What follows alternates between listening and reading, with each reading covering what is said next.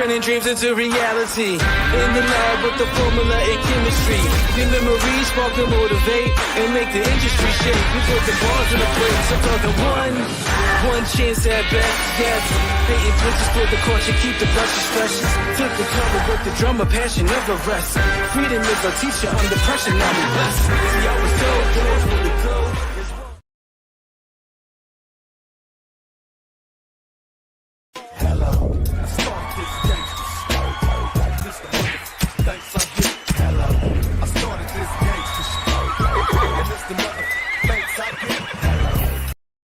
Hey everyone, welcome to Comic Artist Pro Secrets. I am your human sunbeam, Ethan Van Sciver, world's most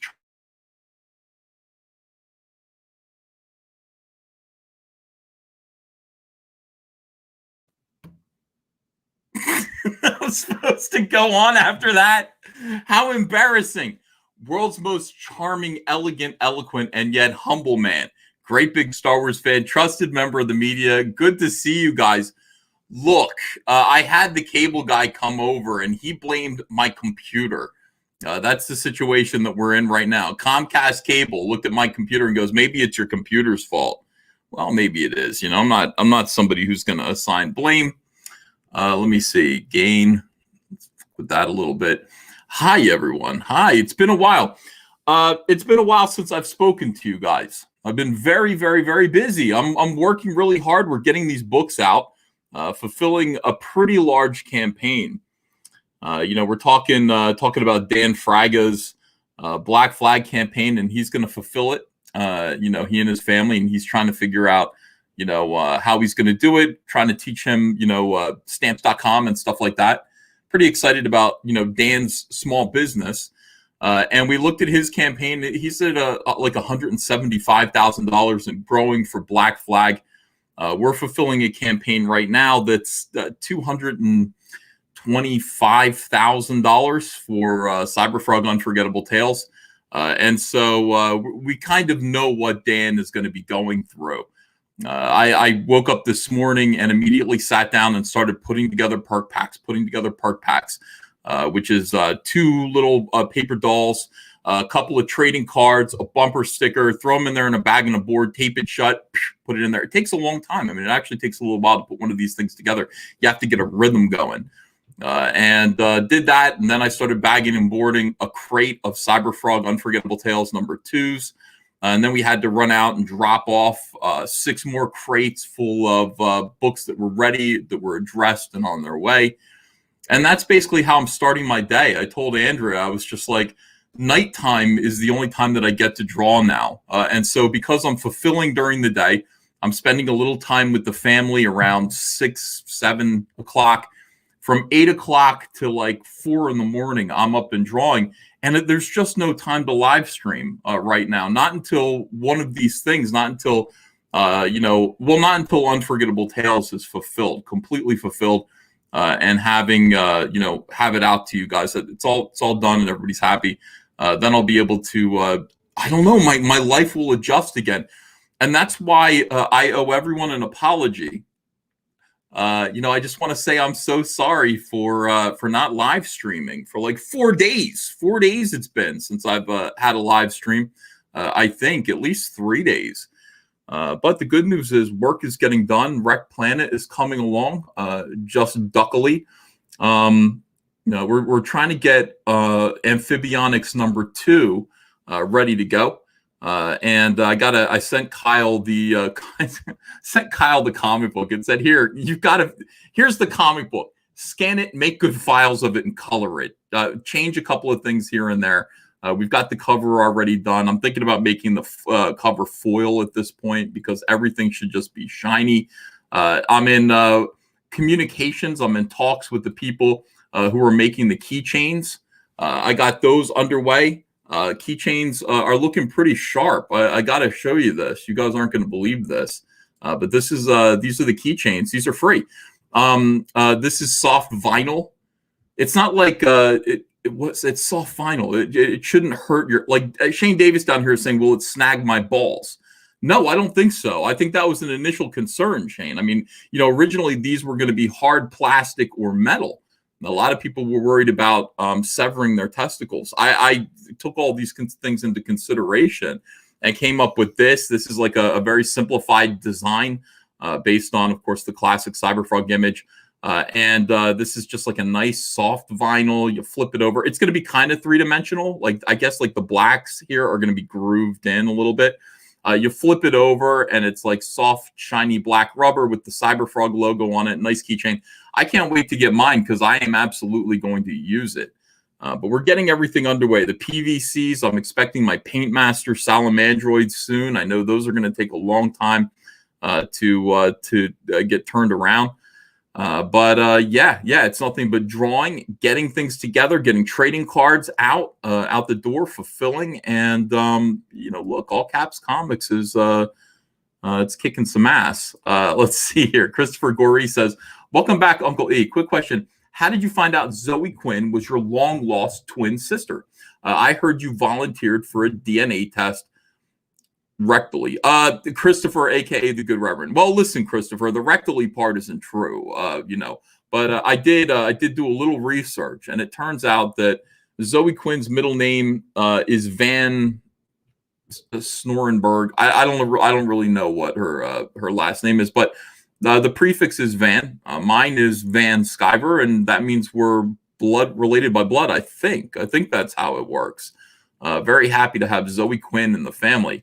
Nefarious Technology says, quote, "I'm sorry I'm successful and there's only one of me. I know the feeling, LOL. Keep it up, King E." Thanks, Nefarious Technology. Yeah. We're looking forward to being able to hire people. We're hoping.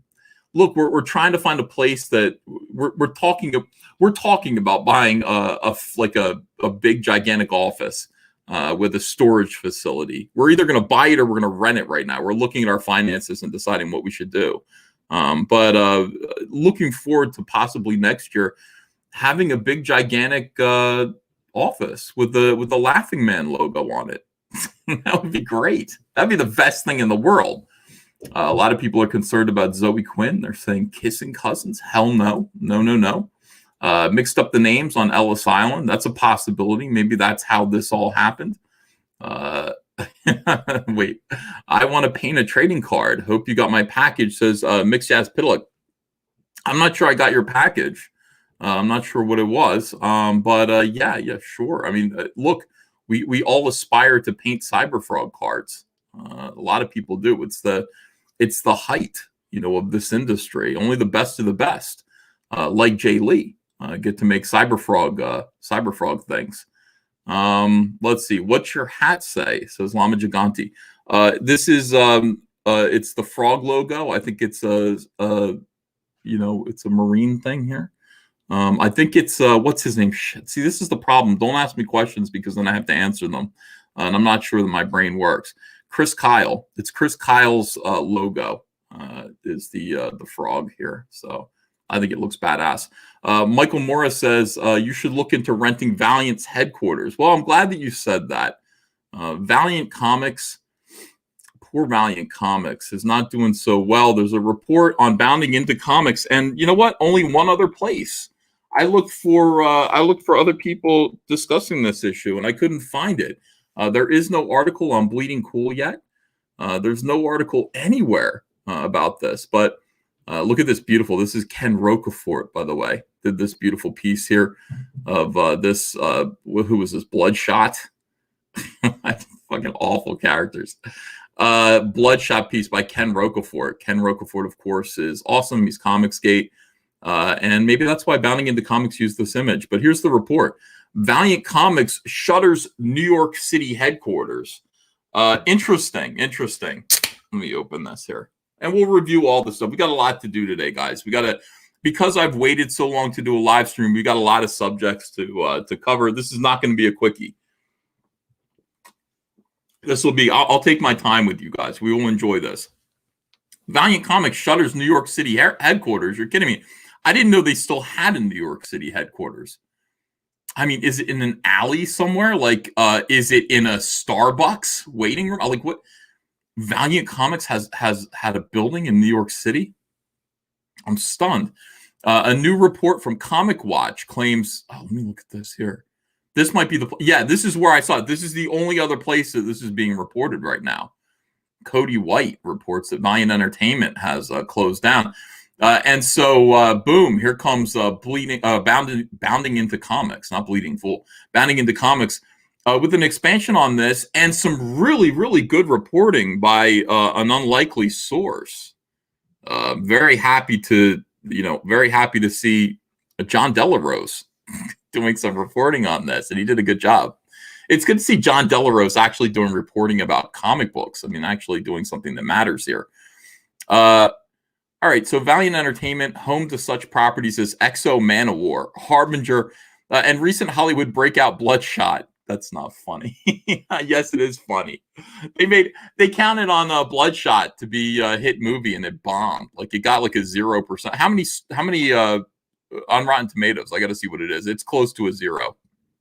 It's awful. They were really hoping the Bloodshot movie was going to save them, but it didn't. Closed its doors on its New York City headquarters location recently. I got to say something. I mean, not to be mean. I don't know who the artist of this is, but is this a sketch cover? Like, is this something somebody did at a convention, or like?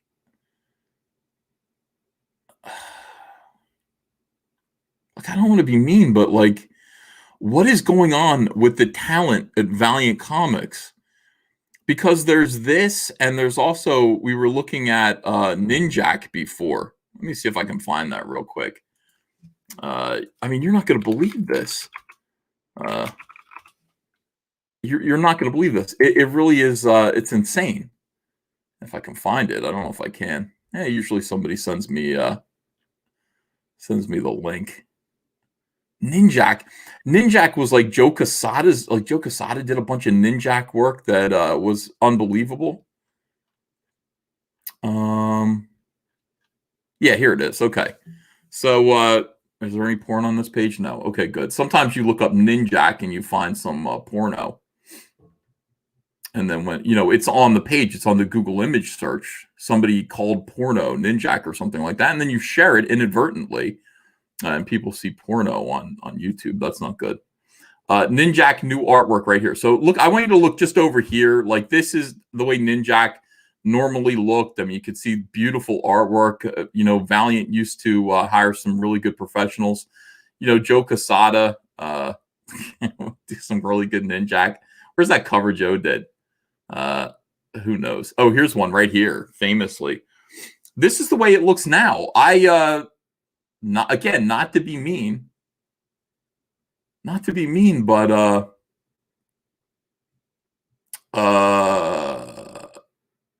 let me click on this. Not to be mean, but what the hell is this? It's like this is how do I describe this? This is awful. It's almost like you're supposed to look at this and go, oh, it's someone with like a kind of pretentious simplicity, but it isn't good. Like, I don't know what to say. It isn't good. This isn't good. I don't want to subscribe to this. Oh, it's Comic Watch again. Maybe I do want to subscribe. This isn't good. And then you go over here and you look at this and you go, this isn't good either. Like, I will say, if somebody came up to me with a portfolio at a con and said, what do you think? I'd say, oh, yeah, keep going. Like, good luck. Yeah, you look like you're really enjoying what you're doing. Nice. Yeah, you're a little ways away from, being a professional, but evidently that's not the case anymore. This is Bloodshot Reborn cover art here. Valiant Comics responded to the report, telling Comic Watch, quote, all Valiant employees have been operating remotely since March. Yeah, everyone is. I mean, nobody's going into the office. But that doesn't mean people are closing down their offices. It doesn't mean that people are giving up their real estate. Most people are proceeding under the assumption that this is going to end eventually. Like, COVID-19 is going to end, and then they need to have office space. And you keep your office open, don't you? You keep your office open. Nothing is more important than making sure Valiant's employees are safe during this pandemic. Let me think about that. nothing is more important than making sure Valiant. Well, there are a lot of things I think that are more important than that. Tons of things. War, famine, you know, finding out whatever happened in Beirut a couple days ago is more important. Keeping your business open is more important, honestly, than making sure your employees are safe. I don't even know what safe means. How are your employees kept safe? By closing down their office. Presumably they're at home.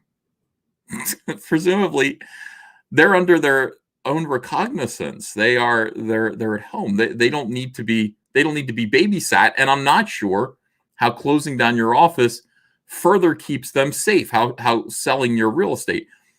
So anyway, they will continue to work from home for the foreseeable future, and business will continue to operate at 100%. Well, I guess now that you're not paying rent anymore, maybe it'll do even better. Now that you're not paying talent anymore, now that you're not, now that you're not,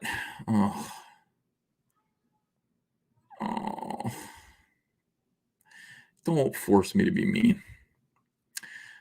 Flying Sparks creator John Delarose discussed Valiant's decision to shut down their New York City headquarters, stating, when you close your headquarters office and you actually did shut down things like that, it's a sign that you are in cost-cutting measures and are actually having some issues and are trying to mitigate them. That is what is going on here. That is right. I agree with John Delarose. I've never said that before. I have to say it now. I agree with John of the Rice. Delarose added, I kind of given an analysis over the last couple of years where Valiant has really tanked in sales. What happened originally is that Valiant sold to this company called DMG. And the people who are in charge of really making Valiant great from 2012 up, I disagree right there. Valiant was never great. Valiant was, this is not a matter of opinion. Valiant was okay in the 1990s when everybody was making money hand over fist. A lot of people were making a lot of, I know, I'd be very mean, Ethan, says Ossifer 11. Look, I got to let you guys draw your own conclusions, but here we go. All right. It was never great. In the 90s, it was making money because people were like, this seems like Image, but it isn't, though. They keep kind of doing crossovers with Image, and then I read the books, and they're not, you know. I don't really like Solar Man of the Atom. I know I'm supposed to, but I don't like it. Okay. All right. Yeah, but all these great artists are working on it, and, you know, am I supposed to like it? Yes, you are. It's in Wizard Magazine. You're supposed to like it. Oh, okay. 2012, though, is a different story. Like from 2012 up until that point, a guy named Dinesh and chief editor Warren Simons, they were let go. He continued. And they were really kind of the people, and they were really the people who were really driving things creatively and bringing in great creators like Matt Kint and Thomas Giorello, all these wonderful writers and artists who you no longer see working for Valiant Comics. And indeed, you know, I got to agree with John of the Rice again. Let me back up here. This is kick-ass. Like I see this, and I'm thinking, I'm at an airport. I see this comic book for $3, and I like this art. I'm gonna buy this comic book, and I'm gonna read it. Got a nice La Rosa cover here. I love that guy. I'm gonna read this comic book. Matt Kint, Clayman, good artist. Butch Geis, great artist. You know, he works for the Brightwisers now. I don't know who Ulysses Areola is. But it sounds like nipply good fun. I'm buying this comic book. There's no doubt about it. I'm buying this Ninjak. Now, am I buying this Ninjak? No. Well, actually, I might buy it just to look at it. Do you understand when Comicsgate talks about there has been a crisis in comics, and you can point the fingers at a lot of different people. You can blame certain people If you want to, you can blame SJWs. But really, this is a downward spiral. This isn't fixable. The only way to fix this is to flush the whole industry and start over again, because you can't pull out of this nosedive. Here's the problem. The problem is that a bunch of SJWs were allowed to come into the comic book industry and make a lot of changes that were not interesting. Like this, for example, is not interesting. I don't want to buy this. Because these changes were not interesting or compelling, and they were no longer making compelling comic books, people stopped buying them. So there were fewer sales of these comic books, which means that less money is going in to the publishers, which means now the publishers can't afford. Publishers cannot afford this anymore. They can't afford to produce comic books with this kind of art on it anymore. And because they can't do that, they have to go and they have to hire budget talent. I mean, this is budget talent. This is the Dollar General of comic book artists here. Obviously, this is Dollar General comic book art. I hope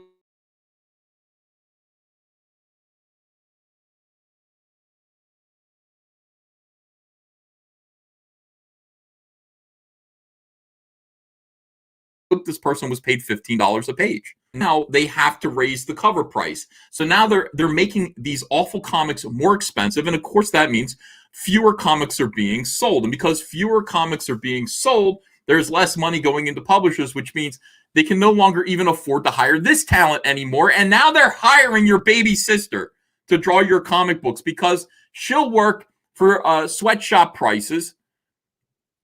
And this is how comic books die. There's no. Oh, are you serious? Hold on a second. Am I back yet? Am I back? Yeah, am I back? Okay.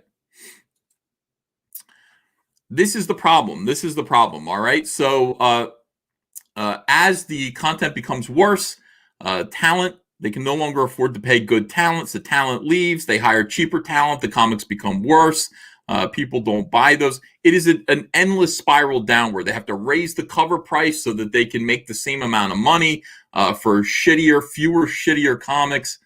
And before you know it, that's it. This is the way things go. Before you know it, you are shuttering your office. You are telling everyone that the safety of our employees is the most important thing. All right, John Delarose goes on. He says earlier this year, he detailed the average sales between 2018 and 2020 had fallen by 48%. 48%. At the time, Delarose claimed that the decreases were the result of Valiant's editorial team.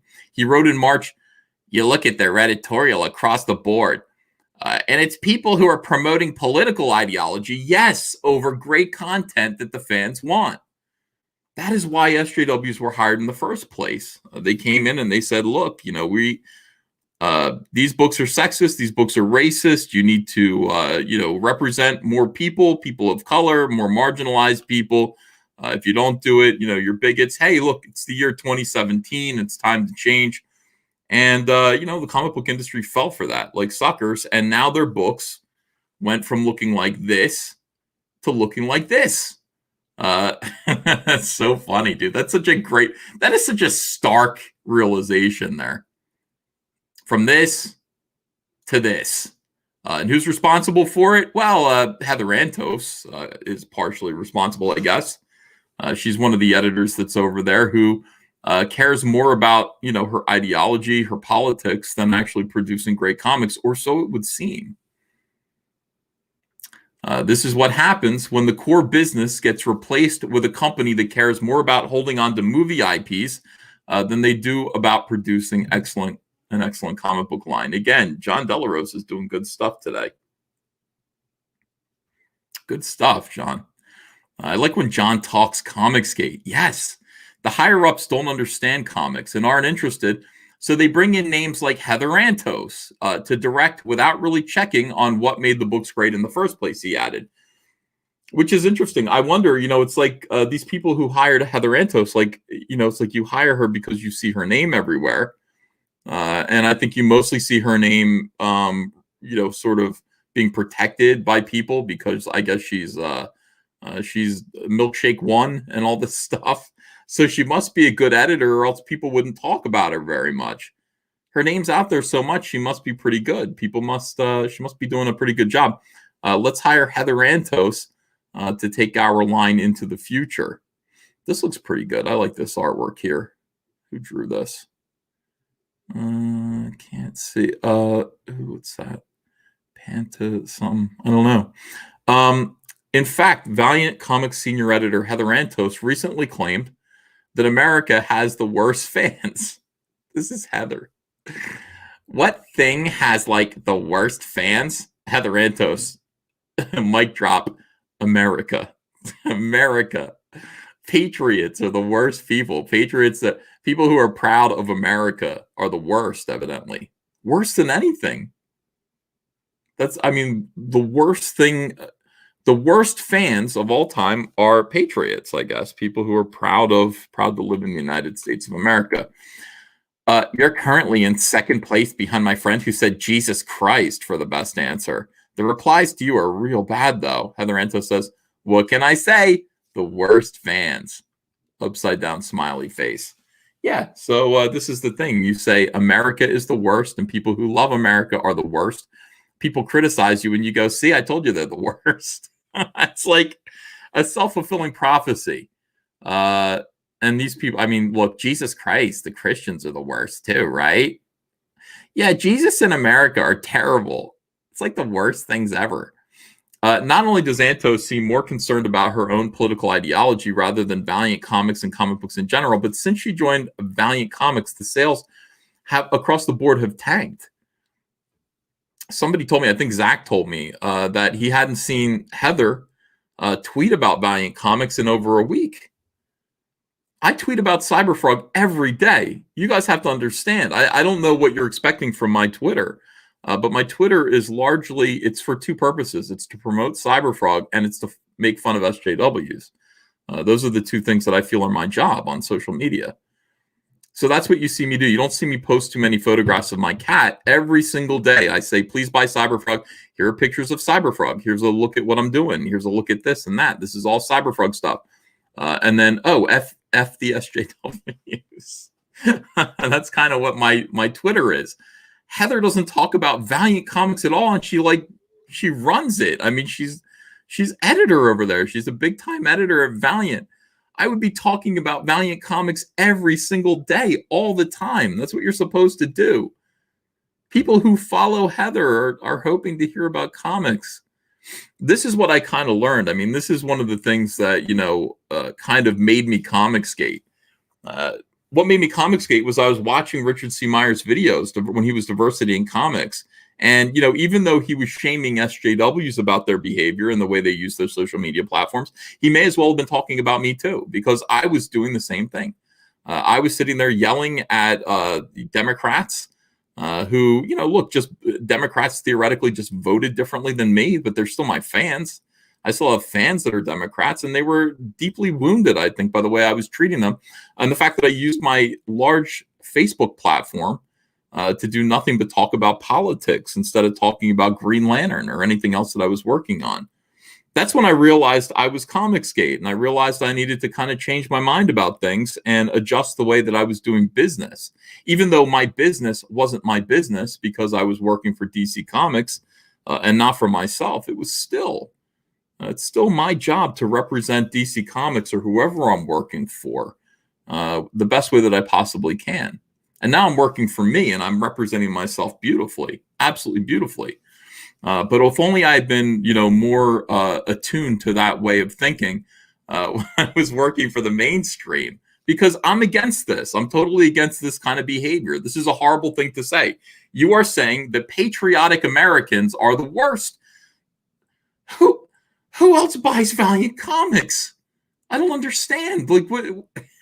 Telling people, all right. Look, all right. So Antos is concerned about her own political ideology. Sales are down. As Bounding Into Comics reported back in March, Antos joined Valiant Comics in January of 2019.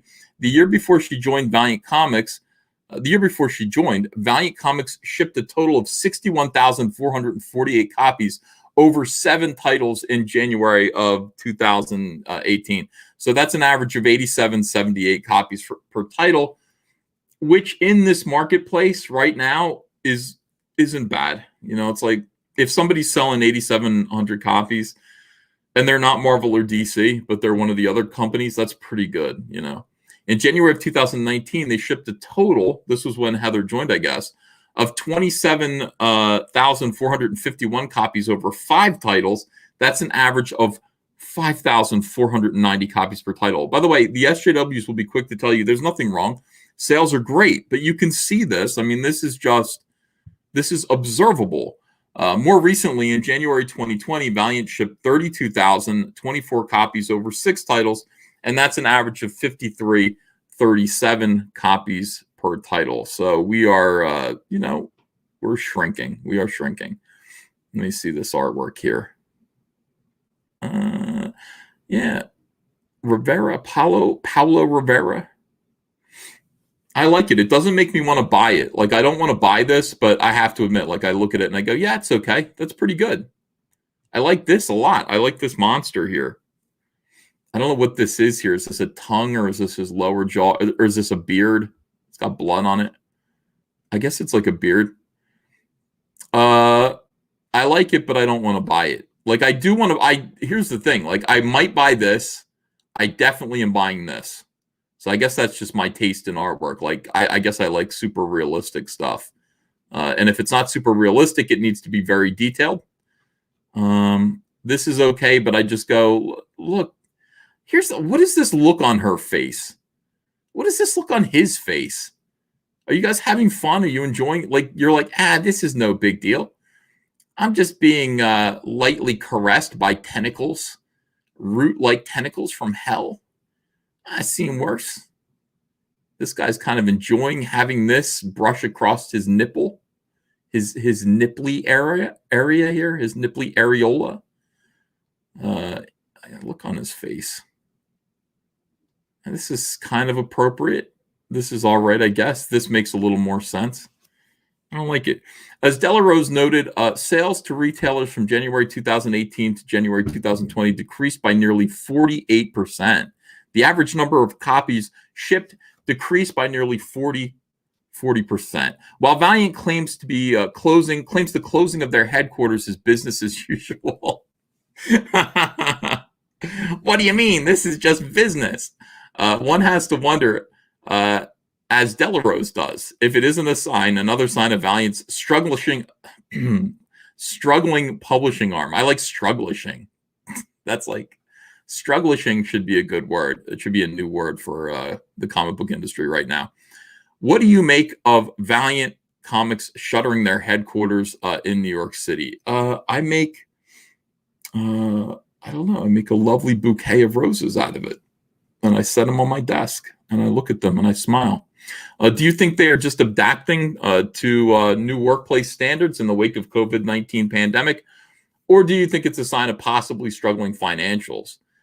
I think it is both of these things, but I think it's mostly struggling financials.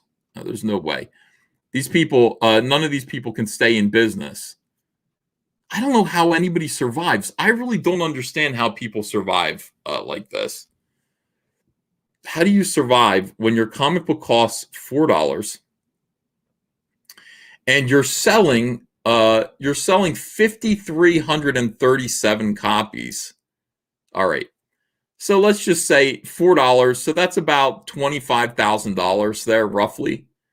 $25,000 that you've grossed for this comic book. I mean, maybe there's some advertising revenue. Are there ads? Did M&M's buy ads for this comic book? I don't know. I haven't looked at Valiant lately. If they did, they're stupid.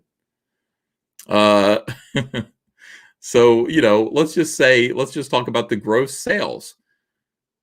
2/3 of that, as we know, 1/3 of this goes to Diamond. The other third of it goes to the comic book store. It leaves 1/3 of $25,000. Which is less than $10,000. I guess that's about $8,000 to pay the entire creative team and to pay for printing of this comic. So they've got to, for $8,000, they have to pay Jeff Lemire his scripting fee. They have to pay Matt Kint to draw it, Paulo Rivera to do the cover, Joe Rivera to do the colors and or letters, and then they got to pay to have the thing printed. Look, I like the composition, says Lloyd Finatra. Yeah, I do too. I just don't like the energy. The energy isn't happening. There's no energy to this cover at all. Look, $8,000 split 5 ways. How could they keep their office open? Comicsgate is winning. And it's not just because, here's the thing, like people will say Comicsgate is heinous. Comicsgate is really awful. I read an article today. I read somebody's blog about me, and they called me, what did they call me again? Hold on a second. Let me see if I can find this. I was stunned by this. Accusation. A lot of SJWs who were upset about the Jay Lee Tom King incident. Very upset about it and how it went, because they know it didn't go well for them for their own interests. So they're all writing these long articles, and we got this: Comics Dissembled, 10 things of note from the past week in comics led by bad times. There are no good times in comics right now. This is what you're talking about. This is what the conversation is. We'll get to that again. But I mean, I really want you to just stop for a second and understand that all of this is internet gossip. This is all Twitter gossip. This has nothing to do with business. These people are not concerned about selling comics at all. They're not concerned about the content of comics at all. They're concerned about gatekeeping Comicsgate out of comics. They're concerned about torturing anybody who works for Comicsgate. That's what they're concerned about. Look at this here. We scroll down. Oh, no. Lee had previously done it. So they're talking about Jay Lee here. And it's like, hold on a second. Where did it? I'm sure he recognized the job. Ethan said, it's not like it's hard to find articles highlighting the depravity of Ethan Van Sciver, the depravity of your host, the depravity of this human sunbeam. What does depraved mean? Let me look that up. Let me look up the word depravity and see if that applies to me. Depravity, meaning, here we go. Maybe it does. Let me take a look. Depraved. I associate that with cannibalism. Moral corruption and wickedness. Who, me? Are you kidding me? A wicked or morally corrupt act, an innate corruption of human nature due to original sin. None of these describe me at all. None of these. I am virtuous. Just because I do not signal my virtue every day by putting my smiling face in a gigantic sun avatar doesn't mean that you should assume anything else. I am utterly virtuous, kind, probably the kindest human being that most of you have ever met. To think. Depravity. Hold on a second. What is Zach doing here? To think that these people, Legion of Comic Geeks. Zach, are you posting a link to all of the comics that came out? Yeah.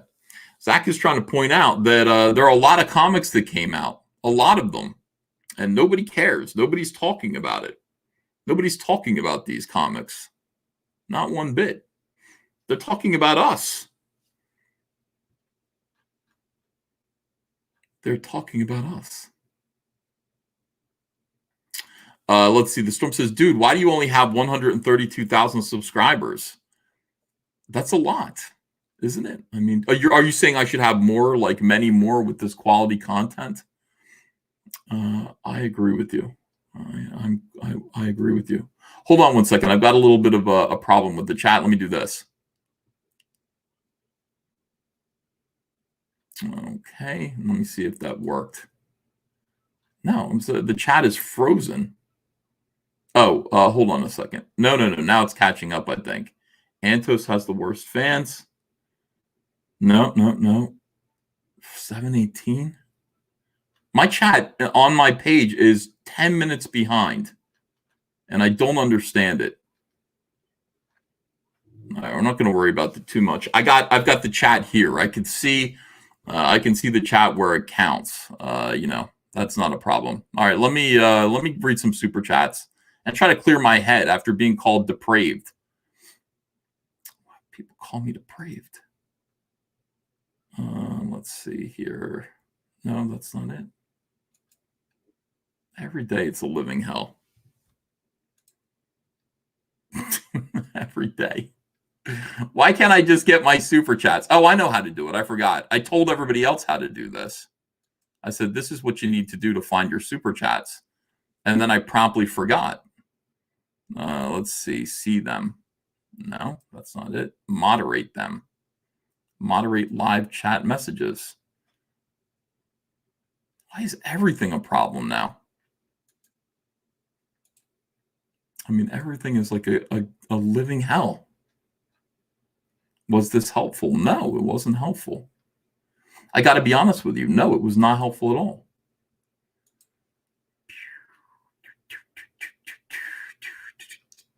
Oh, here we go. Click right there. Oh, I found it. Okay, wonderful, wonderful, wonderful. Let me read some super chats from you lovely people who I love very much. Look at this. It says August 3rd, I did my last live stream, and today is August 6th. War Dance Comics says, Hail Caesar, our Twitter guy got his Unforgettable Tales comics today and says they're rad. Hope our book issues volume 1 on IGG can also defeat the evil. People Circus says, looking jacked EVS, now apologize. I did. Want to apologize to, I owe everyone an apology. I'll say it again. I want to apologize for working really hard and not streaming for the last 3 days.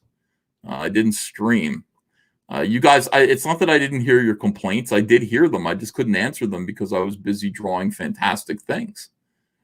I was busy drawing Cyberfrog. I was busy putting together Unforgettable Tales packages to send to you guys, and was unable to find the time to talk to you. That's not the relationship that I want us to have. I want us to communicate freely. So I owe you guys an apology for that. And I do want to apologize and tell you that I will try to stream or make a video, one of the two, every single day from here on out. I will not miss a day, even if I can only talk to you guys for 30 minutes or 40 minutes, because I'm involved in getting this stuff together. I will not miss a day. This is a job. YouTube is a job. I've got to remember that. It's not, can't take it for granted. All right. Let's see. Draw That Frog says Kier CC. 200 Watt Studio says message deleted. Gaming or what? TM. Thanks for a $5 super chat. Loved my copies of Unforgettable Tales, Uncle E, says Michael Roth. Nefarious Technology says, oh, I read that one. Michael Morris says you should look into renting Valiant's headquarters. Interesting. That's an interesting idea. Christopher Gorey says, Uncle E, if your office has an employee lounge, triple lock the fridge and the snack pantry. Heard Gail was prowling around. Christopher, a.k.a. the Good Reverend. Thank you, Mike Jenkins, for your $2 super chat. Camel Moon says, hail to the chat. There's only 3 days left until our first 30 days is up on Hail Salad and Narwhal's dope cover. I said derp cover. No, I didn't mean that. Grand Inquisitor says, hey, Uncle E, I saw an ad for Mike Smiller's Magnificent 7 before a Tim Pool video. I'm literally shaking. Tell me it'll be okay, Uncle E. I'm traumatized. It'll be okay. Mike S. Miller's Magnificent 7, I think, is into, it's on demand now. It's in demand. It did precisely the business I told him. I really enjoyed it. I enjoyed watching that happen because it kind of proves that I sort of understand like how Indiegogo campaigns go now. I can kind of judge where they're going to go. And I said to him, I said, look, Tim Lim does the same kind of books and they make $30,000. I said, I think you're going to make $35,000 on your campaign. And he said, well, that would be great. And I said, okay, so that's what you're going to do. And he did 33. I think he did almost 33,000. So I had overestimated, but I still consider that to be in the ballpark. And I guessed what Sean Gordon Murphy was going to get within $50,000. I know that's a wide space, but what when you're going from nowhere, when you're just saying, what is his campaign going to earn? $50,000, what would you call it, is pretty significant. That's pretty good, pretty accurate. So very happy about that. I told Mike, I just said, Mike, do Lone Star 3. Stop doing other things. Just do Lone Star 3. Do Lone Star 3. Make 6 figures, and then do the Lone Star Omnibus collection. That would be my advice to Mike, which he will not listen to. He never has listened to anything I've ever said to him. But that is my opinion. All right. We'll see.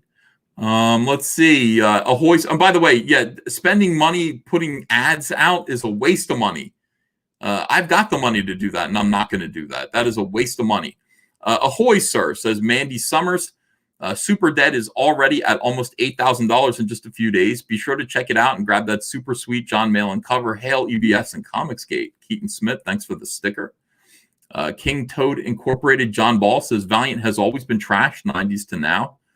Yeah, I didn't enjoy them. They had really, really good talent working on their books at one point, but that wasn't enough for me. I just didn't like any of their characters. I thought their characters were thoughtless and fake and kind of not interesting. White Holiday says the Ardana #0 Legendary Edition is your gateway to sword and sorcery adventure. Don't forget to check it out. Rock on Comicsgate. Michael Morris says it's hilarious to see Antos bash the quality of Comicsgate books as her employer puts out this trash.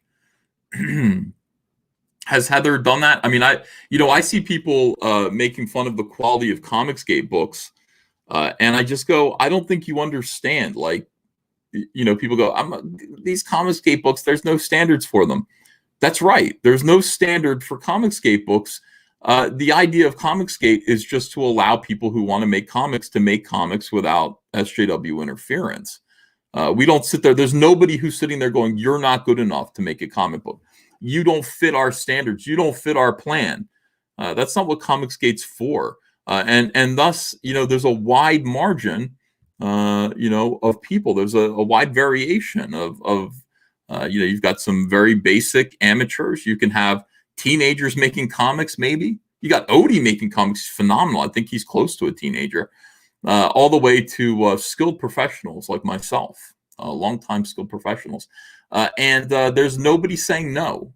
And that's the entire point of Comicsgate. The creator movement is just that people should be allowed to make comics. We've kind of found a way to do it. We've got a network of people who will help promote your comic book. Not everybody is going to make $1 billion, but maybe you will. You have a chance anyway. And there's nobody telling you no. There's nobody who's going to tell you no. So it's a silly argument. Comicsgate isn't Valiant Comics. We're not one entity under one house with one editorial director. There is no gatekeeping. There's no screening process. The screeners are the customers. You guys look at what is available. You look at it. You decide if you want to support it or not. If you do support it, I assume there will be more of it. And if you don't support it, I assume it's going to go away. It's all about the market. It's all about market demands. And you guys are the market. Butch Cleaver has only 4 days to go, says Time of Dying. Back it on Indiegogo today. Mike Jenkins says Comicsgate ain't nothing but a gangsta party. And he spells gangsta party, which makes me think he's referencing the devil's lettuce, weed, ganja, the sticky, icky. I don't understand. Let's see. Zach says coronavirus will be blamed for everything that the comic book industry did to itself. Yep. Yeah. The coronavirus and Comicsgate is going to be blamed. They're already setting it up. I mean, look, one of two things is happening right now because there are a lot of people talking about Comicsgate, an awful lot of people. And they're all referencing articles that they themselves wrote about Comicsgate. They're all like, you want proof that Comicsgate is a harassment campaign of Nazis? Look at this article that we wrote about Comicsgate being a harassment campaign full of Nazis. Yeah, okay, that doesn't prove much except that you're crazy. I think the comic book industry on its way down, they do not want to blame SJWs. They cannot blame politics. People who lose have to find scapegoats. Everyone's looking for a scapegoat all the time. to sort of hide from their own responsibility. People make mistakes. People do things to intentionally sabotage themselves, and they're looking for a scapegoat. And that is, we see that around us all the time. So why does my nose itch so bad? Sorry about that, guys. I'm trying to subtly do it, but it feels like it's like I was playing with the cat and I have a cat hair in my nose. Yeah, people intentionally sabotage themselves and they look for a scapegoat. They've got 2 scapegoats right now that they're developing. What killed the comic book industry? Certainly not social justice.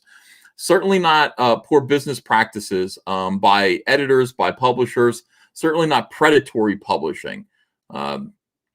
Had to be COVID. COVID did it. Comics were doing great until COVID came along and just destroyed this healthy business. It was COVID, and then Comicsgate. The bigots did it. Nazis did it. Nazis came in and they ruined comics. Boys, that's sad. How sad that is. We don't like COVID. We don't like Comicsgate, and there's going to be a lot more of that stuff coming up. A lot more. People can't just sit down and make good stuff. They have to cause trouble. Like, make good stuff. Look at this. Make a Optimus Prime action figure that looks like this. Let me back up a little bit here. Why wouldn't you do this? Why wouldn't you spend your time? Oh, he doesn't transform, though. Why would I buy this if he doesn't transform? Does he turn into a truck? He doesn't look like he turns into a truck. If he doesn't turn into a truck, I don't know that I need this. I like Optimus Prime. I love Transformers, but the idea is that they transform. I'm not interested in just the robot. Boy, does that look cool, though. They keep doing this to me. It's like they keep putting out, Hasbro Pulse keeps putting out these great toys that, that are super expensive. They're almost like little miniature crowdfund opportunities. And I like, very tempted by them. What do you think, guys? Yeah, for $180, it better transform. Why wouldn't it transform? But you can tell it doesn't. Like, it doesn't even look like, he doesn't even look like a truck.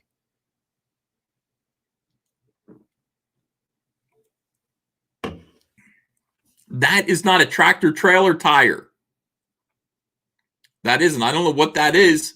That's not a tractor trailer tire. Neither are these down here. What is this? Yeah, I don't think he's going to transform. But, I mean, if this is what you want, if you just want a posable Optimus Prime figure, this seems like a good use of your time, making one of these. Yeah. I'm sure glad that you didn't have to go to San Diego Comic-Con to pick up one of these. Oh, that's right. There was no San Diego Comic-Con this year. There wasn't one. It was all at home. Why Comic-Con at home was a bust, says Variety. This is great. This is the nice follow-up. Now, my theory, I don't know. I haven't seen too many people talk about this, but we've got those PPP loans, right? It's the government giving these businesses loans, lots of money, that basically say, look, here's some money to keep your employees employed.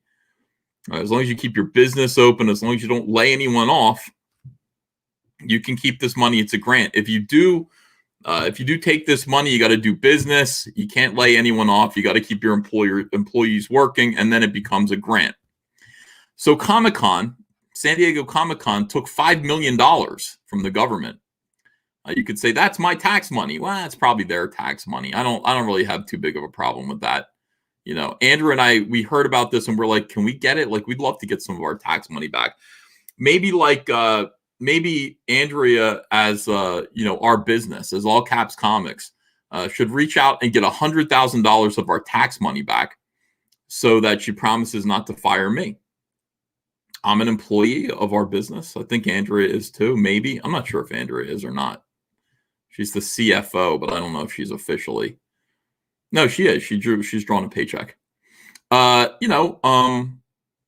we decided not to do that. I don't know. And I think it was a smart thing to not do it. We thought about it for a long time. We decided not to do it because we were too lazy to fill out the papers. But Comic-Con took $5 million. And so they had to do something this year, even though COVID made Comic-Con an impossibility. There's no way you can do San Diego Comic-Con. There's no way you can do that right now. You can't have filthy, sick people. First of all, it's an unhealthy environment when COVID doesn't exist, when COVID isn't a thing. Con crud is the most disgusting. It's awful. You just meet people, their fingernails are green, they're coughing all over you.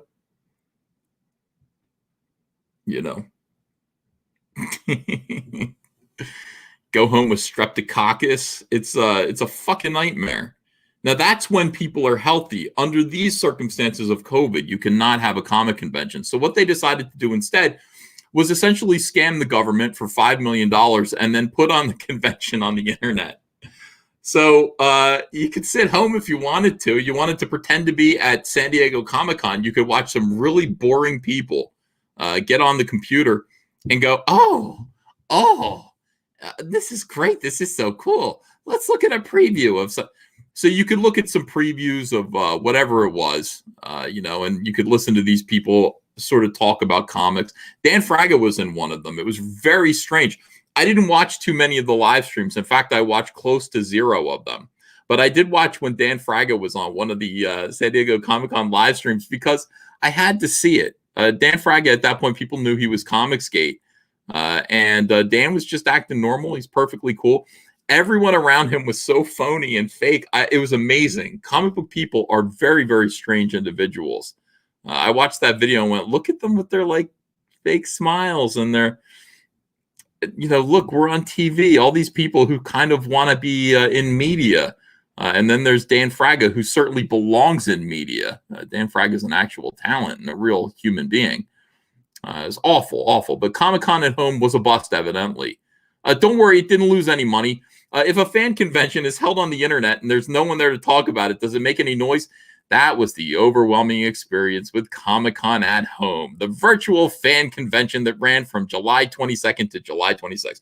It was meant to replace San Diego Comic-Con, the massive annual fan gathering that was forced to cancel due to the COVID-19 pandemic. Despite A-list panels for The Walking Dead, the Star Trek universe, and 2 Keanu Reeves movies, Comic-Con at home cast a pale shadow in comparison to Comic-Con of recent years, perhaps the starkest example yet of what we lose when we lose the live experience. Yeah, well, nobody cares. Like, here's the thing. I can watch the Walking Dead cast on TV or on my computer anytime I want. I can watch the Star Trek universe on whatever these guys are. I can see Keanu Reeves on TV. The whole thing about it is to actually be in the same room with these people. That's what's exciting about it. Why would anybody tune in to listen to what they have to say on the computer when you could just read about it on an article a little bit later? Was there any news for The Walking Dead? That show wasn't canceled yet? Star Trek universe, Keanu Reeves movies, kind of interesting. But I can read about them real quick and just get what I need. I don't need to sit there and experience anything. According to data from social media analytics firm Listen First, tweets that mentioned Comic-Con at home were down 95%. This is like Valiant all over again. 95% decrease from 2019's live convention. It's oh shit, 95%. Okay. All right. So we've suffered some losses here. Just 93,681 tweets over the 5-day event against 1,719,000 tweets in 2019. Tweets about the top 10 TV events were similarly down 93%, and tweets about the top 5 movie panels were down a shocking 99%. Views on YouTube, which hosted the vast majority of Comic-Con's panels, were scarcely better. Average views for Thursday, which have had the longest period for people to watch them, are hovering around 15,000 per panel. On the other hand, that's over double the capacity for Comic-Con's biggest live venue, the famed Hall H. On the other hand, and then emoji, because we're children, and, we've infantilized ourselves, and we do this now. Even in articles in Variety. In terms of YouTube views and social media impact, by far the best performing panel for Comic-Con at home was The New Mutants, 20th Century's long-suffering Marvel Comics adaptation, which has had its release date pushed 4 times since April 2018. That's how you know it's good. To date, the film's panel has logged just over 208,000 views on YouTube since July 23rd, thanks to largely the decision to debut a first look at the opening scene for the film within the panel itself. And it was the most discussed movie panel on Twitter, generating 7,700 tweets. Still, success here is relative. A 50-second long ad promoting the Comic-Con at Home panel from the New Mutants has logged over 300. Who fucking cares? All right. The panel for AMC's Walking Dead included the announcement that season 11 will be delayed due to pandemic. Everything's depressing. It was the strongest performer for TV. Here we are. Tune in, everyone. Oh, good. It's the cast of Walking Dead. Yeah, there's not going to be season 11. I'm sorry. We're delaying it because of the same reason why we're here on YouTube instead of right in front of your faces enjoying San Diego Comic-Con. Fear the Walking Dead and The Walking Dead World Beyond didn't fare quite as well. Walking Dead The World Beyond. Interesting. What is The World Beyond? More importantly, none of the pre-recorded Walking Dead panels, indeed none of the Comic-Con at Home panels at all, included any kind of fan interaction. So you couldn't chat? Yeah, that's a big mistake. People like to be able to talk back, you know. Hail the chat, by the way. You know, every now and then I look over and check you guys out. Orga777 says some of the videos was like watching Awake. It was depressing and cringe. Indiana Jeremy says this is just sad. Chris Collins says zombies delayed by virus. That's nice irony. Sizzlewick, thanks for $5, says might be battling COVID. Feel like death. Thanks for the laughs. Oh no, Sizzlewick, get better soon. I hope you don't have COVID at all. I gotta say, I haven't had a cold. I haven't been sick at all since COVID started because the kids aren't out there bringing disease home to me. It's been kind of nice. I usually have at least 2 colds, you know, in the time period of COVID-19, but nothing at all. Writing Comics says, hail the free market. Hail Comicsgate. Ever Matter is in pre-launch on Indiegogo. Yeah. First Comicsgater with COVID? I would say no. I think that was Kyle Ritter. You know, in January, Kyle got really sick with, let me see this. How much longer is this shit? Here, I'll get to Kyle in a second. This was a big scam. The point of this was it was a scam for PPP money. They wanted the loan. That meant they had to do something. They did something extremely inexpensive. Obviously, putting on YouTube shows is free. You know, people were getting free promotion. This was the cheapest San Diego Comic-Con of all time. And they didn't have to run any hall. They basically just scammed $5 million from the government or more. I can't even remember. I think it was $5 million, but it might have been more. So hooray. You know, I'm not hating, you know, not by any means. I don't really care. It's all funny. Kyle Ritter, I think he had COVID. He had a really bad pneumonia-like symptoms in January, and he kept having to go to the hospital, and the doctors didn't know what it was. And it really effed him up. And after it was over, you know, after we realized what COVID was, I said, I think you had COVID-19. And he neither confirmed nor denied, but I think that's what it was. It almost killed him. Mark Littlewood says, if your time off was to send me U-Tales, I'm happy with that. Can't wait. I can't wait till you get it. Riot Press Production says Johnny Phantasm 1985 live this Sunday. Jameson Jones says, does your basement still reek of cat diarrhea? No, we cleaned it up, but Madhav Patel says, get Jeff Johns to write a Cyberfrog comic, $5 million easy. You think I'll get $5 million if Jeff writes a Cyberfrog comic? Here's the thing about Comicsgate. I don't think it matters. I don't think Jeff Johns would add to nor subtract from the total for Cyberfrog. You know, Comicsgaters largely are into the characters and they're into the creators. They don't really, I don't think people even, I don't think Comicsgaters really care about comic book creators for the most part, that they're not familiar with. Like I couldn't go, look, we got this incredible Jim Steranko cover. They'd be like, who? You know, we're just here to buy Cyberfrog. We're just here to check out what John Malin's doing. Grand Inquisitor says more late night streams with John and Cecil, please. I would like that. Indiana Jeremy says, love seeing those 90s Cyberfrog issues on your display rack. Advertisement for Warts and All. Yeah, we got to launch Warts and All. I got to do the cover for it. That's the only thing that's holding it up. So I'm going to start doing the cover for Warts and All. We'll get it colored. And then I'm going to have the sample built. It's going to be big. Warts and all is going to be a really good campaign. I've got a good feeling about it. Granty's Nuts says, just got this. Ooh, wow. Now I got the chat back again, and now it's cruising, I think. Hold on a second. Yeah. Are we all set up? Okay. Let me look at this. Let me do the rest of the super chats and see where we were. The chat is catching up, but it's not completely caught up yet, so bear with me. Cody Duffin says that Optimus Prime is supposed to be pre-Earth. Oh, I see. So he hasn't adopted the actual look of a truck, and his look is just a coincidence. Writing Comics, thanks for $5. Hail the free market. Happiest of birthdays, dear Nearing, says Matt Becker. Yeah, happy birthday, Mike. Granty's Nuts says, just got the Cyberfrog 1 ultra-violent variant. Are there any covers you yourself don't own other than the Zero Jam piece? Love the Unforgettable books. No, I think I have them all right now. I think I've got at least one of everything. War Dance Comics says, if companies insulting creators want to drive away fans, then our book, which takes a direct stab at their crap, will gladly accept those customers.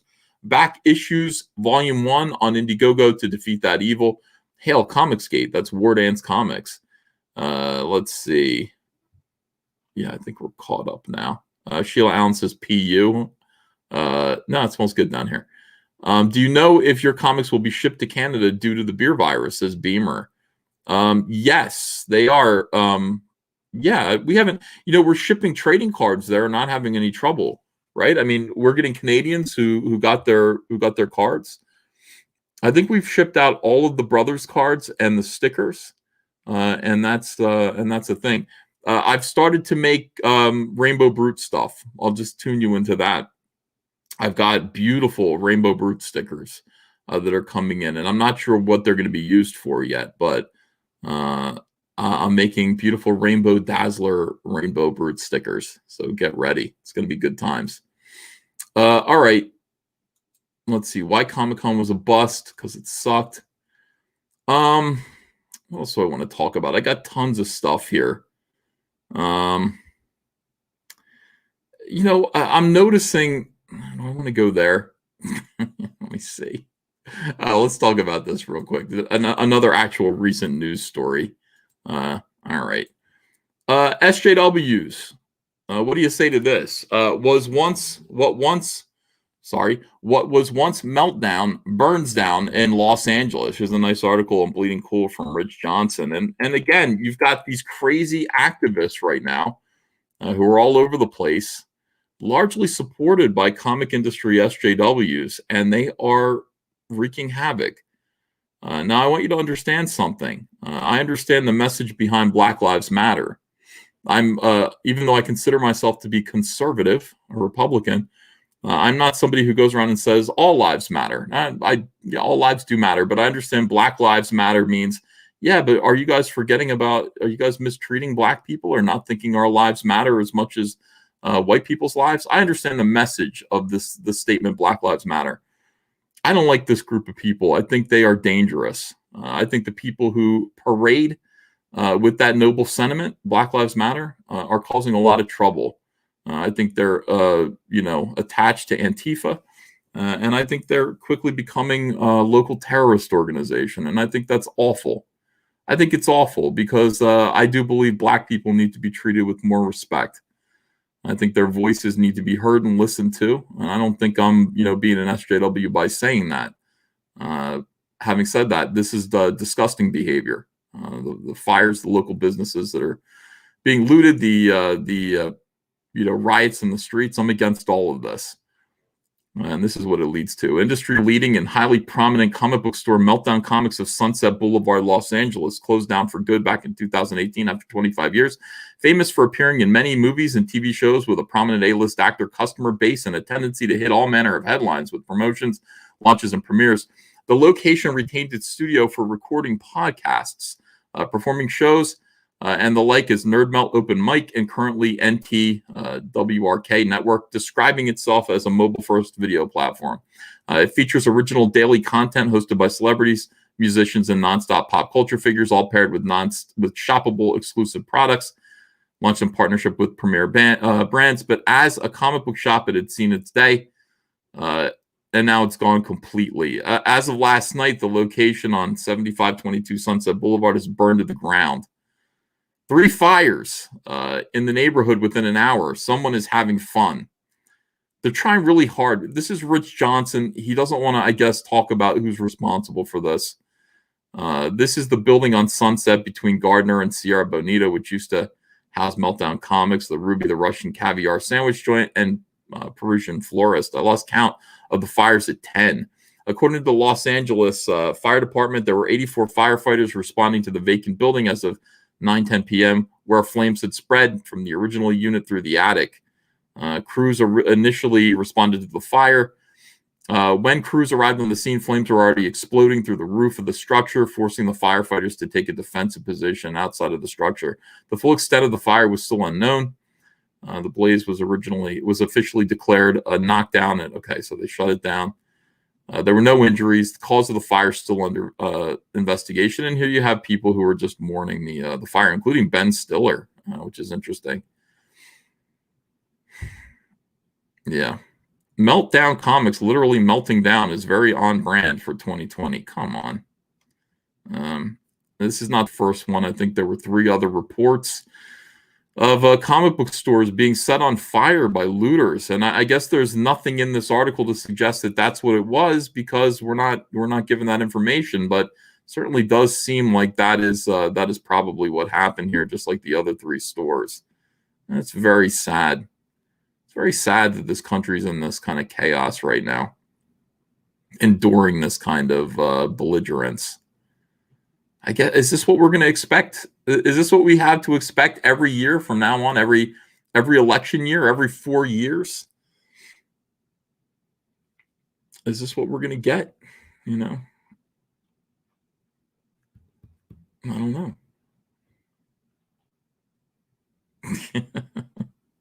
Mr. Dongs mentions Dan Sheehan. Oh God, we got to look at his video.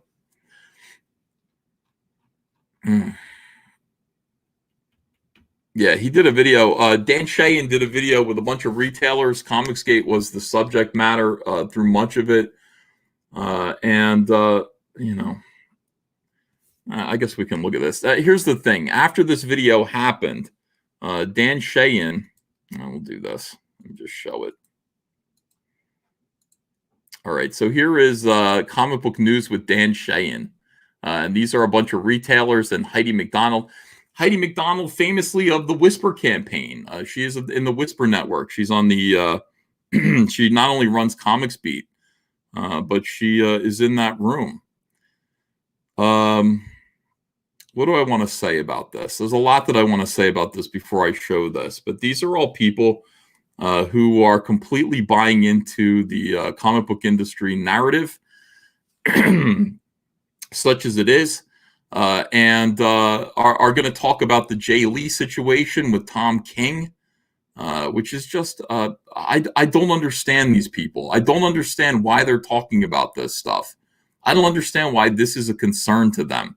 If you're a retailer, you guys are retailers. You have comic book stores. Why are you worried about who does business with me? I don't understand that, and I never will. This comic book industry... The comic book industry itself just seems to become kind of a joke, kind of this insular sort of catty Mean Girls kind of junior high club. Jay Lee doing a cover for Cyberfrog makes sense if you saw what I paid him to do it. And frankly, all of your assumptions about Comicsgate are incorrect. They are, faulty, hateful. Build on a narrative that's meant to protect people who are actually doing real harm to the comic book industry. Let me just show this here. All right, so this is moving on to the Jay Lee topic. Before holding a press conference about a person dragging through the mud, talk to someone face to freaking face first. Eric Reynolds, before you get thrown off the internet again, you got any? You didn't get to comment on this too much, I think. Anything to say? I'd better not comment. I think I got hacked by either Comicsgate, DC, or the CIA. Clearly, panel show whoops. to do, but I hope that Comicsgate doesn't really hack people. As far as I know, I've never heard of anything like that before. I've never heard of Comicsgate hacking anyone, but this is what they think. They actually kind of believe that Comicsgaters are hacking into their enemies, their critics. They don't have enemies, but their critics, emails or something like that. And it's like, people are nuts. That's not what's going on at all. I mean, Comicsgate just generally wants to be able to do business and not have to answer to people like you. We just want to be away from you. It's hard. It's hard to do business and just put out our comics and do our own thing. And, when you are actively working to intimidate anyone who does business with us. Very strange. By either Comicsgate, DC, or the CIA. clearly, yeah. I'm glad Eric's back. Most people say, yeah, it should have been addressed, but I think it really comes down to this. Like, if you're going to call somebody out and you know that person, you have the ability to contact them, I think it just makes sense to contact them, I guess. I don't think it's hard to argue with that idea. Okay, let's see. Cecil didn't draw anything. I don't know what that means. Okay, so Cecil didn't draw anything. I don't know what that means. At the beginning of the stream, and I didn't mark it down to get chopped up, but Dan, let me just preface all this by saying Dan actually did this interview, and then the next morning, like, he contacted me and he said, "Do you want to come on the show?" And I said, "Sure, anytime, I'd love to." And he says, I think he was kind of surprised. He's like, "Before you come on the show, I need to show you this video." And, he wanted me to watch this video. I kind of watched a little bit of it. I kind of got the general idea of it. And I said, "That's okay. I'll go in blind. You can ask me whatever you want." And then it was like, "Oh, I got family problems. I got this or that. I've got emergencies that may make it so I have to cancel the appointment that I just made with you an hour ago." And I said, "I completely understand, Dan. That is just fine. That is fine." And then he said, "Well, can I call you on the phone and talk to you?" And I had a phone call with Dan Sheehan, and Dan was just talking to me, like, trying to figure out why in the world I would wish cancer on Tess Fowler. It's like talking to another human being about this after they've been rigorously, programmed by comic book people like Tess Fowler and then the whole Whisper Network is very strange. I said, why do you think that that's what I did? I don't recall wishing cancer on Tess Fowler. I think what I said was, Tess Fowler is someone who actively seeks to do harm to people in the comic book industry. She's a troublemaker who has pushed many creative people out of comics and out of work. I think she worked really hard to get me pushed out of the comic book industry, to see to it that I could not take care of myself or my family. She did that without any consideration for me or my family or my circumstances. Indeed, I think she did it because of politics. She continued to use my name and also, not use my name, Voldemort me, and tell people that I was trouble and that I was somebody who they needed to be protected against. Everyone protect yourselves. Ethan is out there talking again about comics and all of this stuff. And then I heard somewhere that somebody sent me a message of hers that said, "It looks like I'm out of work." And I said, "Good. How does it feel? How does it feel to be pushed out of work by something?" I can tell you, we already know. Like, I already know. And, the people who you've also affected, people like Brian Wood, also already know, what it's like to be pushed out of work by circumstances beyond their control. You've been part of that effort to hurt people. And people told me she had cancer. I didn't know that. I had no idea she had cancer. And I said, I don't feel sorry for you. I certainly don't wish cancer on anyone. I think that's an awful thing. Cancer is the worst. I'd much rather she fall into an open volcano. I'd much rather she be bitten in half by a dinosaur or a shark, some predatory creature. Let's see, fall out of an airplane. That's been known to happen. Any number of other things, but not cancer. That's not something that I would wish on anyone, not at all. Best wishes. Get well soon. But there are people who do tremendous, tremendous harm and continue to do harm, and she's one of them, while feigning victimhood. And at that point, I'm not sure that her victims, and I think most of her victims would rather not think of themselves as victims. I hate to think of myself as a victim. We've talked about that before. Victimhood it's something that I would rather push through. I've been victimized many times by a lot of weirdos. I don't want to think of myself as a victim ever. I just kind of endure and smile, and just kind of move past it and not think about it. But she has victimized people. I don't think it's fair to ask sympathy from the people that she's victimized. And I think where the roles reversed, I think it would be obscene, absolutely obscene, to ask Tess Fowler to feel sympathy for somebody who hurt her. It'd be her choice to do that if she wanted to. The love of Jesus can do amazing things. Personally, again, fuck Tess. Fuck that woman. She's horrible. But again, the narrative that I would wish cancer on someone is just not. It's not honest. It's not accurate. I don't wish cancer on people. Not at all. I think it's awful. Too many. Cancer is a horrible thing. Again, I would much rather she just be bitten in half by a dinosaur. And if that could be made possible, I would like that to happen. Get started. Jurassic Park. All right, let me watch this here. Oh, wait, hold on a second. You really should be able to fix this so that you don't have to share audio and video at once. It just automatically does it. All right, here we go. Beautiful.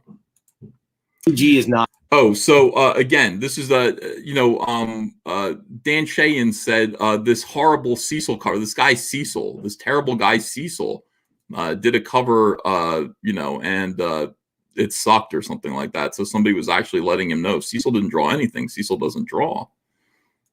So let me see here.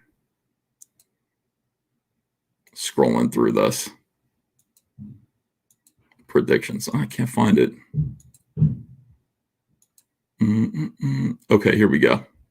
I'm on this show, and I was ready to talk to him and interview him and talk to him. But then I saw this link from Twitter. It went wide, man. That's saying like, F you. I'm glad you have cancer because you tried to get me fired. I didn't say that. Again, I am not glad she has cancer. Do you understand? I just have, very little sympathy for someone who is actively doing harm for people. These people actually did wish cancer on us. They wish penis cancer on us.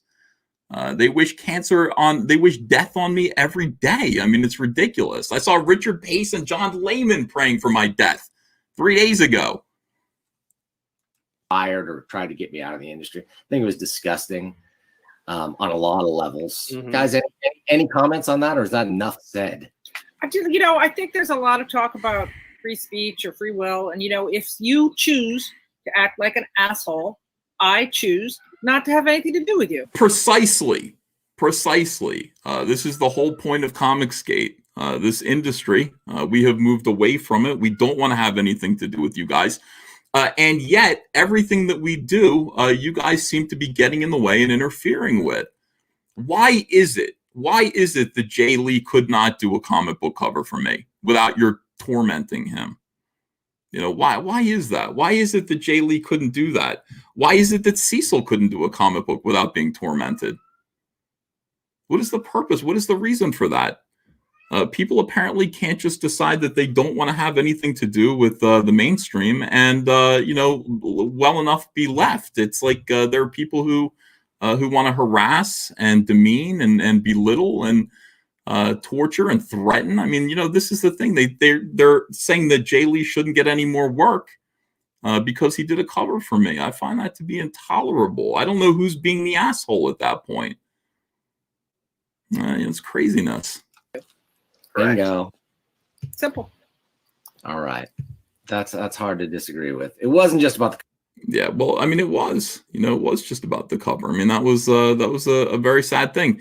Now, Mr. Dongs comes in here. I'm trying to find this one great moment where Mr. Dongs just comes in and asks Heidi McDonald directly what she thinks about the Whisper Network, and it was astonishing. Heidi McDonald just basically said, "What? You're not in a private Facebook group? We're all in private Facebook groups, aren't we? I mean, everybody has one of those." And it was an amazing bit of gaslighting. Yeah, a lot of people are in private Whisper networks. I mean, private groups, but not everybody is in a Whisper network that actively colludes with other professionals to seek to do damage to other professionals. It's a very, very strange thing. She's just like, you're a part of the Whisper Network. You're a part of this group of professional women who gets together and sits around in private and finds a target. You talk through, you share private DMs, you share private messages, and together you plan to destroy, your fellow professionals. And then you go out and do it organized with a message. And I understand that this room isn't the only one. There are many rooms that do it. Most people who do belong to private Facebook groups don't do this. I mean, her saying, what, doesn't everybody belong to a Facebook group is like Muhammad Atta saying, what, hasn't everyone taken a flight to New York before? Absolutely ridiculous gaslighting behavior. And all of this stuff right now, I guess, all of the current fervor, the anti-comics gay fervor is an attempt to distract away from the fact that more and more of these articles are going to come. I mean, there's going to be more issues exposed, and more of these people are going to be revealed, their activities, and these Whisper Network articles coming out from Bleeding Fool. Frankly, I can't wait. It's going to be fantastic. Yeah, let's see. So I don't know. I mean, Dan wanted to interview me. I would love to be interviewed by somebody who disagreed with me. A lot of people are just like, Ethan doesn't want to talk to anyone who disagrees with him. And I do. I would love to be interviewed and actually address this kind of stuff head on, face to face with people who have issues like this. But it's important, I think, that they not do that. It's important that they sit there instead and say, we demonize Jay Lee. Jay Lee should not be able to work in the comic book industry anymore, and others. People who work with Comicsgate should not be able to work in the comic book industry anymore, because after all, they're funding, thought processes that we disagree with. They're funding Comicsgate, and therefore Comicsgate is a hate group because they're anti-SJW. And in the meantime, every single one of them gets on their hands and knees and wants to work with Ike Perlmutter at Marvel Comics. Here's Ike Perlmutter, who is, the head of Marvel Comics. He's Marvel's chairman, shaking hands with Donald Trump. In recent years, this is an article from Rich Johnson. Rich Johnson is starting to point out that Ike Perlmutter, of course, is a great big Trump supporter. This will be interesting. It'll be interesting to watch these people have to cancel Marvel Comics. When Ike Perlmutter almost fired a Disney exec for not picking up, this is pretty badass. In recent years, Bleeding Cool has been your #1 provider of whatever the hell it is that Marvel chair Ike Perlmutter has been up to. When I began covering some of his odder aspects of behavior, it was restricted to Marvel Comics and toys, then to movies. When Disney bought Marvel for $4 billion, including $1 billion going to Ike, this guy's my hero. This guy's awesome. He was let loose across Disney, and we followed him wherever he went. Then Ike Perlmutter threw millions behind his best mate from Florida, Donald Trump, and his presidential bid, and as a result, ended up being part of the Trump administration, doing what he did to Disney, but now to Veterans Affairs, all the while he was still embroiled in litigation over who runs the local tennis court in Palm Beach place of residence. What the hell? What are you talking about?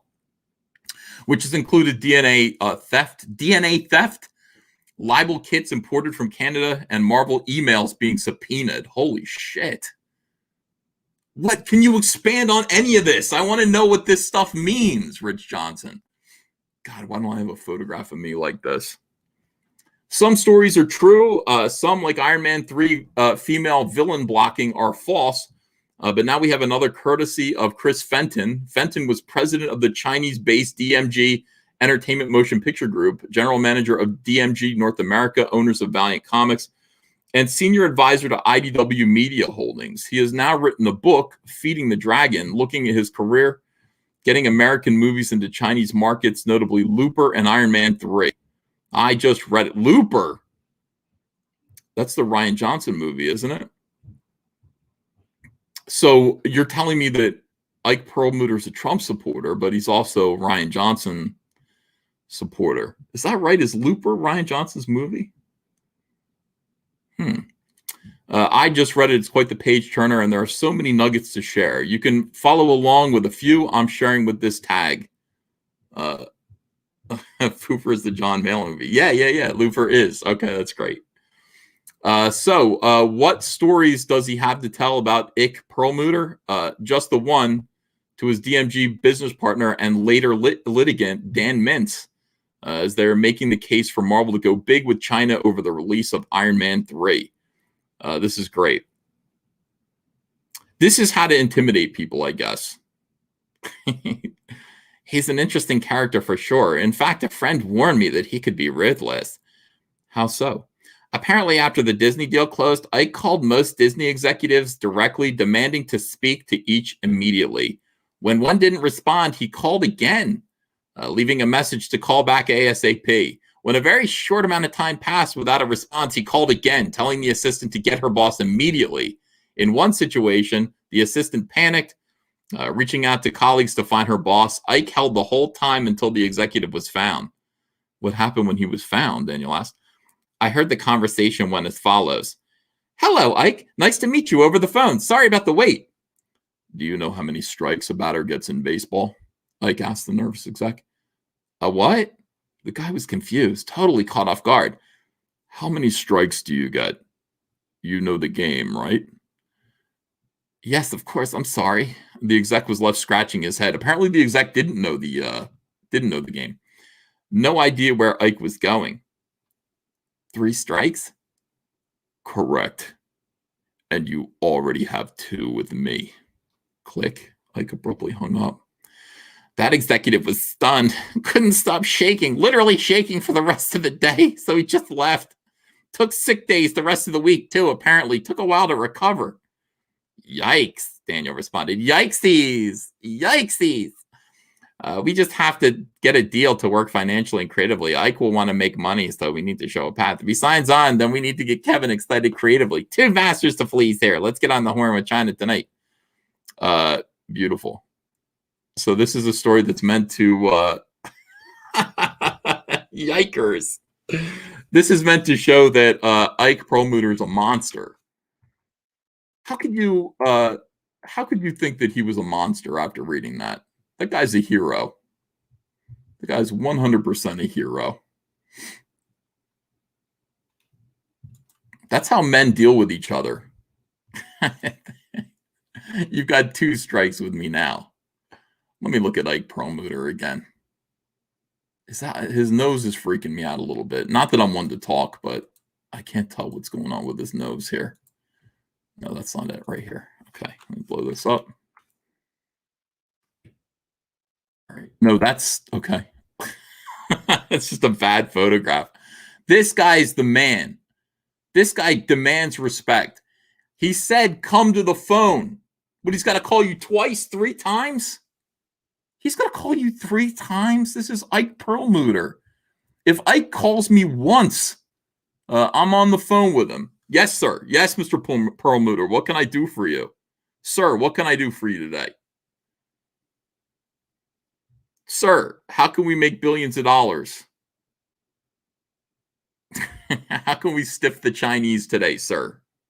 With comic books. You pick up the phone. People are saying it's Ike Perlmutter, not Mutter.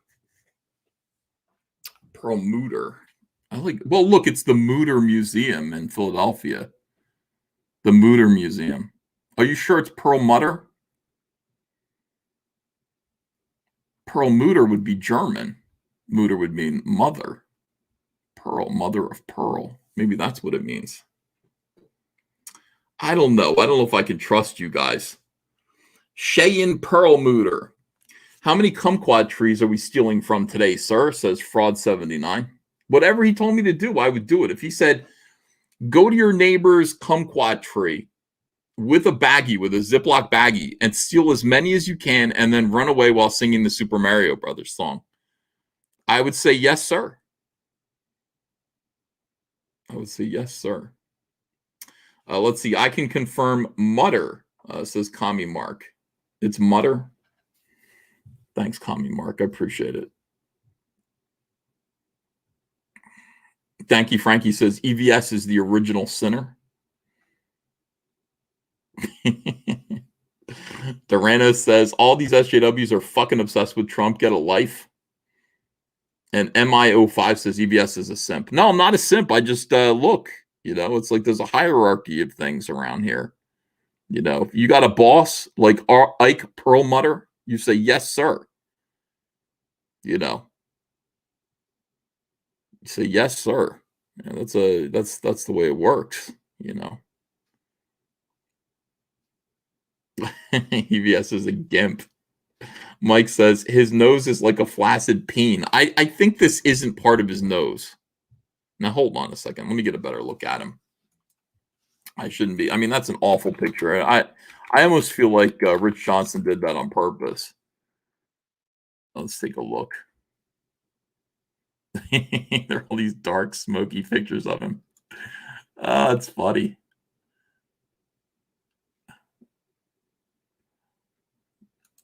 I mean, they hate him so much. Don't you guys realize when you work for Marvel Comics, you are putting money directly in Trump's pocket somehow? Look at this. This is how direct it is. When you are working for Marvel Comics, you are giving money to this and to this right here. Right here. This is where the money's going. So this picture sucks. Here, this is a better picture. You can see. See what this fellow looks like. He's worth $5 billion. Real-time net worth, $5 billion. And that was last year. I'll bet he's worth twice that now. This might be my favorite picture ever. Hold on a second. Who was Ike Perlmutter? Look at this. This is badass. This is what they think, by the way. This is what they think of our president. This is what they think of Ike Perlmutter. This imagery here, smoky, dark, shaded hoodlums. Wow. This is great. Hold on, let me read this description. In one of the last days of 2016, a Reuters photographer snapped a shot of Donald Trump and another Mar-a-Lago guest standing behind a window. Trump stares right at the camera, his brow furrowed. He looks stunned, almost as if he's been caught doing something he shouldn't be doing. Behind him stands a shorter man with taut bronze skin, hair slicked back. Black oval-shaped sunglasses guard his eyes, but the man seems to be staring at the lens as well, but almost defiantly. It's clear the man knows he's being photographed. And he holds his chin high, a hint of a smile on his lips. Of course, the president is photographed with dozens of people a week. Most of them are of little interest to the public, but that shot captured the first image of Marvel chair Ike Perlmutter to appear on the news wires in 3 decades. Though he's been one of the most important figures at Marvel, bringing the company out of bankruptcy in the 90s, billionaire Perlmutter has remained miraculously out of the public eye in spite of his high-profile position in the entertainment industry. He's never, as far as I've seen, given an interview to the media, and he reportedly wore a fake mustache and a wig to attend the Iron Man premiere to avoid being recognized. This man is my spirit animal. If I didn't have a father, and you all know my father, but if I didn't have one, I would want Ike Perlmutter to be my father. Dad, no offense. I love you. I'm proud of you. Proud to be your son. But, you know, if for some reason, you know, you never existed, Ike Perlmutter would be my dad. And we would go to the Iron Man premiere in wigs and fake mustaches together. I've got plenty of wigs. I got plenty of dark sunglasses. Scrotum Baggins says, EVS, you have some weird desires. What are you talking about? You're telling me you wouldn't want Ike Perlmutter to be your dad? Dad number 2? I don't understand. That'd be awesome. But now here he was, staring down the lens of a camera. Perlmutter's relationship with the president has slowly chipped away at Perlmutter's shield of privacy. ProPublica revealed in 2018 that Perlmutter and 2 other Trump Mar-a-Lago buddies were secretly shaping veterans' policies. And last month, former Secretary of Veterans Affairs David Shulkin released a memoir, which gives unprecedented insight into Perlmutter's relationship to the White House. Shulkin, these people. This is Marvel Comics, guys. This is Marvel Comics right here. This is the way it is. Comic book fans like to know their comics. They like to know the people that make the comics. Rich Johnson's been quoted in this article. And the people who publish them. It's part of being a fan, says Rich fucking Johnson, head writer at comic blog Bleeding Cool, who has covered Perlmutter. And for years, Perlmutter was an absolute blank slate. It's fucking awesome. I'm sorry, hang on. Excuse my language. I'm going to invite, people are saying, invite the boys in. All right, we'll all talk about this together. When you guys tell me to do something, you guys say, hey, you know, we're your customers. We're asking you, please, Ethan, please bring in Cecil, John, Kelsey, Anna. Please bring in Comicsgate. Please bring them in. All I can say is okay. I will do that. I will bring them in.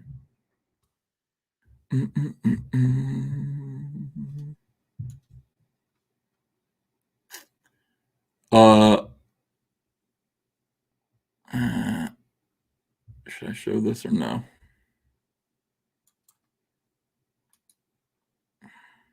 You guys want to take a look at a rough draft of the first Jawbreakers action figure?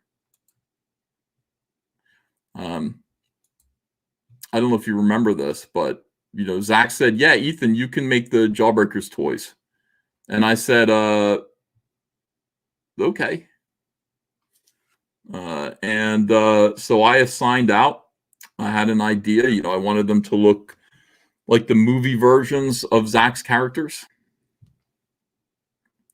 and signed out some, you know, the job. Hi, Charlie's London. Hello, Ethan Van Skyver. How are you? Really good. Good to see you. Good to have you here. So here's what we're gonna do. We're gonna look at Zach's Jawbreakers action figure. This is Silkworm. I mean, I don't know if you know. Have you read Jawbreakers before? I mean, do you know any of the characters? Yeah, we've got Jawbreakers. Okay, here's Cecil. Hi, Cecil. Hello. Hello. Cecil, I wish I had done a better job. I had Dan Chayin stream up, but I didn't chop it up right. I didn't like mark areas where I should go to, because it was kind of a last minute decision. But I really want you to hear what this guy said about you. I mean, it is something else. Who, Cecil, Dan? Dan Chayin, yeah. Just talking about me? Yes. Oh, what'd he say? Not good things. What? That doesn't make any sense. I don't know what to say. It's really weird. What's so bad about me? I don't know. I don't think there's anything wrong with you. He's probably. I mean, there's stuff wrong with you. He's probably been talking to my mother. Yeah, that's the only thing I can think of that it could be. So, do we want to look at this? Oh, yeah. Mr. Dong says go to 134.48. All right, hold on a second. Mr. Dongs knows all this stuff. Let me just take a look. Did I get rid of it already? No, I didn't. Okay, 134. Why does Dan Sheehan want to make an enemy of me? I don't know. Hold on a second. I don't know. I don't understand. Doesn't he know I have nothing other to do than to torture him? All right, hold on. I told people that I would show them the Silkworm toy, and I will. I will show them the Silkworm toy. Dan, you want to know how I spent my afternoon? I always, I'll tell Dan just to let him know. People wonder what does Cecil do when he's got a few moments free. What you were talking about that barbershop where they had the wax that it would put the sticks up your nose and rip out the hair from your nose. Yes. Well, I was tired of using that nose trimmer like an ape, so I decided to buy that, and it came this afternoon. So I immediately heated up the wax and ripped the hair out of my nose with the and it was the most satisfying thing, except it caught the top of my mustache and I ripped part of my mustache off and it started to bleed. So can you turn your camera on so we can see you? No, I don't have a mask on. But you want to see my nostrils?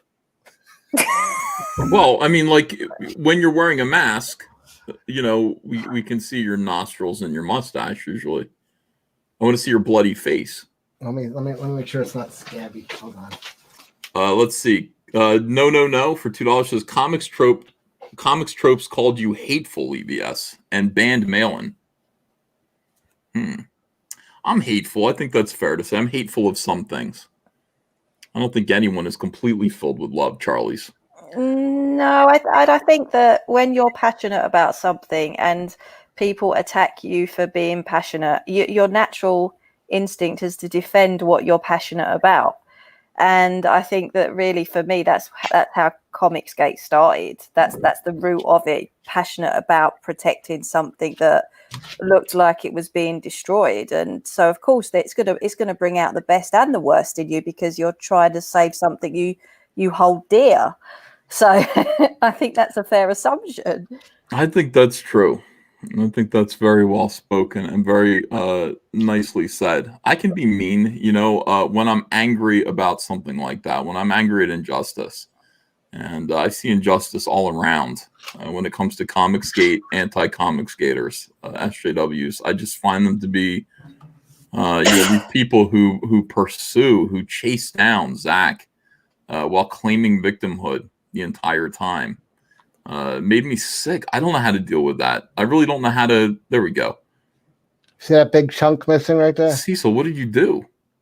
Seriously, yeah, you're missing a big chunk of mustache there. It was bleeding. You look good though. I look great. Yeah. Oh no, look at this. Ethan, don't forget to snipe Dale in 30 minutes. He and Adam have Doug and Mike on tonight. Oh Jesus. Well, we might do that, We might do that. All right. So first of all, let's show Zach's toy if people still want to see it. I'll show you what this looks like so far. So this is the sculpt as it stands right now. This is just, as we would say, a rough sketch. This is not final by any means, but this is the direction that we're going for Silkworm. And we're going to be doing movie tech versions of Jawbreakers, all of them. I want to do Silkworm, and I want to do Knife Hand first. And those are the first two that I want to do. Get them done. So I really like that. That's a really, really nice sculpt. Yeah, it's a little dark right now. People are complaining about the lighting, but yeah, this is pretty damn cool. So you're doing that? You're getting that done for Zach? Yeah. I'm gonna do. Well, look, we're gonna put out 2 Jawbreakers toys and see how they do. See how they go, and if they do well. I don't know how long it's gonna take to get this done. Understand, like getting an action figure finished can take like a year. Getting it to market and stuff like that, but we're working on it. So just so that people know, follow Jawbreakers, buy the Jawbreakers comics, because we're working on the toys, and you don't want to miss a single issue. Exciting! That's awesome. Are you being sarcastic, Cecil? No, that's really cool. Wow, awesome. Why did you turn your camera off? Do I have to turn my camera off? No, all right, I'll turn it on. All right, I need to see some of you guys. Tug is in the chat. He says, "Hey there." I hastily threw this mask on. Hold on.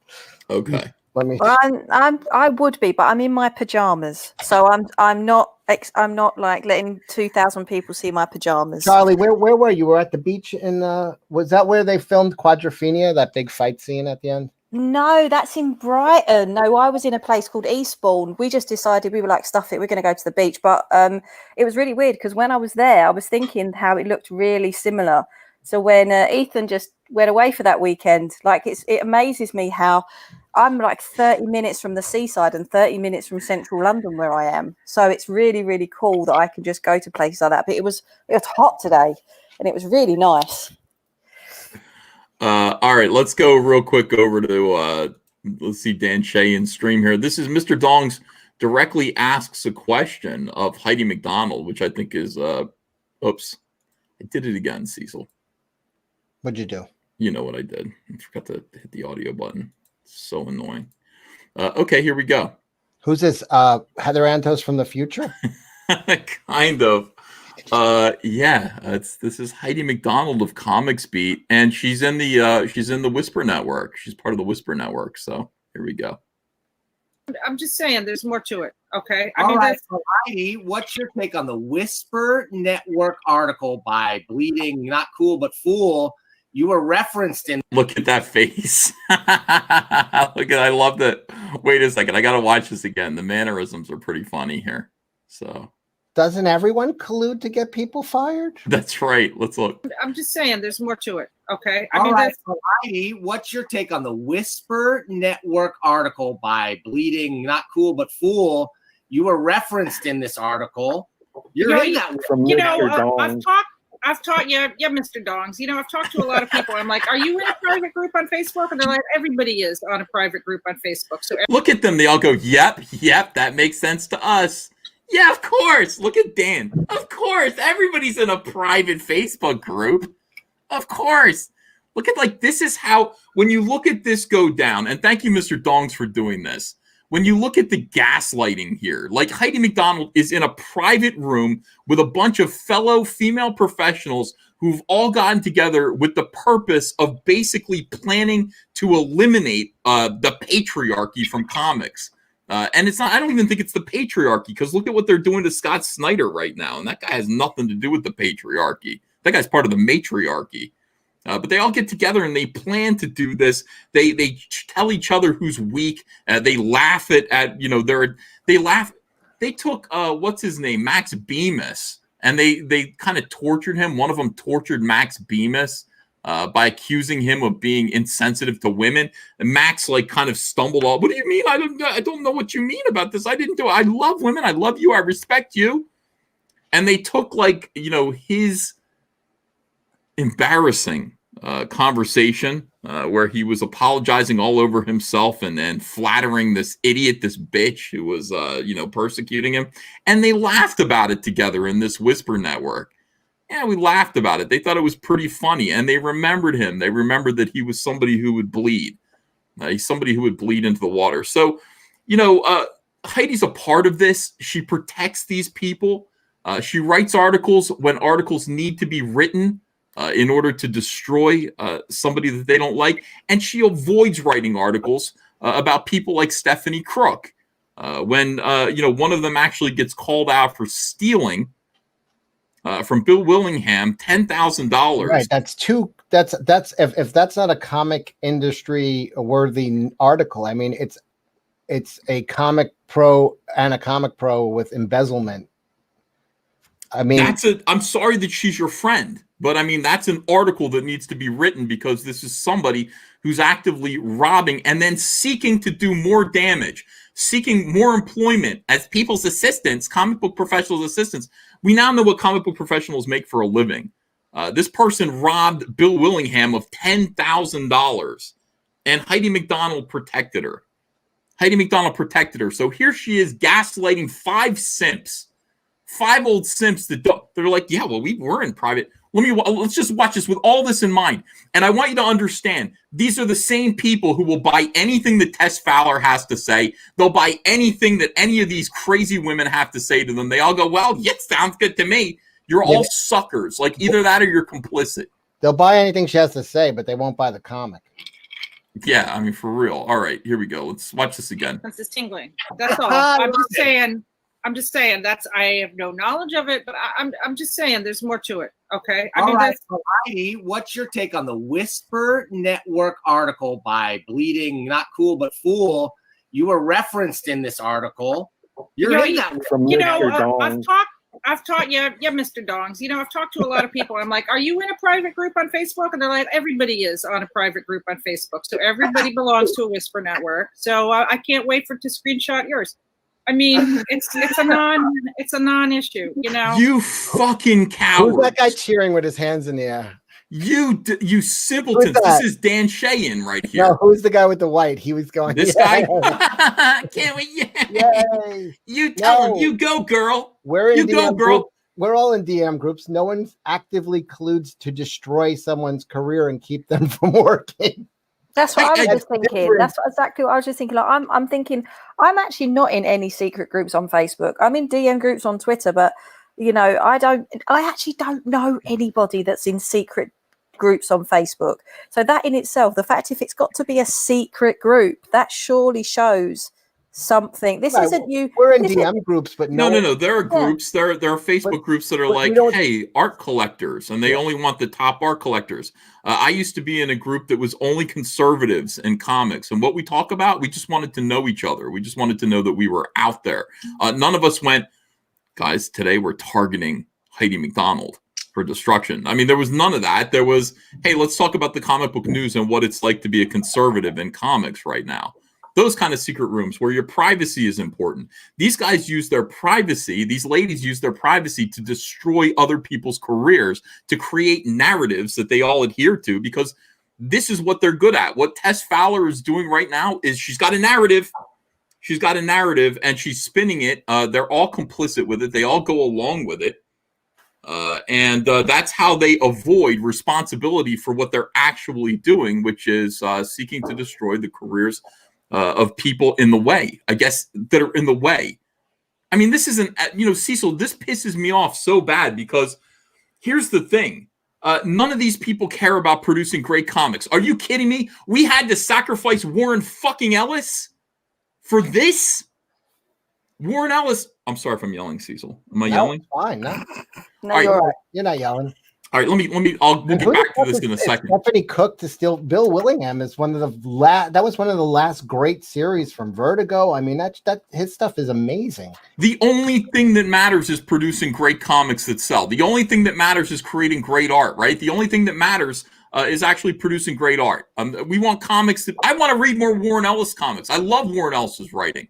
Cecil, I do. I actually mean that. I do too. I don't a lot more care. now. I don't actually care about somebody's political agenda in their comics, in their private life. I care that it doesn't go into their comics, because at the end of the day, if I'm going to pick up your comic to read it and I want to be entertained and read a good story, I don't want to have someone else's politics rammed down my throat, because that's not what I'm buying it for. If I want to read a political manifesto, I'll go and ask for them from politicians that come around the street on polling day and hand out their leaflets. And that's, to me, it's as simple as that. Well, for me, when I'm reading one of Warren Ellis's own comic books, like Transmetropolitan, I expect a big healthy dose of Warren's crazy politics. Warren is a political guy. Warren, has his own. I want to read about it because it's fun and entertaining when Warren talks about his weird anarchic dystopian vision of society. That's kind of what you go to a Warren Ellis comic for. I don't want to see Warren Ellis's crazy politics in Spider-Man or in Captain America necessarily. But somebody like Warren Ellis, I mean, it would be like, modern SJWs in literature in the 1800s, going after Edgar Allan Poe because he's kind of a dickhead. And not allowing him to publish his comic books. So now what we've got is a lot of virtuous fucking hags, bunch of terrible, terrible feminists who have kicked out all of the real talent in order to make an industry that's safe for them to produce shit. Can we please get decent artists? Can we please get these people? Warren Ellis has every right to fuck bitches. Every right. This is going to get clipped too, Cecil. Get ready. Warren Ellis has every right, because Warren Ellis is an adult, and the women that he was flirting with were adults. The women that he was having sexual, situations with were all adults. The women he was hypnotizing. He was hypnotizing women. I get it. He was using hypnotics. In any case, what Warren Ellis was doing was no different than, say, what Mick Jagger has been doing for 67 years. Mm-hmm. Has it been that long, Cecil? Or? Well, Let he's Adam post it. 76 now, I think. So I'd say he started when he was 16. Let's go at 50 years. Sorry, 60 years. Hello, everyone. I'm pro hypnotism. I'm not a professional hypnotist, but I'm pro it. And we were going over that article the other day of it's very odd that so many of us.com website, because they say that they want to protect women by doing this website, but it's really, Cecil was there with me. It's a how-to guide. I mean, if you're in, I was thinking like I could do an extensive series of videos of this and kind of show people like, look, this is how to destroy someone. This article is how to destroy someone's whole life. This is they're right. First of all, did you read it? We went through the Warren Ellis allegations, and they were ridiculous. They were all set up to look like these are allegations of abuse. But when you read them, it's like he complimented me. He complimented me a lot, and then and when he was mad at me, he stopped complimenting me. He which stopped made me want to compliment. Was like he withheld affection. Yes, and then he suddenly ghosted me. It's like he ghosted me. He wouldn't call me back. That's right. So these are not these are not serious allegations of wrongdoing, but the comic book industry is made up of the same fucking simps, the same simpanzees who nod their head and go, "Yeah, you're right. We're all a part of secret Facebook groups, aren't we?" Got him. Got him. That's right. High five, sister. Same dummies who are willing to nod their heads at that shit are the same dummies who will sit there and look at Warren Ellis allegations, this ridiculous thing that was put together by a bunch of witches to destroy a man's life. Can you imagine if all your ex-girlfriends got together and released a dossier about your...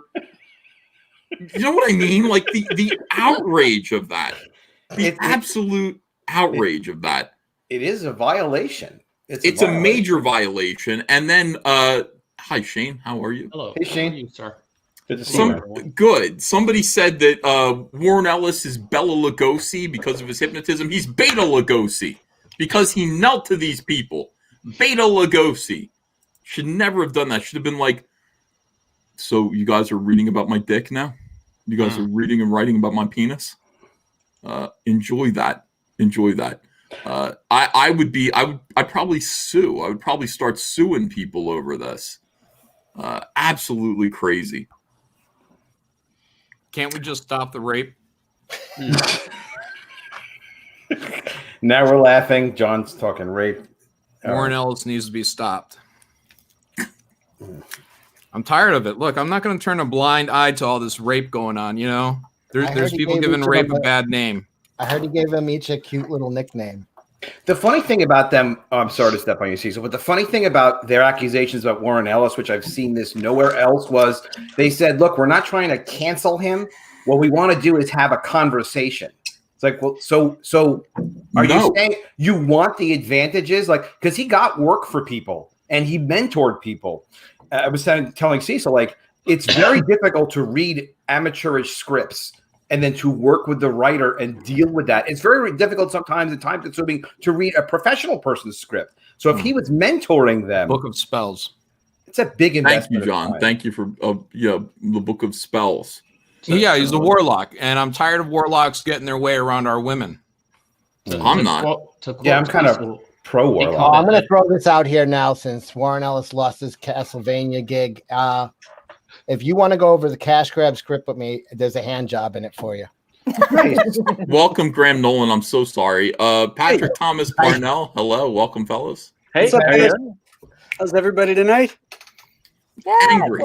Good. As long as none of you guys are hypnotized. Is there going to be an audience now for my shame when Pat, what's his name, Sheehan?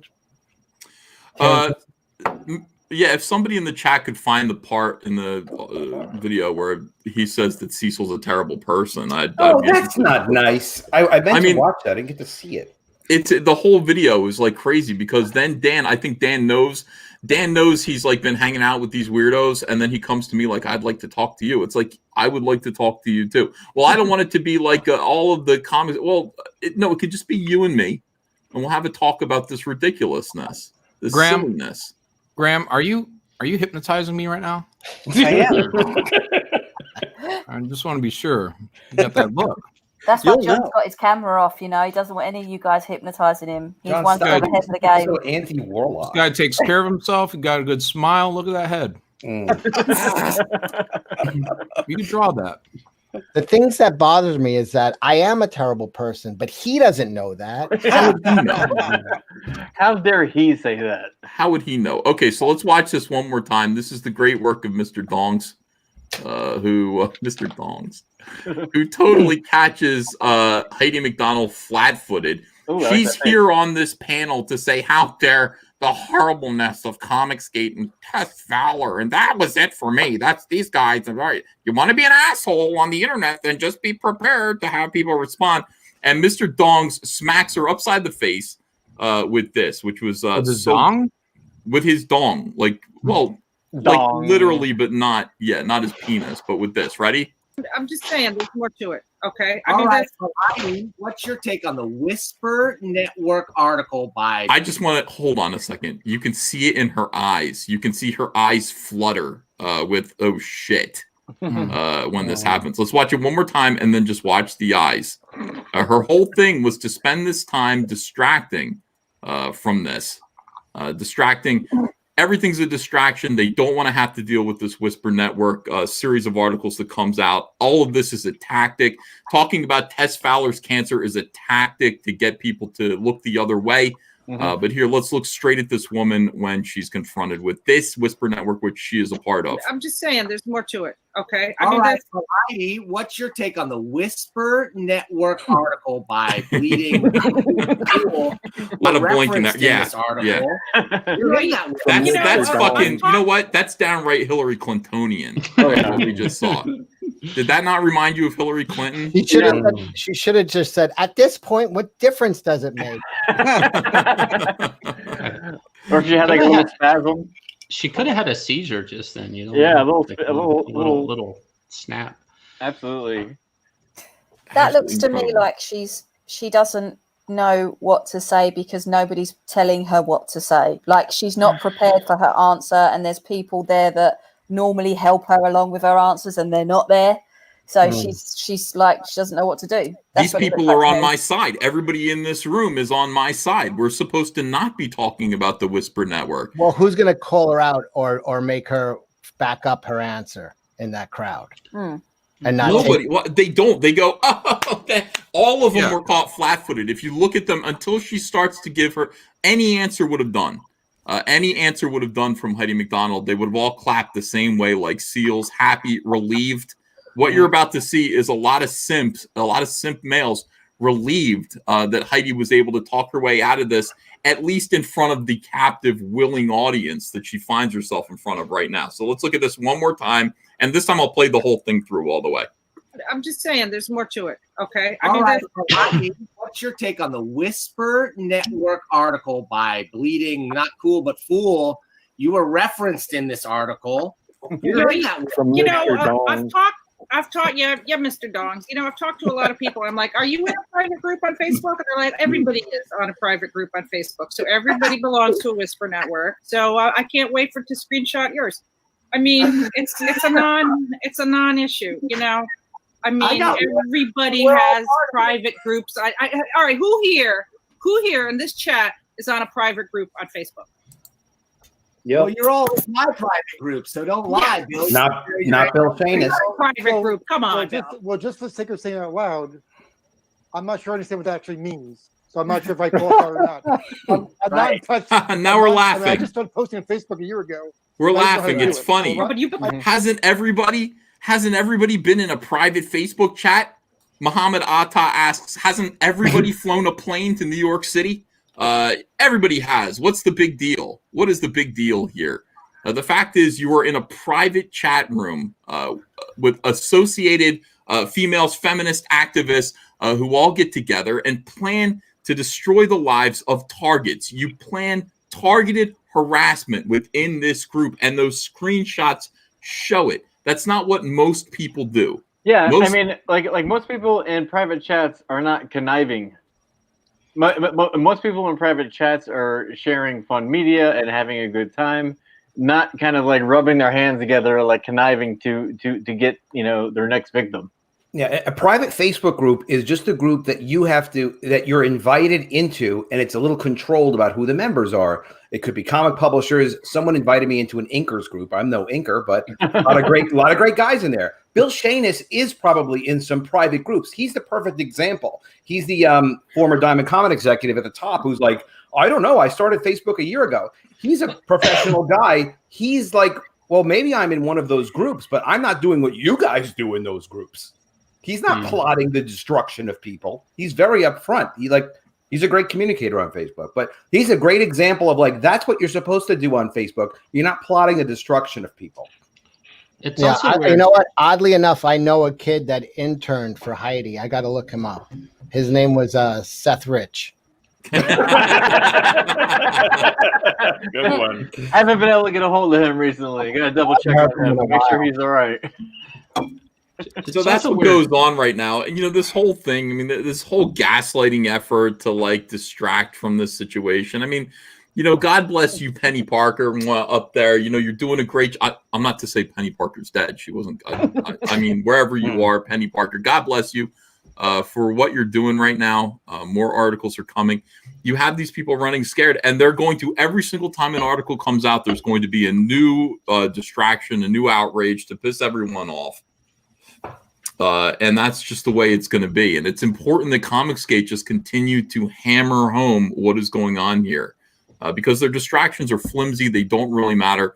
This is the point of everything. The point of everything that Comicsgate stands for is that there is this weird conspiracy of social justice warriors who entered the comic book industry and then started allowing more and more of them to come in. They've taken it over. They've hollowed it out. They've made it completely unprofitable and inhospitable to other people who disagree with them. And they're using it as a platform to espouse their politics. That's all it is.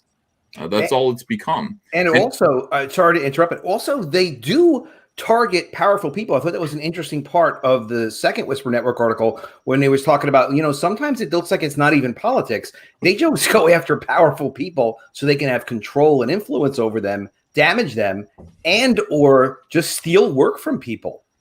Like get one of their friends a job that someone else has. I think that's like, I think that's. You think it's more specific to politics? No, I just think that, they're taking control. It's not any specific person. We want that job. I mean, that would actually make sense to me.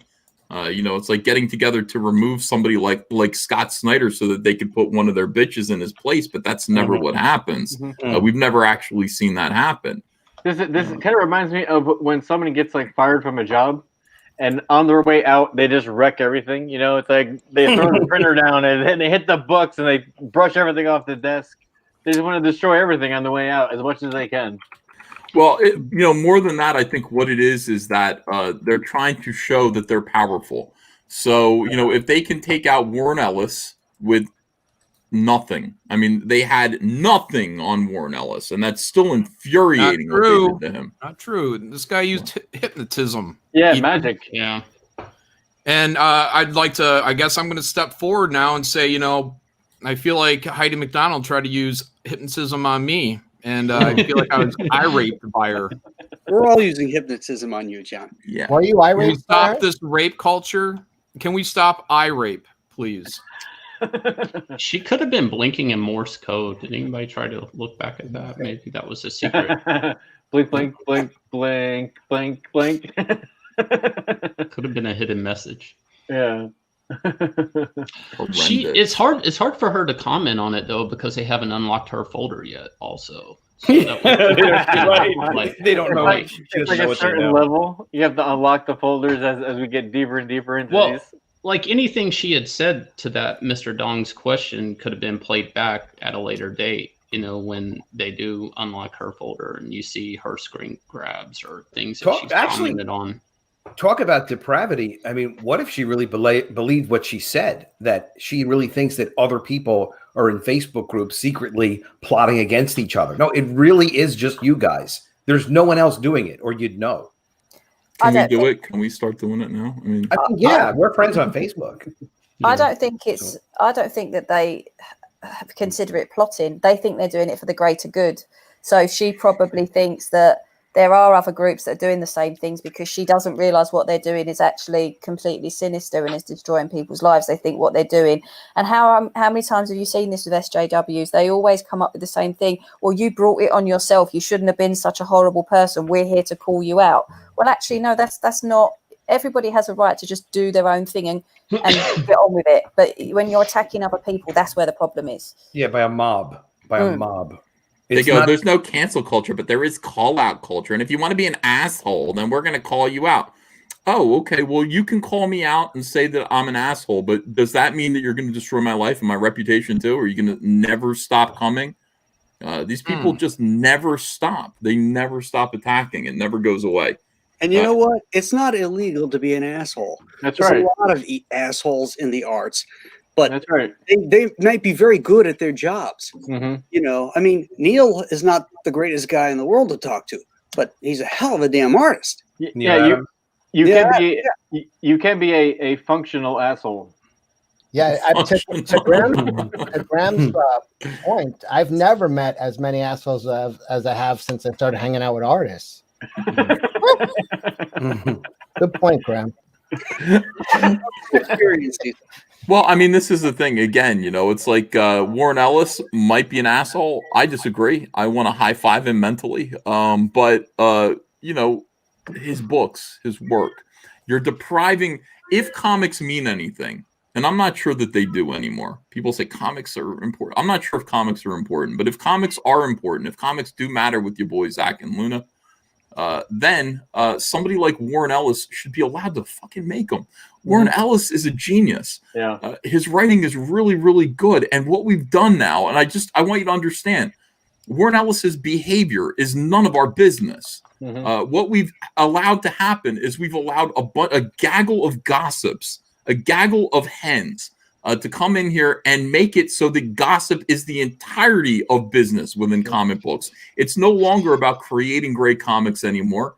It's about who's doing what, who's saying what, who's virtue signaling to whom at what period in time and about what, who's following the line in the narrative and who isn't, and who gets destroyed when they get out of line. Yeah. So we've sacrificed future issues of Warren Ellis comic books to these useless, worthless people.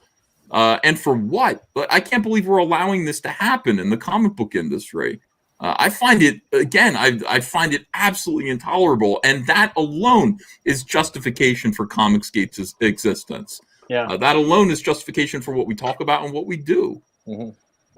I mean, if you just think about how much Warren has contributed to the culture of comic books versus how much they have contributed, you know, like who's going to take his place? Is Mags going to take his place? You know, like who's going to take his place, like in this culture? You know, I mean, he's a spearhead, like he's a genius, and it's like they're getting rid of our best people so they can replace them with this shit. If Warren Ellis could hypnotize, why didn't he hypnotize these bitches to shut up? You know, that is proof positive, John, that this man does not have. I would say that in front. If I were him, I'd be like in front of a judge. I would say, if I were truly a hypnotist, why couldn't I get any of these people to shut up? Well, you have to weigh him against the weight of a duck. Oh yeah. I mean, he did kind of keep them quiet for a while. It almost, you know, but maybe it was a controlled demolition. I mean, I haven't looked at it closely enough, but I looked at it like he comes off so cool. I you know, demonize me for it, but he comes off so cool the way they describe him in so many of us. He doesn't come off like anyone else that's been accused of harassing behavior, jerky behavior, whatever. There's a whole list of them. He just comes off as Mr. Cool, and he leaves you with a how-to guide. If anyone who wants to know how to hypnotize women, whatever, Warren Ellis's method, so many of us.com, they lay it out word for word. And you get stories of how they responded to what he said. Any work from the Black Book. Yeah. Yeah, but it's a good book, though. He only saved his hypnotism for big titty goth girls, though. Well, it works on whatever you like. Yeah. Imagine like what's happened is, imagine, you know, you're with your friends. It's a big noisy touch football game with beers. touch football. No, football game with beers. Right. And I'm making us adults now in this scenario. Yeah. And then women come in and basically just their entire purpose is to ruin your good time by making it safe for them. You know, it's like they take away the ball, they take away this and that. You're has to be touch football now, and eventually they get people who are cursing off the field. And you know, soon it's the perfect safe place for them to sit down and do nothing. But there's no football going on, there's no beer drinking, there's no actual fun. And that's kind of what's going on here. I mean, I don't understand. We're replacing Warren Ellis, not to hammer on this point, but we're replacing Warren Ellis with what? With the safety of people who I don't know, I've never heard of, I'm not interested in buying their books.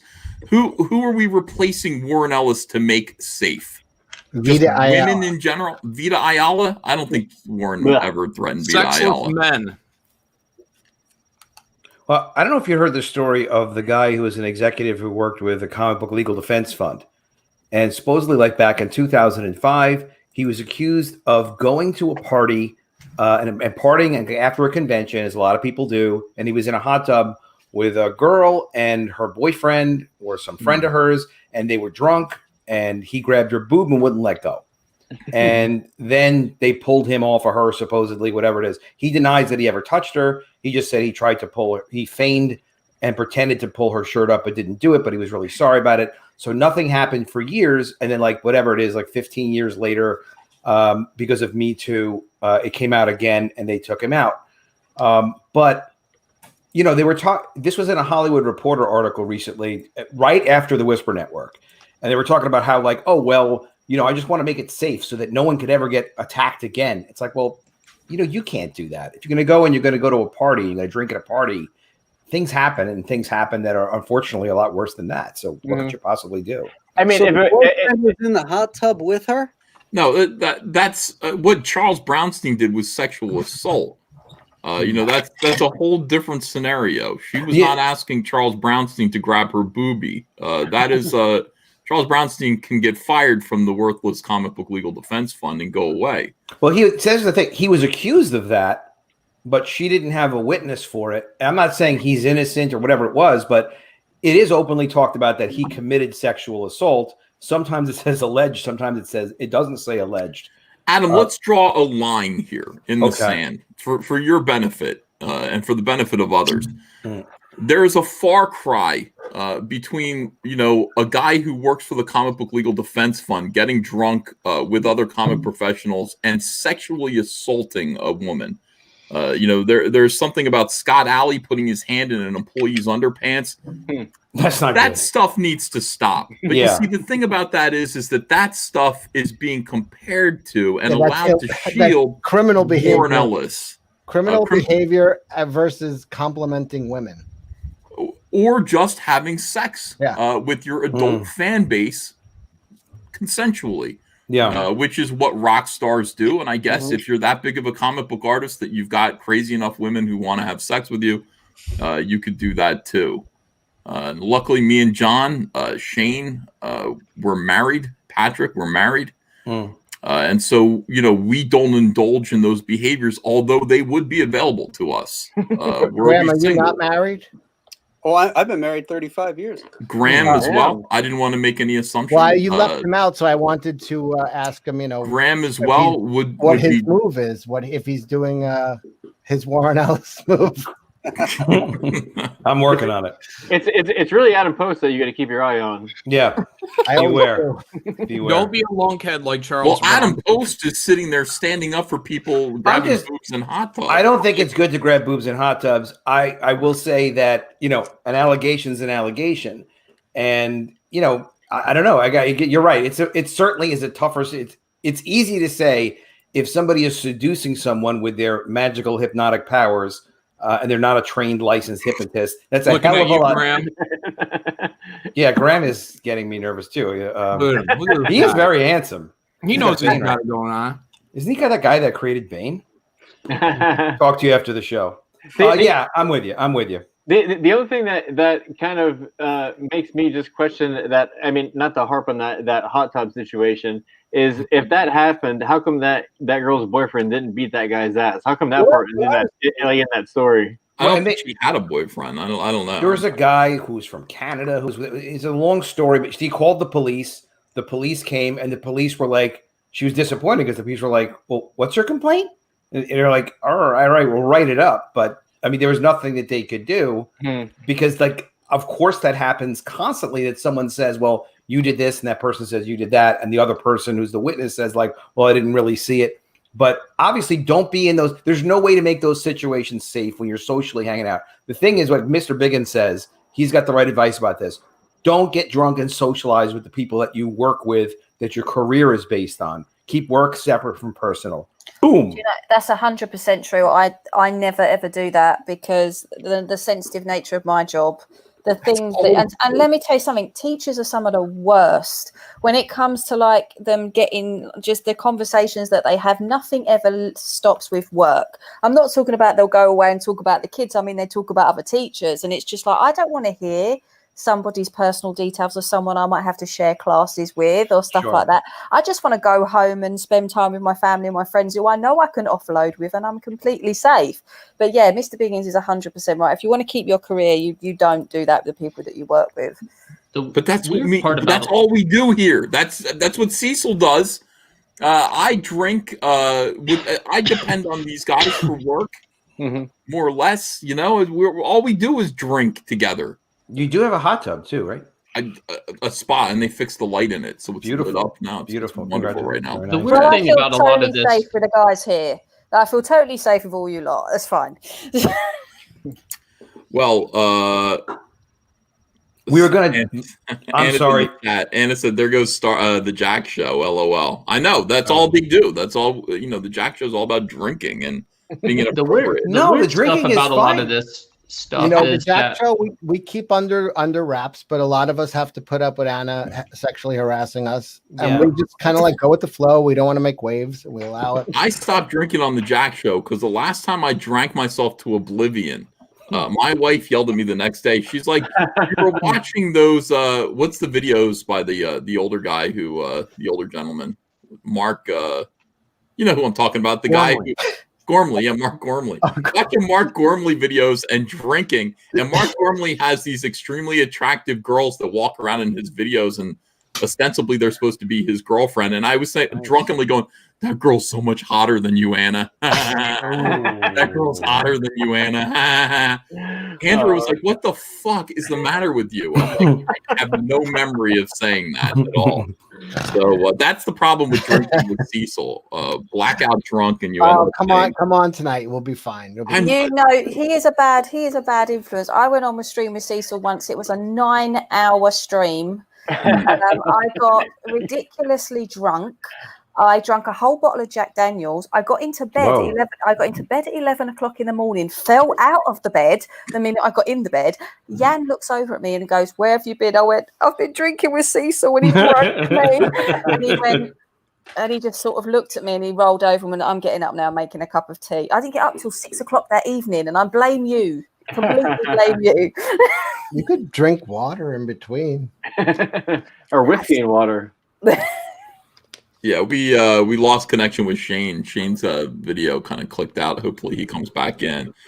All right, so yeah, we're doing the Jack Show tonight, aren't we? Yeah.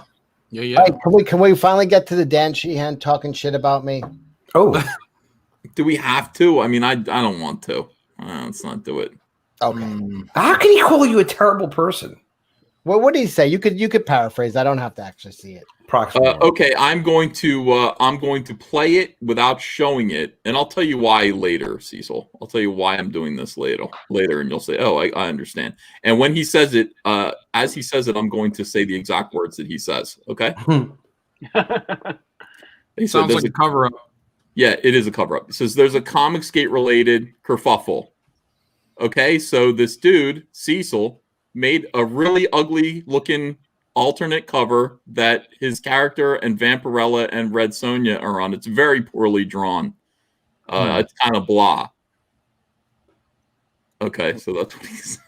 So I guess it's not so much he's cracking on you; he's cracking on Donald. Saying Donald can't draw. You know, look. I mean, this Dan guy, he's not 100% wrong. I mean, That's not an insult on me. He said this guy Cecil, he drew a really terrible cover. Now, come on, now that's not right at all. It just means it didn't do you justice because you're, you know, the handsome and all that. So the weird thing is, I was just about to give Donald a bonus, but Dan knocked me into fucking right. Woke you up. Yeah, you're like, it's not that good. It's garbage. It's me. This guy's shitting stuff out, and I'm just taking it. Yeah. All right, let me take a minute here to talk about the campaigns that we've got going. We've got 1,900 people watching right now. I don't know why. I have no idea why these people are watching us, but they are. Graham Nolan's the Chinook. Graham, thanks for being on tonight, pal. Appreciate no you. problem, Let me play this video here. Good evening. Tonight's big story centers on the state of emergency declared this morning in Buffalo. Between 4,000 and 5,000 cars said to be abandoned on city streets. Buffalo is still very much a city under siege. Space's wind whips the 30-foot drift. Iowa Falls Airport, one of their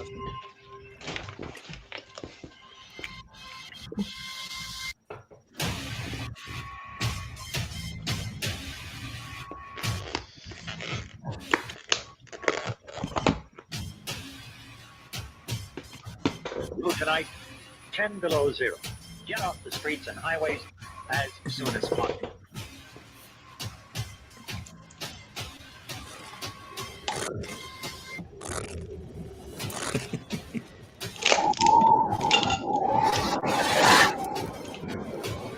Yes, the Chinook. Yeah.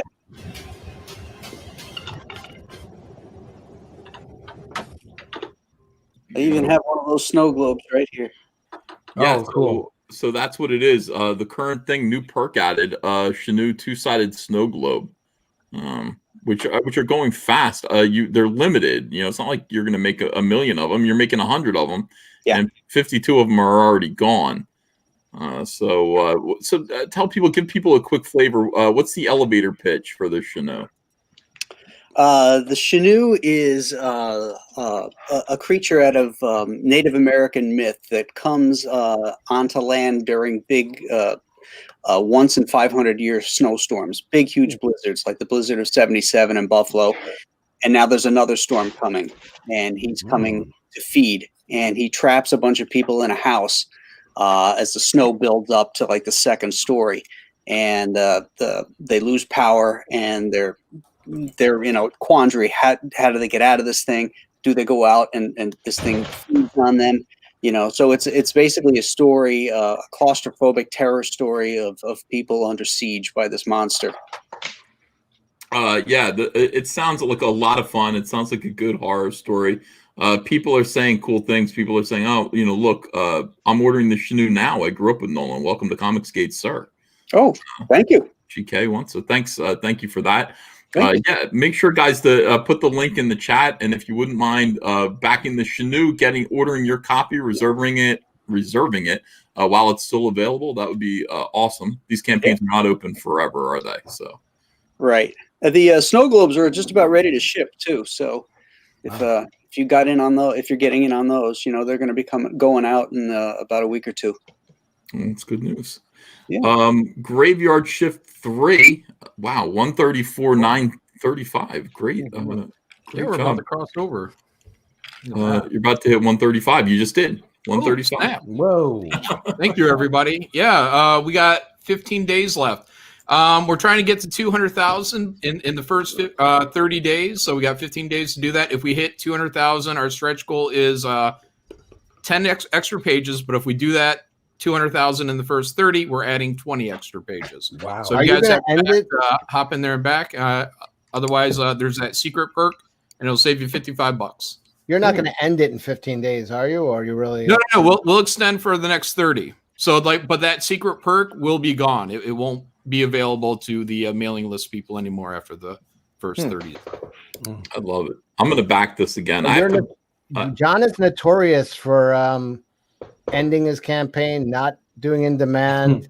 Oh yeah, that's true too. He's going to There will be burn. no in demand for Graveyard Shift. So. He's going to burn the extra Huerta covers that don't sell. Like he wants everything to stay collectible, and there's. I'm gonna have a bonfire probably in about a month.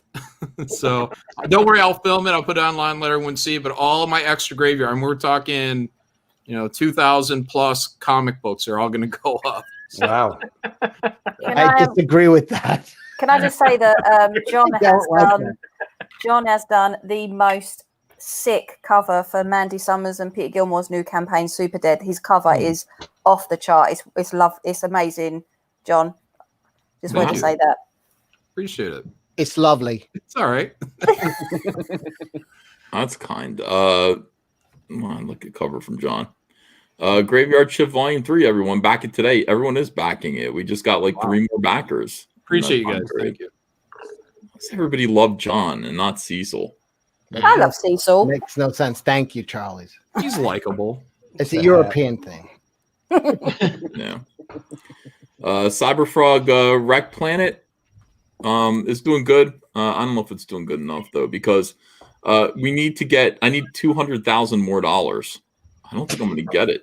Wait, it's 150 something, isn't it? Yeah, well, no. Okay, look, I'm going to beat my own campaign. I think because my Blood Honey made 1,065,000, so I'm probably going to beat that. But I want to beat 1.25 million to beat Order of the Stick. The Last Evil. Yeah, you're going to beat the Last Evil. We have to beat the Last Evil. Maybe not with this campaign. I don't have enough stuff to sell. But I don't think I can make $200,000 by December. Weekend with Cecil. You can do it. $100,000. By the way, I'm not trying to advertise a different show, but Dale and Adam are interviewing Doug and Mike right now. Oh, no. If anybody wants to give us why would you say that? Why would you I want to give updates in the chat. People say, well, no, we can go over there and stream snipe if you want. I doubt it's that exciting. That could be a little funny. Ethan, if it helps, I'm not trying to Warren Ellis you or anything, but I just want you to know that you can do it. Oh, thank you. He believes in you. You're welcome. I appreciate it so much, and I do feel hypnotized. All right, we'll look at them. See what color Doug's hair is today. Well, no, because now I feel like I interrupted. You were about to. Well, you did, but look, his hair's blonde. Whoa, it's worth it. Used a name, a code name, and an avatar. Tug instructed them all. Tug is Comicsgate. Stupid hat. I've never seen anything like that before Comicsgate. That is uniquely, and Tug is Comicsgate, as far as I know. Again, yes, he is. Yeah, I assume he is, and so I wasn't even that angry because I go, wow, these people are nuts, and they just act nuts, and you go, oh yeah, it's kind of normal nuts because Comicsgate's nuts too. So I'm saying, but that's an example of a principle you just gave, and you'll say that is not. I've heard people, Ethan and others, Cecil and stuff, that it takes 3 War seconds Campaign, before my name who gets also is mentioned Comicsgate in any stream. Comicsgate. War Campaign also would dox people's addresses. But was that backer information? I mean, to me, it's like if a backer just gives you $25 for a comic and more than that is happening with their identity, I think that's wrong. I think that's there was a back and forth between Vicky and Tug, and there were a lot of disgusting things said about Tug's kid. I know, but both sides breaking a principle doesn't mean the principle still holds in Comicsgate. I'm giving you a clear example. Look at I'm sorry, I can't. Yeah, every once in a while, I feel bad about the Dirtworm Doug book that I'm doing, and then I listen to him talk for 3 seconds, and I'm like, go harder. It's really, and by the way, it's not even harsh, but if anything, I'm like, let's go fucking harder. Amp it up. Harsh, but he's such a douche. Every time I hear him speak, I just think, you've charged me £70 for posting a book. £70 to post a book. That's all I ever think about whenever I see Doug. That's a lot of money. Yeah. That's a lot of money. We're using stamps.com and it becomes clear like what postage actually costs. It's so much easier to do that on eBay. You know, eBay just automatically calculates what the package is going to cost. I just got a message from Andrea. She says, "You haven't froze yet on the new router. Knock on wood." Yes, I did, sweetheart. I did in the first 3 seconds of the stream. Oh, you did freeze? Yes. It was so embarrassing. I was like, "Hey, it's Ethan, world's most I was like, we're off to a bad start. We are off to a bad start here. I interrupted with the Doug and Mike talk. You were pushing people's books. Let's get Patrick's sign up. Sign up. Well, I mean, I would like to do that, you know. I didn't want to be a dick who interrupted shit. I didn't want to say anything. Yeah, it's the principle. It's the principle that applies. Well, you didn't say anything because he did graveyard shift already, but the other people they didn't do. That's right. John's like, I was cool with it. You're fine. Yeah. Yeah, I had to go over there and look though. I can't help it. I'm drawn to that. Those guys, they're so bitter and so sad and talking about principles and stuff. And we went over there randomly, and he said your name honestly within 5 seconds. That happens everywhere I go. Like, I'll go to any Comicsgate stream, and I'm like, okay, how long is it going to be? And then instantly, I wish. I mean, I don't want to be talked about that much. I really don't. Do I?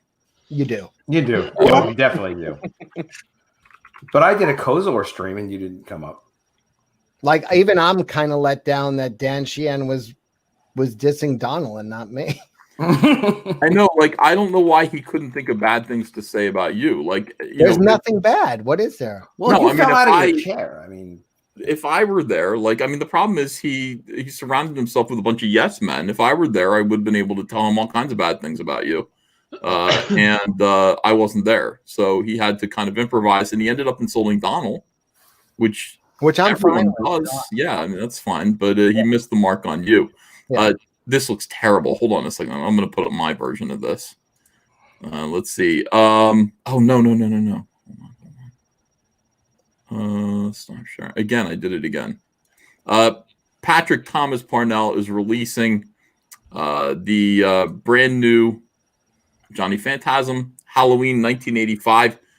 This video is great. I like this video. It's really moody. It reminds me of a missing persons video or something. Look at that. Yeah, it's got kind of like a unsolved mysteries type of vibe. Well, I mean, I don't. Maybe. Which I started watching and I found very depressing. My wife is hooked now, but yeah, I can't stand it. Who did Graham Nolan's Shinu video? That's fucking really good. Oh, that was Nick Grosh who did that video. All right, here we go. What's this? Good stuff.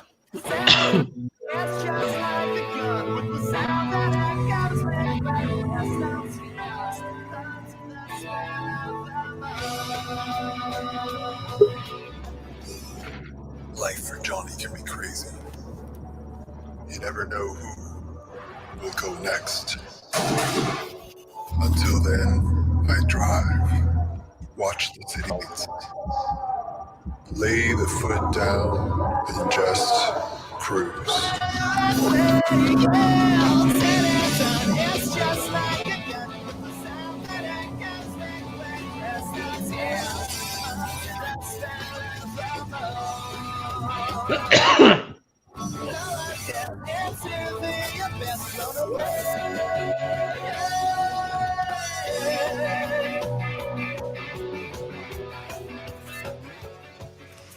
Yeah, I like it. Oh, look, everyone, he's got his campaign up here to be signed up for. This is one of those things where you put your email address in there, and then he lets you know about.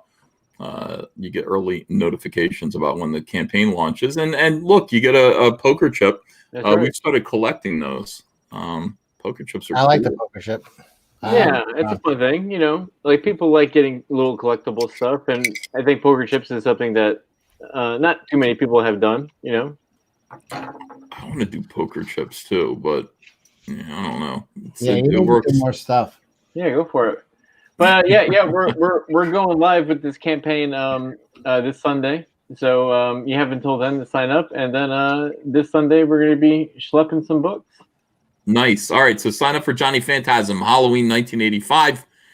watch the video again. It's badass. Yeah. Not to be outdone for Graveyard Shift Volume 4, I am planning on for the mailing list to actually ship out strippers. Oh, you're raising the bar. I don't think that's been done either. It's time. It's time. Yeah. Wilberforce. I'm looking at the. I went back to look at the Mike Miller and Doug TeNaples show. Do you want to watch a little bit more of it or no? You do. Sure. Go ahead. Yeah, I'm not finished. It's very entertaining. Let's have an official countdown. Ethan's like, please say yes. I don't have my pants off for nothing. I'm gonna start drinking. This is one of those days. I think this is the day where you start drinking. I think so. I mean, it's Thursday. We all started already. That's not it. Where's the stupid video? No, that's the Shanu. Yeah, it's Thursday. Thursday is the day that we drink for the Jack show. Yeah. Ladies' night. So, sort of. I'm not gonna go in. I'm not gonna start the Jack show sober like some kind of jerk. What if they do not cohere? YouTube channels get to define it. Hold on. And Comicsgate's principles by 20 years. What was the principle that's missing? We still haven't heard that missing principle that you left because it wasn't there. They don't want to kill all gays. Oh. They do SJW tactics, let's say. SJW tactics of, I mean, it's Richard C. Myers has said this, like SJW tactics, they can't separate the art from the artist. So if some guy farts and says something bad, or they won't back his book because he farted, not because of the quality of his art. So you'll see guys like Edwin, who's a prophet one week, and then he's Methwin the next week. I fart all the time. We just get to know each other a little bit better. That's what it is. The first Methwin is a prophet, but then it's like you start to see that he's a little bit nutty, and then he becomes Methwin because of his behavior. He behaved that way. Doug also called Zach a cunt. So let's like. Well, that's right. And again, it's not, Adam should just point out that it's like, first of all, we don't back everyone's comics. We're not asking everyone to back everyone's comics. If someone behaves kind of like a dickhead, then customers are going to be able to make that decision. And part of the reason why customers are Comicsgate is because they came over here because some professionals were mistreating them or behaving in a way that they didn't like, and they just didn't want to buy their comics anymore. It made them sad. So it's actually very Comicsgate for people to say, you know what, I don't like the way Doug TeNaples behaving or the things that he's saying, and so I don't feel comfortable buying his comic anymore. And that's not SJW at all. That's Comicsgate. That's very Comicsgate to do that. Am I wrong, John, or no? No, I think you're right. Doug's whole problem is that everyone's just fucking not in line with him. That's it. Yeah, he's a piece of shit. Comicsgate that if you don't like somebody or you have to back somebody's book if you like them. That's not that's a positive. I'm saying the negative, which is let's get that guy, and this is the YouTube movement part of it. If there was just one guy saying, "Hi, I'm Comicsgate" in the corner, and I hate your guts, who cares? When it's thousands of people who are all existing on YouTube and Twitter and deciding where to point their cash according to celebrity and not quality of book, it's not a meritocracy. It is social influencing.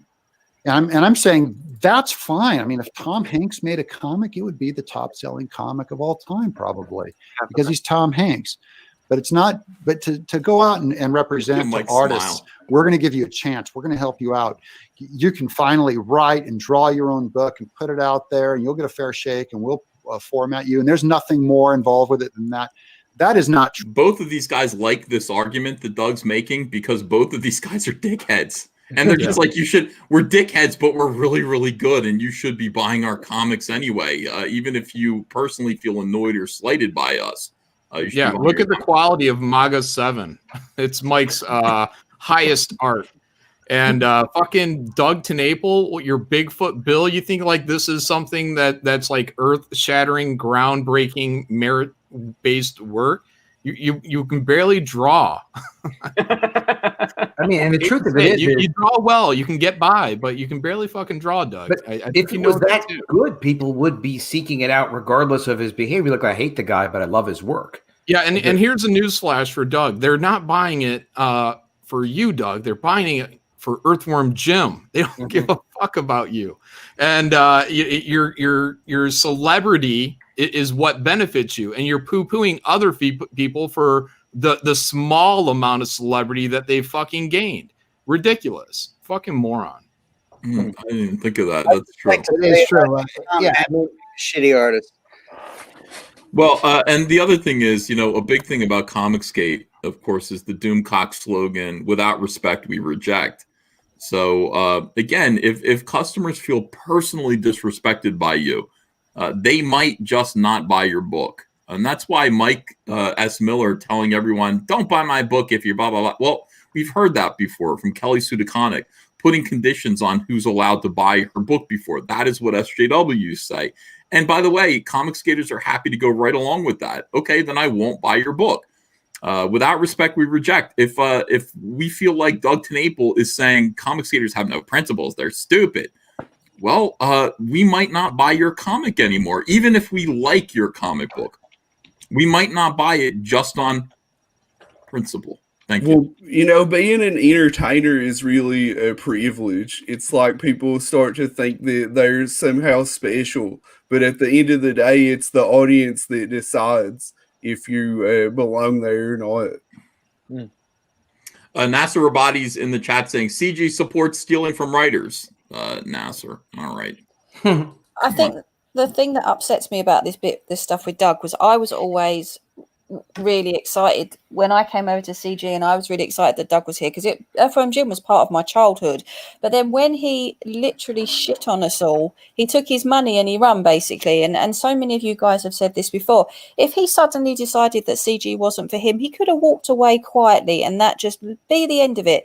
But it's the fact that he did, as Patrick said, when someone gets fired, they slam all these doors on the way out. He burnt his bridges so that there was a point of absolutely no return, which for many people is completely fine. But he's also forgetting the fans that grew up with him, who are now saw him as something in a movement that they cherished, and he's just shit on us all. And that's, for me, that was the worst part of it. Yep, I know. I told him on the way out, I said, please, you don't have to denigrate Comicsgate. Don't be cruel to these customers who supported you. That's all I'm asking, because it's going to make both of us look bad. And I don't want to have to answer for you being rude to these customers. And Doug said he wouldn't do it. And then he kind of immediately did do it. I won't do it. I promise. Yeah. That's the Doug pledge to you. I won't do it. Won't do anything. Won't disparage all these cocksuckers in comics. I love them all. Let me hit play. Let me hit play. I love You all like these- they both wanted the Exodus. Yeah. All right, here we go. Watch. 2 I years. love all the idiots in Comicsgate. Can you let me? I'm trying to let people watch this. Shush, you'll have more to talk about. Look at Doug's face here. You'll have more to talk about in a second. People. And the implication is that the followers, and there's a whole lot of people in that movement, arguably everywhere in the whole world, Comicsgate and anti-CG, who will follow influencers and do what they imply they should do. So it sounds That's not a like principle, you're, though. well, hold on here. It sounds like you're objecting, and correct me here if I'm wrong, but it sounds like you're objecting to creators attacking other creators. It's not that I have a problem with it. It's the problem is if a creator, if PewDiePie as a creator attacks me, it's a problem. Mm-hmm. If Deadwood Dale with his small following attacks me, it's not a problem. So Jesus. Don't piss off people with big Moral platforms. stuff happens everywhere. It doesn't affect me. I don't care what some guy in Timbuktu. If nobody like Dale I don't attacks, care who cares? when it's guys with. He's a guest on his fucking show right now. How is he disrespecting Dale? No, it's just like he's like, look, little guys can piss on me all they want. I don't care. It's just the big guys. Well, my advice to you would be very practically: do not set out to fight with guys with big platforms or bigger platforms than yours. I learned that lesson really, really quickly. I saw in real time Comics Explained go after Zach from Diversity in Comics. And Zach was like, this is bullshit. I should say something. And Comic Storian reached out to me and he said, tell Zach not to do anything, and I'll talk to Rob from Comics Explained. I'll get him kind of to calm down. Cool. But he's like, Zach does not want to get into a war with Comics Explained when Zach has 30,000 subscribers. Like, you can't control your audience. You can't do that. Your audience is going to be loyal to the YouTuber that they like, and they're going to tear Zach apart. And he's got, like, you know, Comics Explained, Rob has like 1.5 million subscribers. So my advice is, and his advice to Zach was not to piss off Rob and stay out of Rob's way. And Zach did kind of very courteously, you know, say something like, hey, I got nothing against, you know, he kind of, you know, massaged the situation and calmed the whole misunderstanding down. He was very, very gentlemanly about it, and it went away. Wow. But Doug doesn't do that. Doug wants to denigrate people with bigger platforms and insist that nobody criticize him and nobody attack him. And then he blames the audience. He blames the people who he's insulted for being righteously angry with him. Exactly. Do you know why? Do you know why his argument doesn't work about small platforms? Is because just because someone maybe doesn't even have a platform or has a very small platform, they could be a millionaire who could want to invest heavily in his campaign, but he pisses them off, so they turn away. What, he doesn't care if he pisses off a millionaire who wants to invest in his campaign? It's all bullshit. Well, I mean, another obvious point maybe is that we're watching. Yeah, we're watching Dale right now, and yes, Dale doesn't have a big platform. I think he has less than 2,000 subs. Everybody should subscribe to Deadwood Dale. He has a great channel, but we're watching it right now on Ethan's show, and there's probably 1,500, 2,000 people watching this right now. So it's just better to not denigrate people at all. You either you get along or not, but you don't want to play that game. Of course, we can't watch this. More of this. Cecil, you agree, of course. Yes, let's listen to some more of me. Fantastic. We just wait a moment for first of all, to Adam, shut up, and to that other lady, you sound like a foreigner, and all I have to say to you is build the wall. Build the wall. All right. I know I've heard the story that he came into Comicsgate because he lost a book deal or something, but like, did he not understand Comicsgate when he came in? I don't understand his anger towards Comicsgate, to be honest. I understand the history, but I don't understand his feelings about it. I was looking for manly men to fight the rainbow. That's what he said. That was the best shit ever. I think that Doug, I think Doug came into Comicsgate. I think he kind of understood it. He had to, because he was on every live stream. We explained it over and over again. I think that Doug's character, when you're on a live stream every single day for 2 hours a day, 3 hours a day, who you are really starts to come out. And people notice, people figure you out pretty quickly. It's really hard to pretend to be someone else, every day, 3 hours a day on the live stream. I thought I was quite forthright. I wanted a couple of strong, sturdy, manly men to oil up and wrestle those guys in the rainbow gun. Wrestle them down into submission. Put them in the camel clutch, whatever. All of it. So I think that's what it was. I think Doug kind of, we started to tease Doug. I think, a lot of that's a lot of what's going on with Mike too. Like these two guys are heels. I mean, there's just no way around that. They're both heels. Like Mike is kind of like, how would you describe Mike? I mean, Mike is kind of, John says evil, but I don't want to use that word. Selfish, 50% greedy. Evil. 50%. Yeah, 50% evil. I'd say greedy and sanctimonious. That's kind of Mike. I appreciate that. Listen, we're not the bad guys. Our manager is Mr. Fuji. And then Doug is, who Doug is. I mean, Doug is, I don't even know. I don't know how to describe these characters, but they quickly become heels on wherever they are, and that is, I think they resented that a little bit. So here we go. Are encouraged, and the culture is to throw around insults and to fight dirty when they start fighting dirty. And you'll see it happen with like war campaigns, saying the number of refunds they got when CG went after them was real. When Mike gets gone after, the refunds are real.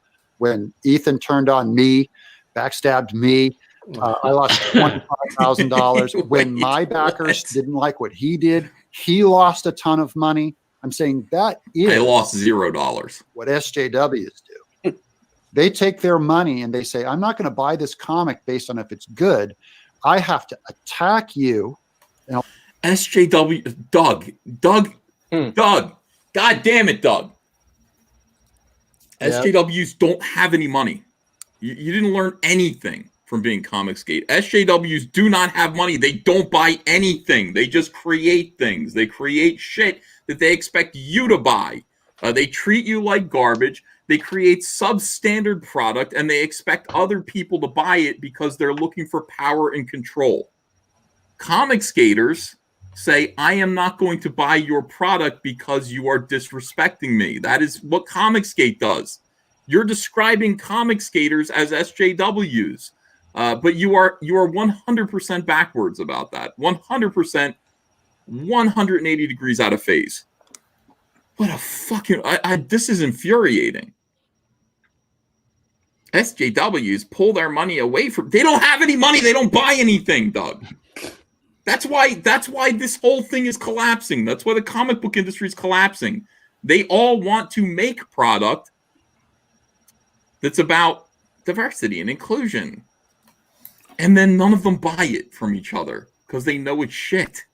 Well, what I would like to ask Doug is to just lay out exactly what did Ethan do to you. I would like to hear him explain how he feels aggrieved by the situation. Doug is mad at me because Doug said, everyone's mad at me because they misunderstood something I said or did. But Doug especially. Doug sat there and he said, I can't be a part of Comicsgate anymore. I've got Earthworm Jim back, and I'm not allowed to be a part of any controversial movements or people who say controversial things. And I said, everything about you is controversial. I do not understand. You are constantly out there saying things that, people consider to be transphobic and homophobic. So I said, I don't know why you think that Earthworm Jim is an okay place for you to be, and Comicsgate isn't. I said, what is Earthworm Jim anti-gay? Because that's what you are. And he said, you're calling Earthworm Jim anti-gay and trying to destroy my career. And no, I'm sticking up for Comicsgate. I was saying we are not controversial. You are controversial. Therefore, you're safer over here with us. We'll stick up for you. But I guess that was me sticking a knife in Doug's back. Stupid. I'll even, in some cases, people even backed my campaign to throw an insult comment out and then refunded it. I never thought of that. When you were on Nick Brigade, by the way, guys, that's Comicsgate.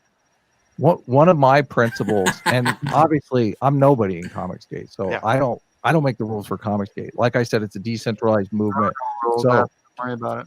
But Mike, there are rules. The rules are don't say pride is a sin and abuse our customer base. You don't do that. Those are the rules.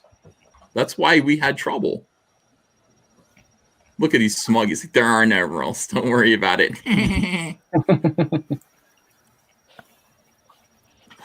Ignore my involuntary eye twitches. Either like gravitate to those views or move away from those views. Doug is saying that somebody had a view that he didn't like and he moved away from. He's not sharing it with us. Maybe he will later on. But one of my principles is that I don't attack other creators. Like as a creator, I think creators should be held to a higher standard. And the only creator that I've really ever attacked is you, Doug, because you drive me fucking crazy. Yeah, but you did break the rule, Adam, and I don't see that as entirely abnormal. And it doesn't bother me because your footprint's so small. So you're Why don't you tell us how you really feel, Doug? You're a nobody, Adam. Yeah. He's like, I pee on everyone in this room. Is this your rug? Let me piss on it. Yeah. I mean, he has more subs than Doug. And Doug's he gets a lot more people on live stream than Doug does. Yeah, he does. Does Doug not know that? Like, Adam's a pretty big YouTuber. Yeah. Well, he's I'm not 6'8". Maybe he's actually talking about his foot size. This is part of hypnosis, I think. Way bigger. It's like he doesn't realize he's on his show. Doug streamed with Butch Hartman and barely got any views. Like nobody watches him anymore. But I mean, this is incredible that Doug thinks that he's making a valid point here. That he's like, you know what? I want. I don't care if everyone says bad things about me. I only care if bigger people say bad things about me. It's like, yeah, I guess I don't know. I guess that's a very honest thing to say, but that's not a principle. I mean, there's nothing. Very, very strange, man. Doug's a weirdo. By the way, I'm reading from 10 minutes ago, and Peter Safat said he can't complete a sentence without shitting on someone. That was 10 minutes ago, and literally you just started again. All right. Maybe I'll do it when I'm on a live stream with Sargon sometime, where my footprint's a little bit bigger. So nice. Well, I think all the YouTube groups and all the influencers are. I think it's totally gay. The only reason, or even succeed. The only reason I feel justified doing it, so Doug, is childish. because you've attacked me. What have I said on my show? Very inconsequential. Said something 5 minutes I mean, ago. I would rather stand by my principles of not attacking other creators. And it's a very pragmatic thing. I think creators should be held to a higher standard because I don't want somebody attacking my campaign. I disagree. Attack other people's campaigns. Well, and I would never want to imply to my followers, if there are such thing as followers, or my fans, if there's such thing as fans, that are worshippers. I would never want them to say, if I saw your book and said that looks well written and that looks like good art, I would never say, but you know what Adam said, guys, and start pointing them that you're not a Doug TenNapel approved material. My name and my brand and my principles are meritocracy. Writing's good, art's good. Your art's not good. Good price. Let me pause it for John. John, do you want to say anything about this? I mean, art's not good. It's okay. It's not that great decent for what it is, but you're not that great of an artist. Doug will tell you that he doesn't understand art. He struggles with it. He's said this stuff himself. Right. And I mean, it's like Doug's got this impression as well that it's like we're the only ones that see him, and it's like, and then we tell other people. Like, no, Doug, you're acting like a chimpanzee in front of 1,854 people right now. When you were on my show, you acted the way that you acted in front of all of those people. I didn't need to tell them anything. In fact, I think I told them over and over again, Doug's not an asshole. He's worried about his career. He's worried. I've said Doug isn't an asshole when I knew he was an asshole. because deep down I want to like Doug. Even my book is not really, it's not cruel or anything like that. It's in fun. I don't hate Doug, and I don't want to hate Doug. Like, he's charming, he's intelligent, he knows a lot, but he can't help being an asshole. He has to be an asshole. Even when you're like, please don't be an asshole. He's like, he turns it up when you're asking him not to be an asshole. Well, like even this stream, like he said, bigger people, bigger platforms shouldn't punch down smaller people. He took swipes at Dale and Adam in like 5 minutes. Like the hypocrisy, this guy is off the chart. What's very interesting is anyone in the chat, if you're not sure about, this stuff, go back and watch all the old streams when he was still CG. His tone, his manner, his everything about the way he spoke was completely different to the way he speaks now. And he was playing a game 100%. And this is what is very, very sad. I mean, like, I'm with Cecil. Like, I don't want to hate him because, like I said before, part of my childhood and all that stuff. But every time he just proves me right what I feel, and that's like, I'm totally disappointed. Mm-hmm. He used to have much more poise. Now it's just bitterness. Yeah, exactly. Fuck, get on it. That is my principle, and I literally say, I don't care if they're an SJW. Good writing is good writing. Good art. You don't know what SJWs are, Doug. Good story. That is a principle. I think a principle that you and Ethan agreed on, this was on Nick Ricada's show, is to just don't encourage backers to refund other projects. Absolutely. I don't like that at all. You won't find a tweet where I told people to refund Cecil when he called me a tapeworm crawling back up a dog's ass. Totally immoral. I think he's foul. I think if people like that book and want that book and think the art's good, think the writing's good, think the printing will be good, think it's a fair price, they ought to buy it. They are universal. You are a public figure, though. You understand Yeah. that book is parody. Yeah. I never said legally it was illegal or anything like that. He can be a parody. It's also a parody when I say Cecil is a slobbering, lisping, immoral drunk. What? That's a parody. It's funny. You know why? That's not It's war, dog. Mind Cecil making a book attacking you like that? No, wait, it's wrong to say that because some people don't mind. Some people don't mind. They don't care. Yeah.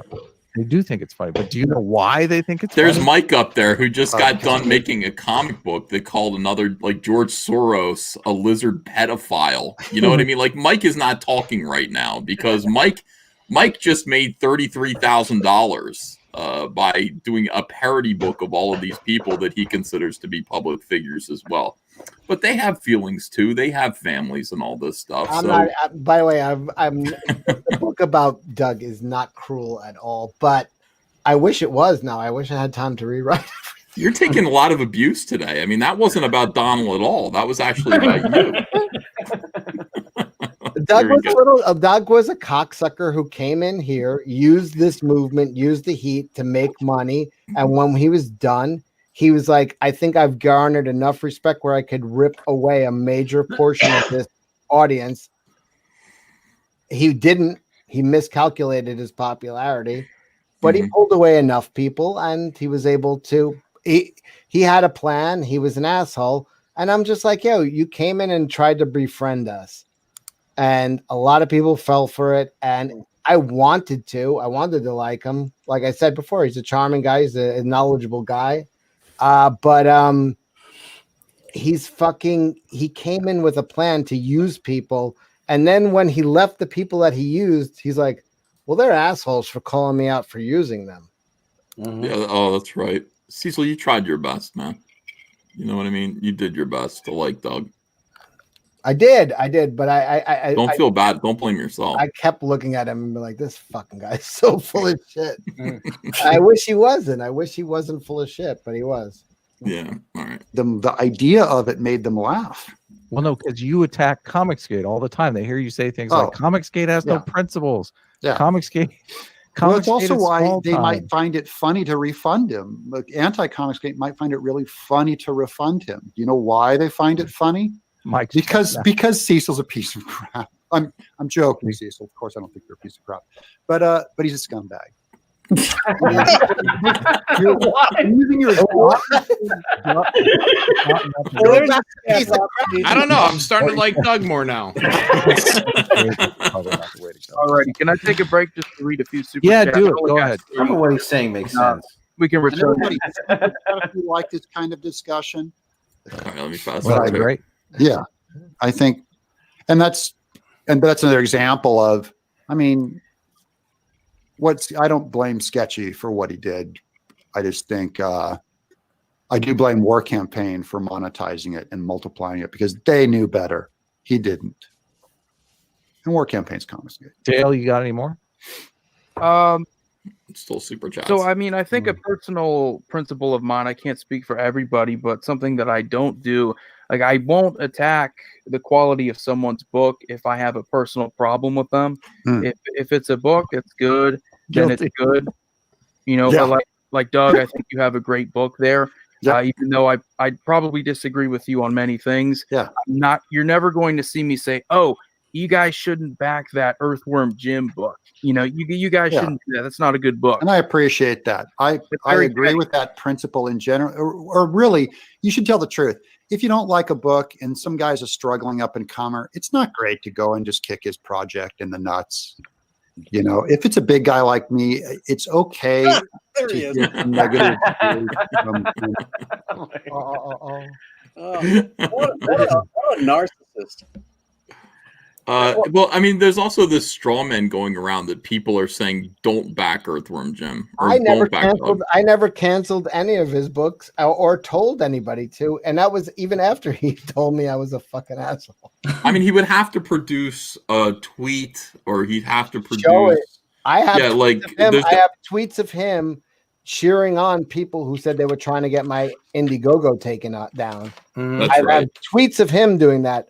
Find me a sound clip or a tweet where I said refund Earthworm Jim or Bigfoot Bill. He can't find it because I never have said that. Never once. Yeah, I've never said that either. I mean, if But he people has do said- it, I he has said completely try to- understand. I mean, if if the fans choose to refund Doug, I understand. I'm not saying they should do it, but I know that they have, and if they do, I get it. I get it. But I Yes. don't encourage them to do I've it at never all. It's their money. But I've Right. seen Doug encouraging Preston and others to contact Indiegogo to get my campaign taken down. That I Right. have proof of. So Right. for him to sit here and be like, "Oh, they were trying to take my," no one ever tried to take your shit down. You were on Kickstarter. Kickstarter has the highest, like anybody complains and your shit's gone. He finished his campaign. No one said anything about his transphobic shit nor anything because I don't want to fuck with anybody's money ever. That's like a number one thing. He's full of shit. He fucking when the roles were reversed, he tried to take my campaign down. He did. That's He a fact. definitely did. That's a fact. I have the emails, I have the fucking tweets, and I have the fucking comments on YouTube. That's a fact. There's never a time I've ever told a single soul refund Doug, don't Doug. Never did it. I fucking never did. Not even once, and Not you even never would because of principles. Mm-hmm. You wouldn't do it because of your principles. I just never did. And when he had the opportunity to do the same, he encouraged people to contact Indiegogo to get my shit taken down. So fuck him. Well, Absolutely. It's not so much, Cecil, that you're an asshole. You're just a scumbag. Yeah, right. He's a piece of shit. Just kidding. He's not a piece of shit. What he is a scumbag. That was some great comic timing on that. You got to. He did very good. He did very good. That was very much, it was very Catskills. Let me read some super chats here. Let's see. Any chance of a Comicsgate convention when COVID ends? Just imagine it. It would be epic, beyond epic, earth-shatteringly amazing, says Mark Littlewood. Yeah, well, we were planning on doing one in May of next year in Orlando, Florida, but I just don't think it's going to happen. I think we got to push it to autumn, but we are planning on doing it. Yeah, it does need to happen. I don't know. We're kind of at odds and ends with COVID right now. I don't want to have a convention where everyone's wearing a fucking face mask. Yeah. People need to be able to look at each other and say, "Oh yeah." Well, maybe it'll work for like Yellow Flash and Umbrella Guy. I don't know. I mean, COVID might be good for anonymity. Will you sing karaoke with me when we go to CG Con? Well, of course I won't. But other people might, and you know. What about you, Cecil? Will you sing karaoke with me at CG Con? With you, yes. By myself, no. Awesome. Nice. Let's see. Orga777 says Comic-Con had videos about making mac and cheese with just standard YouTube cooking way. No comics. Not one video had chats, comments were off, and likes, dislikes were disabled. Zero interaction. Slimer Snarf says, stop taking all my money and give me $20. Thank you, Slimer Snarf. Dixon Sider says, thanks so much for all the cards and the effort you put in. Going to try to get you an autographed Trump posters. Thanks. Jesus, God almighty. Yes, please. David Bowser wants to know about the design of my hat. It's a frog that represents Chris Kyle, who I was a fan of. Chris Brown says, cannot wait for my copy of Cyberfrog 2 Uncle E. The suspense is killing me. Also, Omega Black hit 52% on Indiegogo today. Eric Weathers is too dope. Wesley Stannington says, please pass the numbers on to Liam 10, 8, 12, 15. He needs to know about the eyes that are always watching the nest. He needs to be careful. Oh, shit. Don't tell that to Liam. Liam's paranoid enough. David Bowser says, free helicopter ride for Tess Fowler. 200 Watt Studio says, Dan Shaheen seems like a really gullible dude. Let's see. Literature Devil says, what about Fowler stealing from a dying man? Well, there's that. Literature Devil says, why does Comicsgate take heat, but pros get sympathy? because they're. I think everybody's kind of afraid. Nero says karma is slowly festering in her, and I always say that. I always say karma is a real thing and abide by its judgment. In other words, karma will actually straighten all these people out in the end, and that'll let you know. Number one Marvel fan says, "Hey buddy, hang in there. Lots of support from us normals. I spent so much time arguing with pieces of shit that keep posting lies about Comicsgate. There are so many people posting on my feed about Comicsgate, and so many get it all wrong. Only listening to one side. It's unreal. Well, keep it up, number one Marvel fan." David Bowser says, Perlmutter's nose looks like a baby's dong. It kind of did from the side. It had like a. I think it was a bad photograph. I think that was just somebody's neck behind him. That's my opinion. Deltaverse Comics says, Johnny's Law launching October 15th on Indiegogo. Art, I buy Canales and Cesar Feliciano. Deltaversecomics.com. Doug Wright says, cat whistle, a dog whistle, only pussies can hear. Bronze Age Kid says, depraved is the new deplorable, another badge of honor. No, says, Comics Trope called you hateful, EVS, and they banned Malin. He banned you, John? I mean... Yeah, he said he deleted me. I don't even know who the fuck he is. I don't know the who Comic Tropes guy. He was doing a live stream, and somebody asked him something about Cyberfrog, and he basically said, I have no interest in it. And he said the creator has said hateful things, and I super chatted him. I said, what hateful things? Or, explain.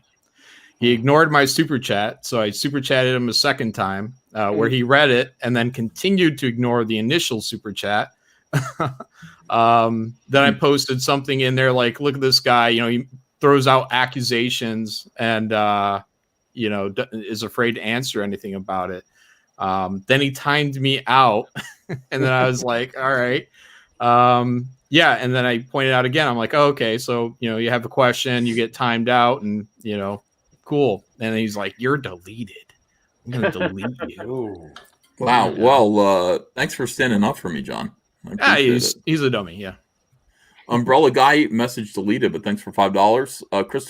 Christopher Gorey says, Ike is a badass like Darth Vader. Okay. Karim Gantos says Bitcoin's at $11,800. No wonder Mike's so happy.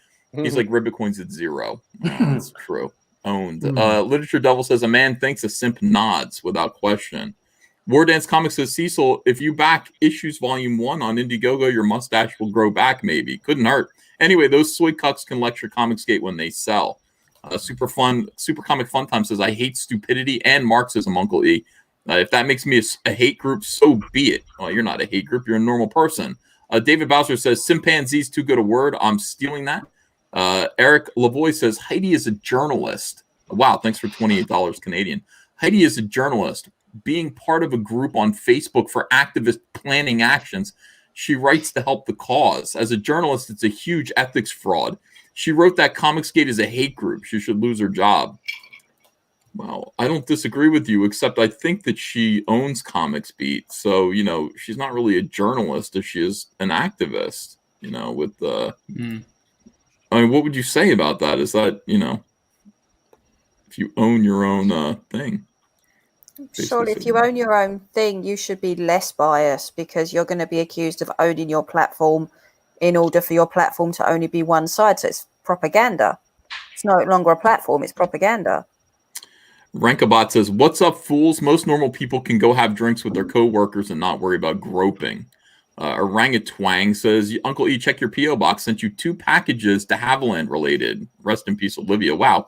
Hope you enjoy. Cecil, what would Mike Oxmall do in the hot tub? Oh. Trencher1375 says Cecil's a great person. Antoine Dennison says the guy's named Dan Shaheen rhymes with latrine. Let's see. Delta Verse Comics says, Graham, who did your video? Nick Roche. War Dance Comics says, see, that's the evil we want to beat. We want Issues Volume 1 on Indiegogo to beat Mike Miller's Maga 7 and then eventually beat out that bleach blonde dirtworm. By the way, when I leave a... wait, I'm doing Doug. Never mind. Let's see. Snellworld says, didn't they lose a lawsuit over the Matrix to Sophia Stewart manuscript for her book, The Third Eye? Angry Liquid says, "Hail EVS, hail panel. Graham, question for you: is the Shanu going to be ongoing series? Maybe the next book could be a prequel of the 23 murders that happened in '77." Well, it's a one shot, but because we hit a stretch goal, there's 8 extra pages in it that will tell a story from the '77 blizzard as well. It's the little 8-pager is. I told my wife the story, and she looked at me and went, "You can't do that. You can't do that." And I go, "Oh yes, now I'm definitely doing this." It's terrifying and heartbreaking at the same time. So Oh, that sounds brutal. it is brutal. It's When I leave a hot tub, it looks like egg drop soup. Fox Storytelling has some criticism of us. He says, for $20, he says, "I've been trying to hang with Comicsgate. I felt like y'all were striving to be better. When Doug and Mike came out so arrogant, I felt like EVS knew what Comicsgate was. Calling people, even terrible people, semen receptacles. Come on, man." Come on, man. I think you have to understand, it's like that's kind of a Comicsgate meme at this point. Basically your boy Zach got in trouble in a private video calling Heather Antos cum dumpster, which in military lingo means useless person. It doesn't literally mean whore or somebody a dumpster that is full of semen. But he called her a cum dumpster, and that became a huge thing that he had to kind of walk back quite a few times. I think he was ashamed of himself, for using that terminology. But I said, this woman actually tried to destroy your life. Here's the thing. This particular person sought out your job, your employment, and tried to get you fired. Zach called her a fake geek girl. And for that, she found where he worked and tried to get him fired. She attacked his Patreon account and tried to get that removed. She attacked his YouTube and tried to get his YouTube account taken down. She found out that he happened to be in Virginia the day of the white supremacist march, whatever that was. We all saw him go there. He was driving back and forth, and he stopped there to get a comic book. And she spread rumors that he was part of the march, that he was a white supremacist. I mean, he made a video from there, and we saw him denouncing the white supremacists. And still, she spread rumors that he was a white supremacist. So she basically tried to utterly ruin his life. And you know what he did in private? He called her a cum dumpster. Oh.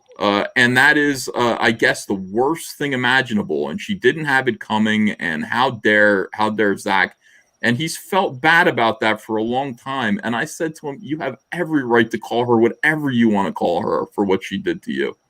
That's horrible. So I never even knew all those details. Yeah. Call me anything.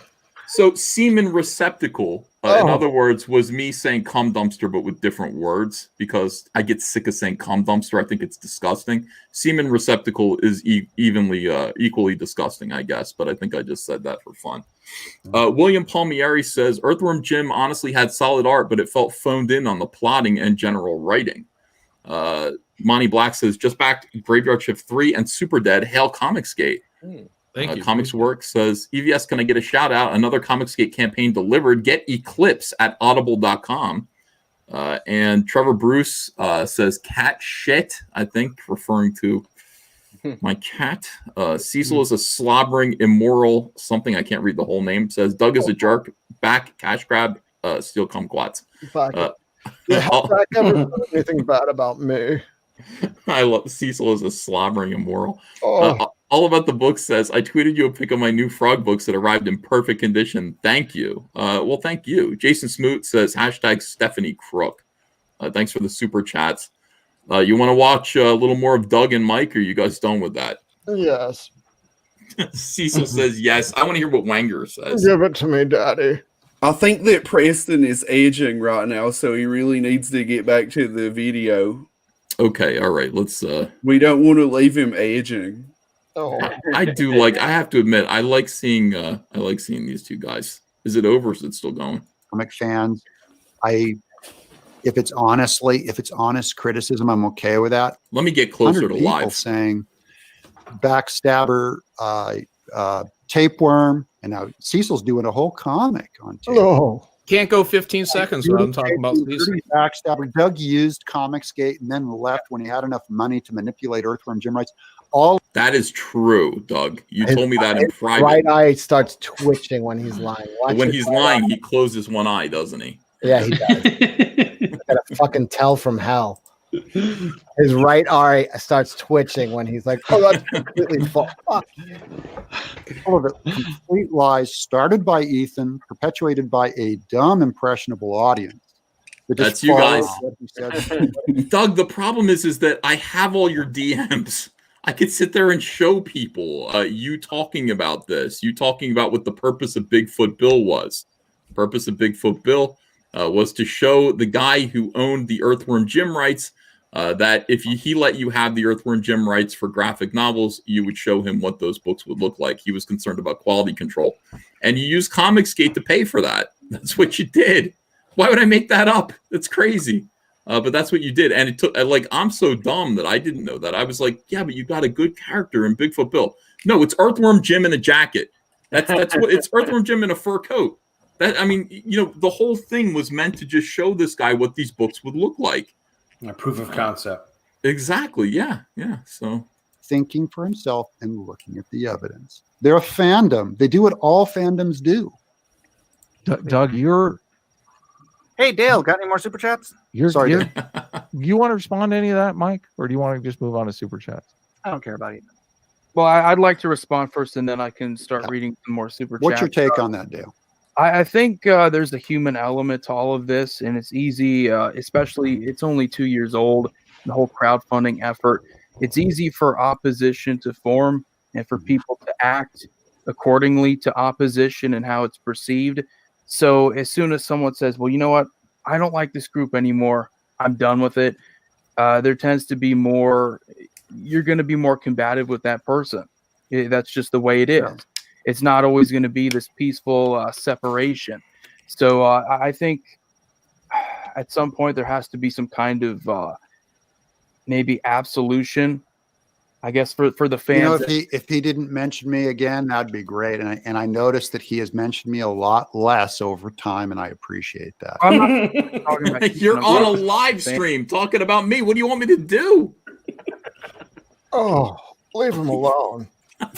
If either would stop mentioning me, I didn't know this live stream was happening. I go over there and look at it, and 3 seconds, my name. This whole thing's about me. Graham, this is an outrage. Am I wrong or right? You are right. Okay, thanks. Correct answer. Yeah. I mean, there are a lot of people that would love to support you still, and maybe they feel like they can't for some reason. I don't know why this has to be about two people when it could just be about the fans in between. Yeah, you're here. I agree. Because I don't think you can separate the audience from the most popular members informing the audience, which is Ethan and Richard Meyer, and sometimes in tone and tact with Malin and Cecil and Kelsey and Star Wars World, and you know. It's its own culture. It's got its own culture. I don't think that's fair to Richard. I don't think Richard does anything like along any of these lines. Yeah, I'm not saying he does immoral stuff. I'm saying that he is a major informant on. He's going to hell, but he's not immoral. Influencer, right? Well, why he's saying that Ethan trashes him and that Ethan is immoral simultaneously by excluding Richard from the immorality part. He can't compliment anybody without slapping somebody on the other side of that hand. It's true. It's a gift. Are you going to deny that? Is Richard Meyer an influencer on Comicsgate? No, yeah, absolutely. Not on how they think, what they do. You know, where they point their. When he talks about Whisper Campaign, they explode on Whisper Campaign. I mean, these are huge influencers. I'm saying with that, it's like Spider-Man. With much power comes much responsibility. I have responsibility with my audience. Small platform. You know, it may be analogous to any of those guys. I have responsibility to them. If you go to my Facebook page, Doug Tenaple on Facebook page, has 148,000 likes, 1,000 followers who get my feed. Go find anything where I mentioned Ethan Van Sciver or Comicsgate on that page. I keep it clean. It's about the art and comics and my work. That's what I do with my fire hose. I don't want to try and get a whole group of guys to go after CG guys and bomb their campaigns and leave hateful stuff in their But that's not true, Doug. You Go after do, and me you with did. your fire hose. You did try to do that, Doug. You organized to get 8 comic book pros away from Comicsgate so that you could go after me, and you were going to take me down on the Nick Rekieta show. You came after a bunch of them. A few of them came along. Look at the simp in the upper right hand corner, is one of them. But Umbrella Guy wouldn't go along with you. He told me what you'd said to him, and you yelled at Umbrella Guy publicly for revealing your plot. Now, just to watch what Doug's actually saying is he's saying he doesn't want to go do this. That doesn't mean that he didn't feel like he was forced to go do this. Evil talk. Right. He's not saying he didn't do it. He knows he did it. He knows we know he did it. Yeah. Comment section. That is gay. That's not what I do. I don't think that's fair to pin that kind of stuff on Ethan. He doesn't direct anyone to do that. From what he influences them. He knows he influences them. Hypnotism. You realize how insulting that is to the fans, Dale. To the people that follow it, it is insulting, but they do it. I'm saying they do it. Someone can say a lie. Ethan can say a lie about, say, my finances, stuff he has no idea about. There'll be 50 people will repeat it for the next 6 months. On those fans, I am insulting them. You do not think for yourself. You accept these things. I don't know why. He's your daddy figure or whatever, and you just follow him. You want to show your loyalty by doing the Tapeworm Doug stuff.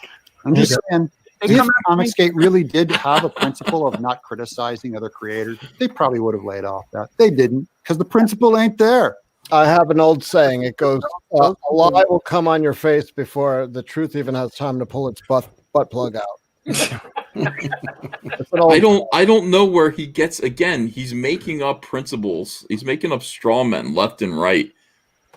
When has Comicsgate ever espoused a principle of not criticizing other creators? I don't understand. Where did we're here so we can criticize people. Like that's what Comicsgate does. Most of it is creators going back and forth with other creators. I mean, we did it with Joe Quesada fucking 3 years ago with Richard for 4 days straight. I mean, we've always done this. Patch Zurcher, Donnie Cates. I mean, all these fucking guys. Who was Max Bemis? These are all fucking creators, and they've all been criticized through us. 100%. That's never been a principle of Comicsgate. And can I add, and all those little conversations that you guys were the victors usually, with Joe Quesada and Cates, like you guys usually put them in their place pretty easily. And they and they just walk away. They go, okay, I'm gonna go deal with this because I'm not gonna win over here. Yeah. All right, let me go live here. Let's see where we're at. Does that make sense? I'm just wondering why you didn't ship the books. I would have shipped the books even if I had to pay out of pocket. Well, I am paying out of pocket. What about now? But I'm wondering why you didn't. I'm sorry, somebody's talking. I can't. What were you saying? Or was that Mike? That was probably Mike. It's Mike. Okay. Well, I had to wait till I raised the money because my margins are super narrow on these books. I'm not delivering. I'm not giving people. Well, money is important. Then I guess what you're saying sounds like you're saying. I didn't say it wasn't important. I said it was abstract. The value, the collector's market. My principles. Money isn't. Is my principles. Yeah, that's a straw man, Adam. It's beneath you. You're straw man. Come on, you're better than that. Hold on, Mike. Have you not made the argument that your principles are more important than money? It seems like that's an argument that you make on the red. I just agreed with you. Okay. So my principle is respect for the customer. You're saying money is more important than respect for the customer. Are you not? That is not the same. James Dean Anderson goes, Ethan, here's $10 to change the channel. Please, these arrogant, smug clowns are more exhaustingly mind-numbing than watching Marvel cooking shows. Future is Frog and Hot Mermaids go. Don't listen to that nobody. Okay. Sorry, money James. is negligible. It's a small platform. You go back to print completely for 106 books. What's more important, your principles or money? The books would have cost like $100 a piece, Right. maybe $200 a piece. So you're saying money is more important than your principles. No, That's I'm saying fine. I didn't have the money. Okay. So you didn't have the money. No, I didn't have the money to do that print run. There was a more opportune time to do it. You looked away. You're always putting on straw man arguments. And Yeah. It's not a straw man. You're building freaking Twitching. If you didn't have the money, that's See, that's the thing about Doug. Like, Doug got very upset. First of all, he came to me and said, I need this work, because my Scholastic gig went down. And I thought Doug was in real trouble financially. Because that's what a lot of guys who used to come to Comicsgate were. They were like, I need work. I need work. So Doug got very angry with me and said, you were basically telling everyone that I was broke. I don't recall saying that, implying that Doug was broke. But Doug's like, I have plenty of money. Look at my house. Look at my neighborhood. I'm doing just fine. Look at my hoverboard. And Doug was quick to show off all of the things that he owns that was meant to imply that Doug is a millionaire. And don't be stupid. Don't think that Doug needs money. And now here he is saying, Ethan lied about my finances. I don't know what your finances are. I thought you were broke, and that's why you came to Comicsgate, and you quickly relieved me of that notion by saying that, look at my entire life. Your life looks like, a guy who is maybe worth $3 or $4 million to me. So I'm wrong about that too. I'm lying. What exactly is going on? And you saying I didn't have the money to print those books. I don't even know what to say about that. Like, there's two issues about that. One, I distinctly remember him saying, and if I'm wrong, it's my fantasy, but I distinctly remember him saying, like, if he didn't be able to self-publish again, then eventually he'd have to go back to teaching in a couple of years.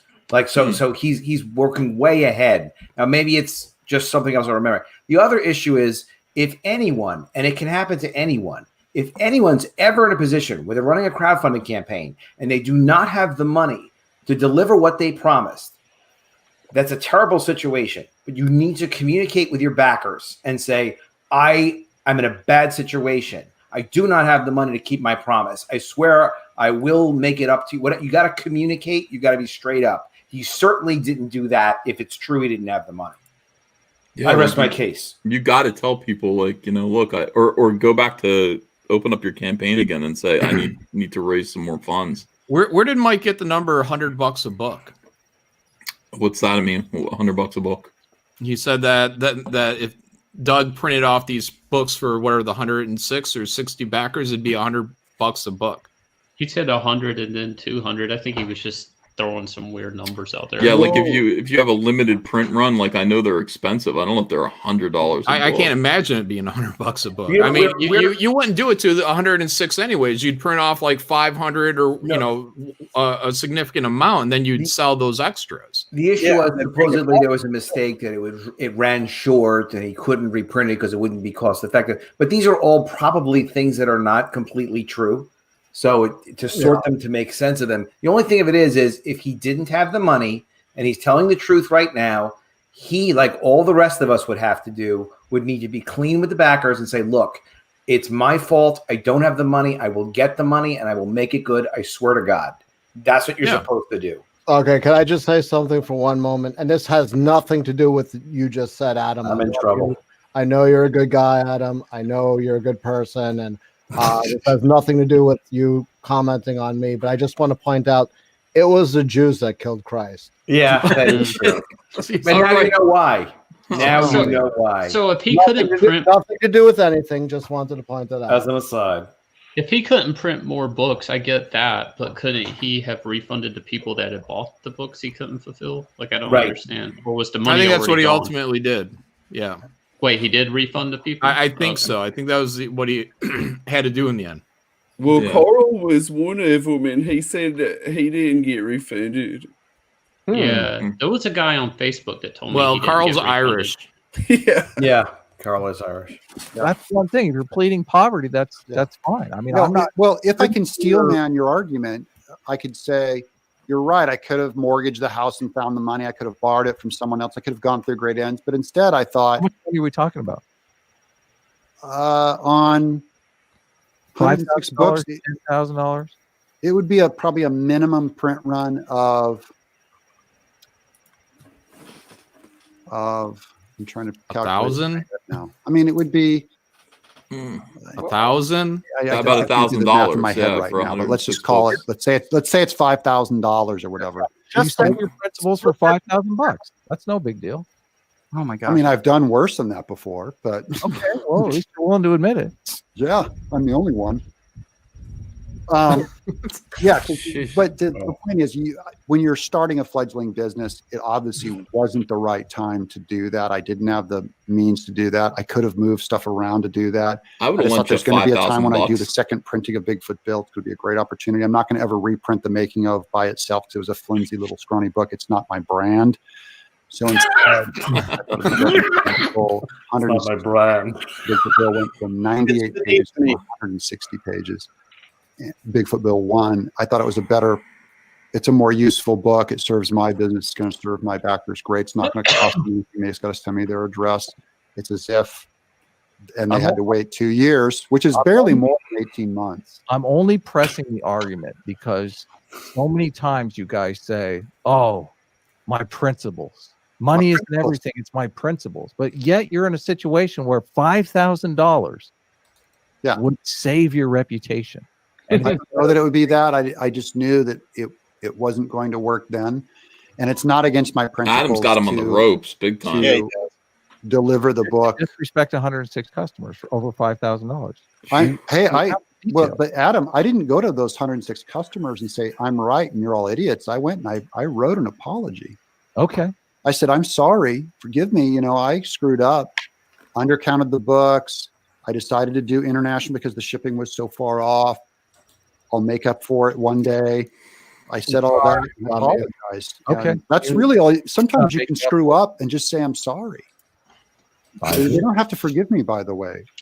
They don't have to. They can even take the book and sell it on eBay or burn it. I mean, now would be a great time for a sketch therapy impersonation. Alrighty, next up we have with Dale. What the hell's Mike talking about? Therapy. Come on, you got to do. Mike is like a little marmoset sitting up in the corner, like with speed lines behind him, who's just sitting there not really saying much. And when he does say something, it's not worth anything. Yeah, that was like left field there. I'm here to agree with Doug. We had sushi together. I'm here to agree with him. He's going to carry me all the way to the top. Listen, Mike, tell Comicsgate to go fuck themselves. And if they fucking reject you, then just rely on your video game money. Easy peasy Japanesey. That's right, Doug. So the whole thing is, so now Doug is saying he was broke. Well, that was the impression that I had of Doug. I thought I was here to help Doug. And Doug was mad, I guess, because of vanity, that I implied that he needed Comicsgate and that, we needed to help him get on his feet as a creator. Doug made me think that he was a multimillionaire. And then that was wrong too. What's the deal? I don't understand. And now he's sitting here saying he's broke again. I guess he has to say he's broke because otherwise there would be no reason why he could not fulfill those 106 books for customers. Just what a tangled web. What a down weird to his last web. $5,000. That doesn't even pay taxes. No, again, like, what do you mean? Like, so you made $0 off a Bigfoot Bill? Well, that sounds like the actions of somebody who was making a comic book for a different purpose, like getting Earthworm Jim rights back. That's interesting. Okay. All right. But I'm lying. I'm jumping to conclusions. This has nothing to do with what, Doug told me in private and all this stuff. So what do I know? Therapy and mail-in makes me. Fuck are you fucking talking about?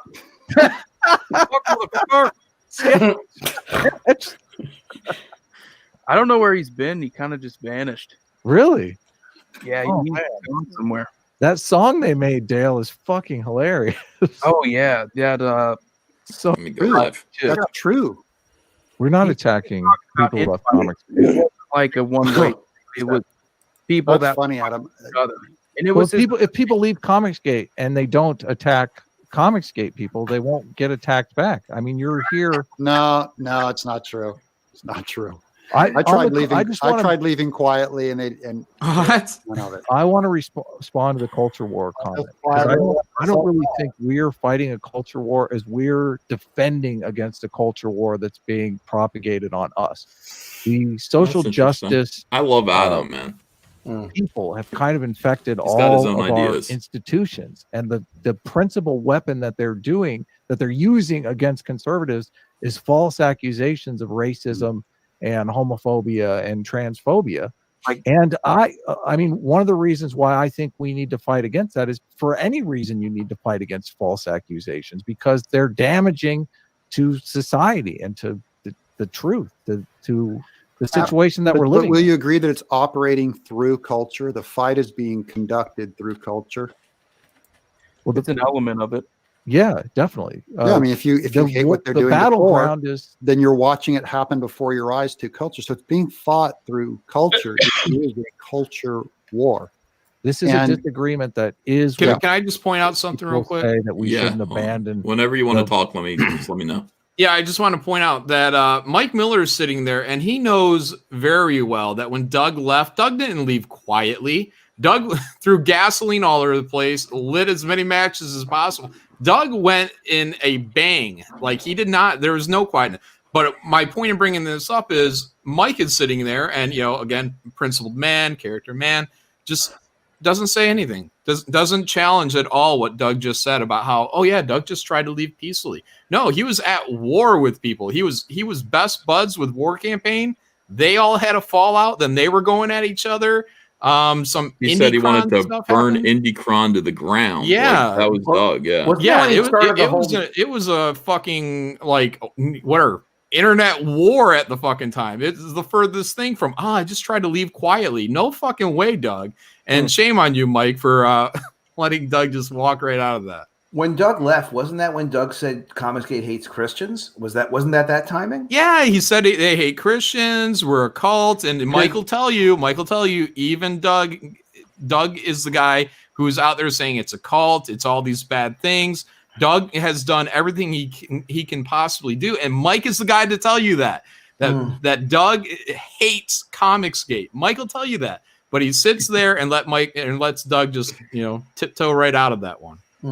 I like Cecil in the chat. I got some page tonight, so good night, Graham. See you, everybody. Take care. Later, Graham. Thank you, man. See you guys. All right, here we go. Ready? The DC and Marvel properties, because we're ceding ground in the culture war. Other people in Comicsgate think that we need to develop our own books that are apolitical. So I mean, there is a divide there. How does creating an apolitical book fight the culture war? That concedes ground. Talk about conceding Let ground. me explain, Mike, you idiot. If you don't mind. I know you can't hear me right now, but you wouldn't listen even if you did. Mike, their politics, their political books are chasing away customers. That is the problem. The problem is that the comic book industry is being killed by people with agenda making comic books, and people just don't want to hear it. We're not sitting there going, well, our political ideas are better than your political ideas. We're simply trying to make it so that we can still work in comics, so that people who are not social justice warriors can actually produce comic books that are good for kids to read, that don't contain dogma, that don't contain ideology. You creating a book that just contains counter ideology, I mean, that's on you, but I don't think that's actually effective in fighting the culture war. They're going to steamroll right over you with their stuff. They're going to easily do that. The key thing is to actually make comic books that are for everyone, not just left-wingers and not just people who are sympathetic to left-wing dogma, and succeed and make more money and show people that social justice warriors in the comic book industry are detrimental to business. Their agenda is detrimental to business. People are desperate for escapism right now, and you can't find it anywhere. Like, this is one of the craziest years ever, and people just want to get away from it, and they don't want to think about that stuff when they're reading a comic. Yeah. If Ethan's sending Adam questions or saying in the chat, no, I'm not. All right, so here goes Mike. Well, you're we allowed. were- You're we allowed to do a were. non-political anything. Yeah, absolutely. I'm just asking Yeah. how does that fight the culture? But the problem with the culture war is they keep taking more ground at them. For instance, drawing a voluptuous woman is no longer considered neutral. I agree. Yeah. So now, if you make a book that draws a voluptuous woman, you are being political. Do you know where all this started, Doug? You're staking ground and saying, no, this is beautiful, in my Well, to opinion. be That honest, is it's not even that's an so much anti-feminist political statement. Just because someone is viewing your material through a political lens doesn't mean that you're being political. I'm saying you are being political. If you shave the breast off a woman, you're being political. Not if you because- build them up buxom, you're being political. Not because if someone politicizes your material, it doesn't mean that you're being political. I assume that you believe intention matters. I mean, the SJW. I don't believe you intention can doesn't judge matter. intent. I can only judge what's happening.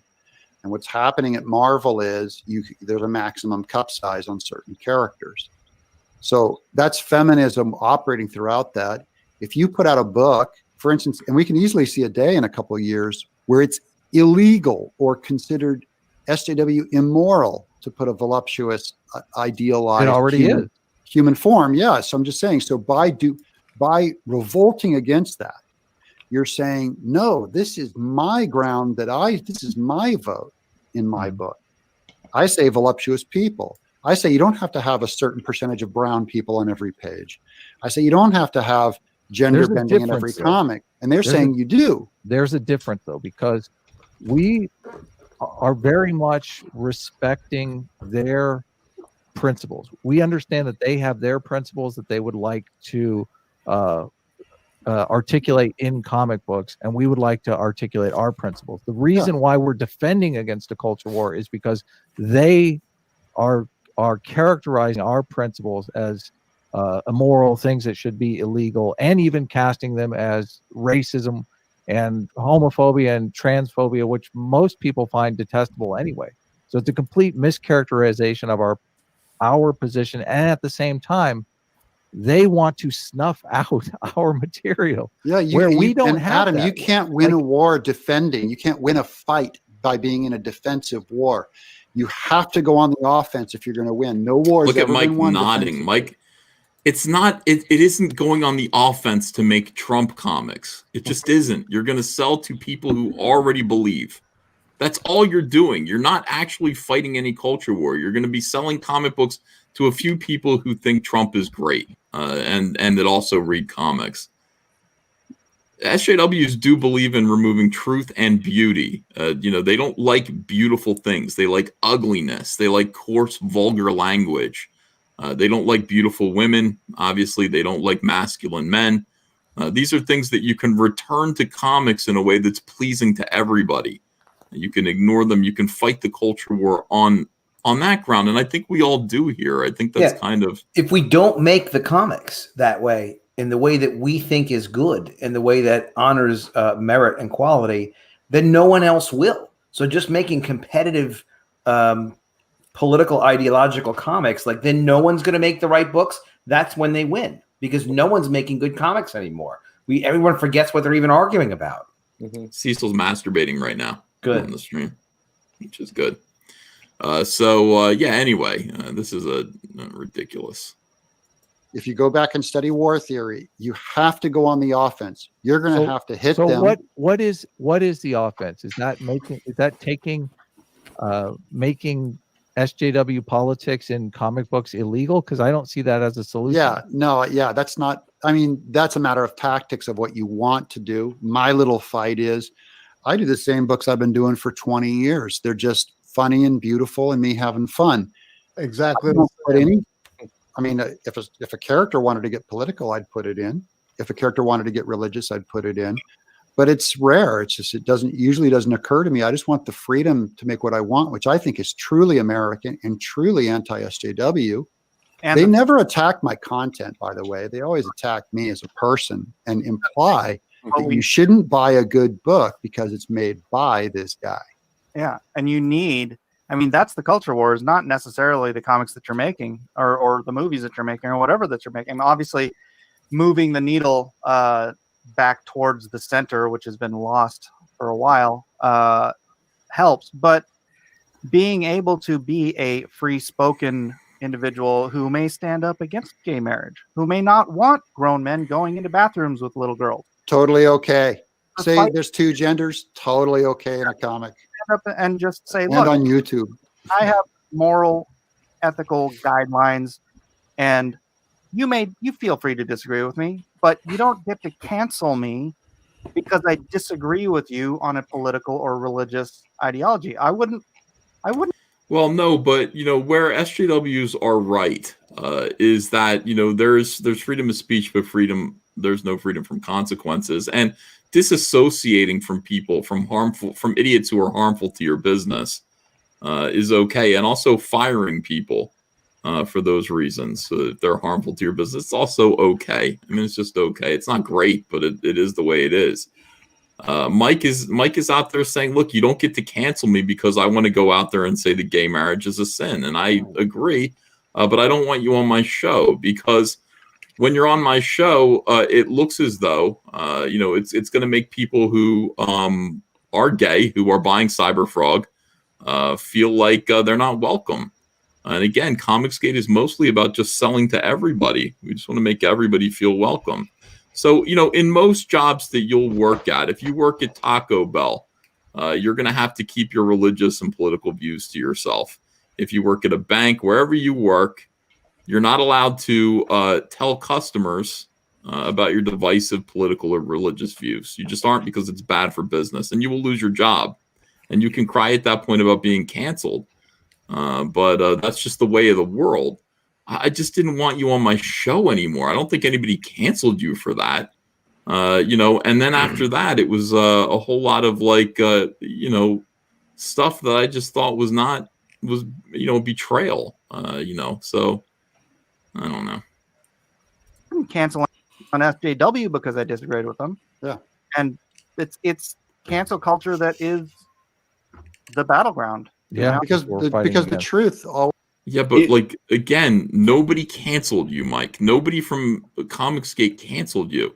You canceled your audience. All I said was, I don't want you on my show anymore. And then you told all of my fans to go away. I mean, you literally did that. Am I misremembering this? If Mike was canceled, he wouldn't be on this show right now, because people would have went over there and said, don't have Mike Miller on your show, Adam Friended, and he wouldn't be on that show. That's being canceled. It's not that one person disagreed with you and doesn't want to associate with you anymore. It's when they follow you around and tell other people not to associate with you. It's a totally different thing. Mike could be Comicsgate today. It was his decision not to do that. He wants to be in a victim position. He thought it would benefit him. It didn't. I mean, he made his bed. But nobody canceled Mike. Ethan may not have wanted him around, when he's going around doing the Pride is a Sin shit. I didn't like that either. So, I mean, look, largely we consider ourselves mainstream Comicsgate. And these are the rules we play by. And Mike and Doug both came in here with different agendas. I think Doug came in because he wanted to grab as many people as he could on the way out of Comicsgate for his war on, LGBT rainbow flags, and maybe make a little bit of cheddar, as he called it, along the way. Cheddar. And Mike was in a desperate situation. I think he was very happy to hide his all these principles they claim to have, in order to come into Comicsgate, bite his tongue until he's made some money to pay his house off. Now all of a sudden he's getting out of debt, sees a light at the end of the tunnel. Now he's a principled man, just like Doug. They become principled men now. And now they have to say, oh, well, what about these LGBT? Shouldn't we be fighting them? Didn't you guys read the sign on the fucking door when you came in? Just because of the anti-CGers say that we're that we're homophobic, transphobic, racist, misogynist, all that. Well, maybe misogynist. Just because they say that doesn't mean we're all those things. I love doing that. Yeah. Also, Doug is wrong on something else. He reckons that all the best battles and all the best wars have been won by being offensive. He's wrong. They've actually all been won by being counter offensive, which means they're defensive, which actually means that that's what we're doing. We're defending our right to be here. We're defending our right to enjoy the comics that we love. We're not attacking anybody. We're simply trying to defend the perimeter, the grounds, the trenches that we want to be in, not anything else. That's 100% true. Like, people hate this stuff so much that they'll just love you if you just stand up to it and say no. Like, you don't have to do anything but just plant your feet in the ground. And just don't cooperate. Like Gandhi Yeah. did that in India. It was not a violent war. It was just a peaceful resistance of just saying, like, no, we're not going to be involved in your stuff. We're going to do our own thing. And they had to negotiate with him as a result. So you don't have to be offensive. Yeah, look, we have principles too, but they're about business. Our principles are about business. Comicsgate is entirely about business and what good business is. I mean, that's where it came from. Let's be honest. It's not really about, hey, we're trying to be right wingers or anything like that. It's not. It's never been about that. And by the way, if we did take that position, we would lose that fight because we would lose a bunch of our audience. Comicsgate's always been about business and and what good business is, what good customer service is. Good customer service is to try to entertain as many people as you can. It's not to insult a certain segment of your audience because of things that they can't control or help. It's just who they are, their identity. It's just more identity politics. It's really about making comic books and selling comic books in spite of the fact that the world right now is so hostile to anyone who's not a social justice warrior in the comic book industry. We just want to make it so that we can sell them anyway. That's it. And if you're in the way of that, if you're making it more difficult because you have some personal vendetta, some private political vendetta, social vendetta, you're in the way of doing good business. And that's not a good place to be. Always welcomes debate because it ought to show some confidence in it that you believe that at some point you can have dissent, disagreement. And by the way, that was never welcomed in Comicsgate. It should allow disagreement even about what Comicsgate is, or if some guy says, this is low class, this isn't us. He should be allowed to say that without getting a giant barrage. But things are different in YouTube land now. It's just, and Twitter, it's a cesspool. It's not good for communication, not good for debate, really good for mobs just to vent behind anonymous names. For someone who claims that they value truth, I don't think you have a very true perception of the world around you, Doug. Well, give an example. Give an example of something that I believe that isn't true about the world. Well, you know what Doug was just saying is that the problem with Comicsgate is that we can't disagree about stuff, that we have to have this hive mind. But that's literally why Mike left, is because people disagreed with him about something. Yeah, I mean, that is. And also, Comicsgate, again, I think there's the confusion that this is Comicsgate, and it's not. It's Comic Artist Pro Secrets. Comicsgate is huge. I mean, there's War Campaign over there. We don't really, we disagree with them. There's Mike. There's the religious right. Doug Tenaple over here. These guys are evangelical comic skaters. That's fine. They're allowed to be comic skaters.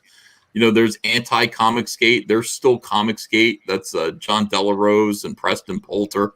There's still Comicsgate. It doesn't matter what they say or call themselves. They're still a part of Comicsgate because the mainstream establishment is never going to have them back. And when they ask why, it's going to be because you're Comicsgate. We consider ourselves to be mainstream Comicsgate here, and even all of us don't necessarily agree. Being on this show or not being on this show doesn't mean that you're canceled or that you're officially a part of Comicsgate in some way. That's got to be something that happens inside your heart. But you get to decide where you want to be. And you can decide that I'm wrong and that John's wrong and Cecil's wrong, Zach's wrong, everybody's wrong, and you've got your own idea of what Comicsgate is. Go ahead and be Comicsgate. Nobody cares. Go do your own thing. And again, Doug Tenaple and Mike S. Miller are Comicsgate, whether they like it or not. They just are. Viewers to do immoral things, and they would jump in with both feet. and follow Ethan. And he wouldn't lose subscribers. They wouldn't immediately turn on him. Yeah, he did lose some. I know if you go back to the chat where he was going after Mike Miller on Pride is a Sin, and you look at the chat, there are a ton of people going, I'm out, this sucks, I'm out, I'm out. They quit. They don't stick around and criticize. They know better to do that. They left, and Comicsgate was split. They're a decent chunk. I mean, more come in. I'm just saying. Well, not split. Split implies 50-50, right? I mean, what did it was like 40 people maybe, and they're all in Mike's chat still, you know. So yeah, right. And they're still here.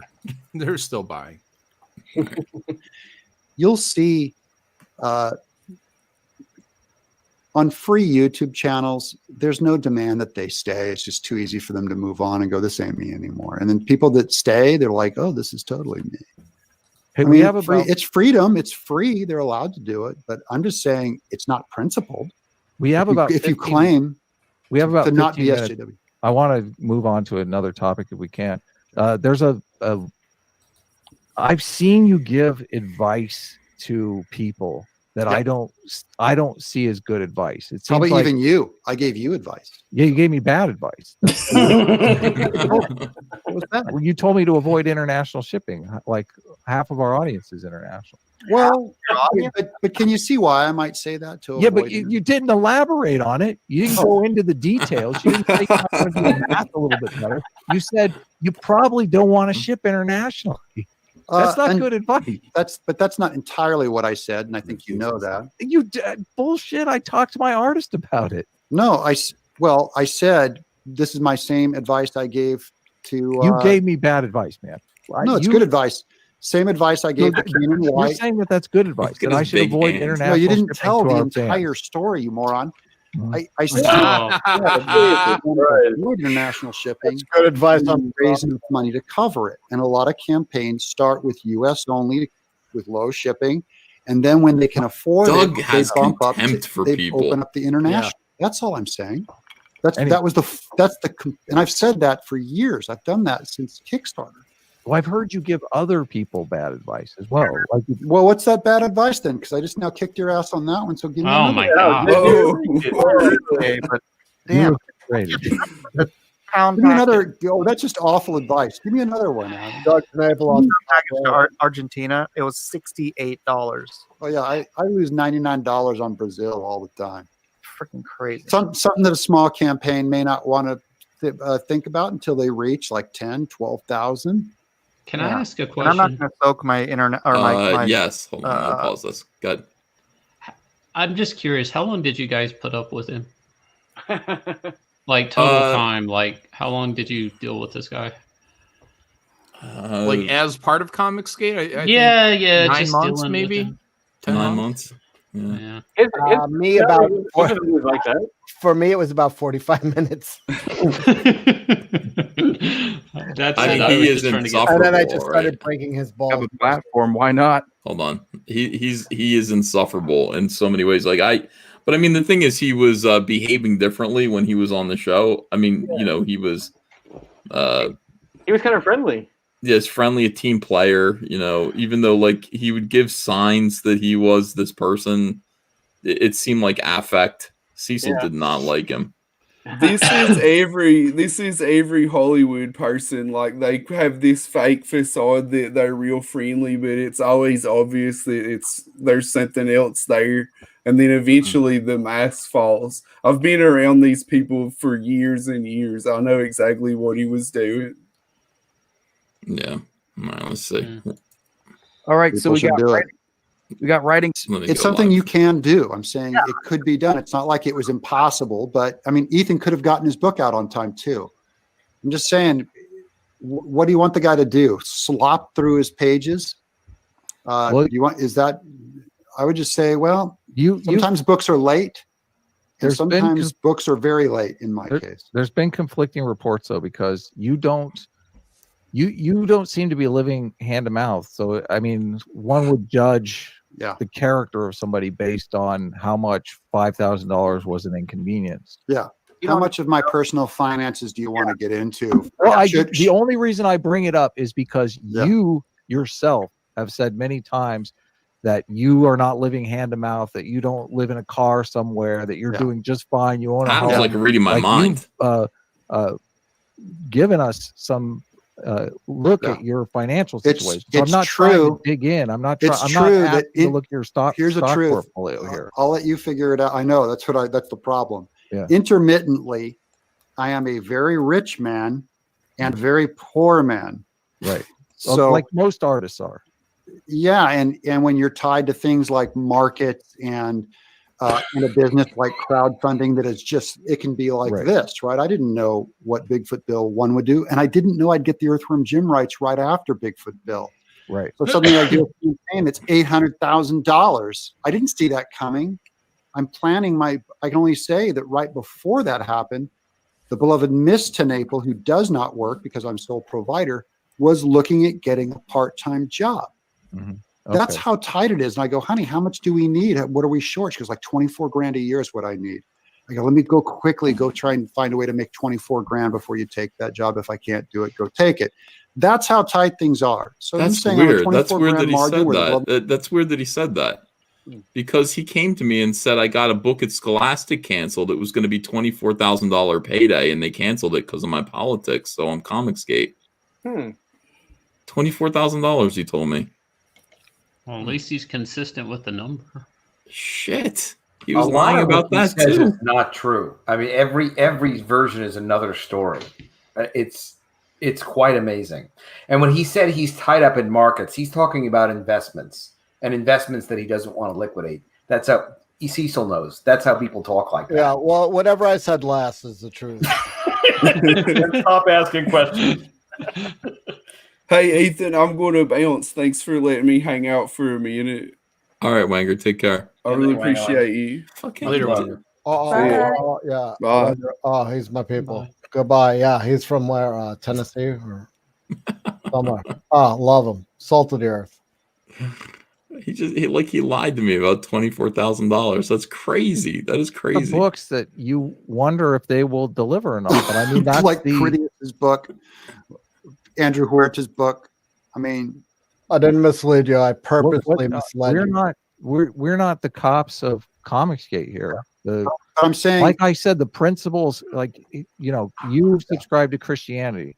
There are people that subscribe to the principles of Christianity and fail at meeting those expectations every single day. You yourself have said you failed because of unforeseen circumstances. You failed with 106 people. You've admitted that. You've tried to make it up to people. Other people are, so he's talking about books that'll never see print, and somebody in the chat says, like Elliot's book that you did with him, whatever that was. Doom Kickers. Damn, dude, that would be a great rejoinder. Situations where maybe they can't make it up, but they're going to be washed out. Like, there's a process. And I don't think here. the amount of campaigning that Comicsgate did against me was commensurate with what I did.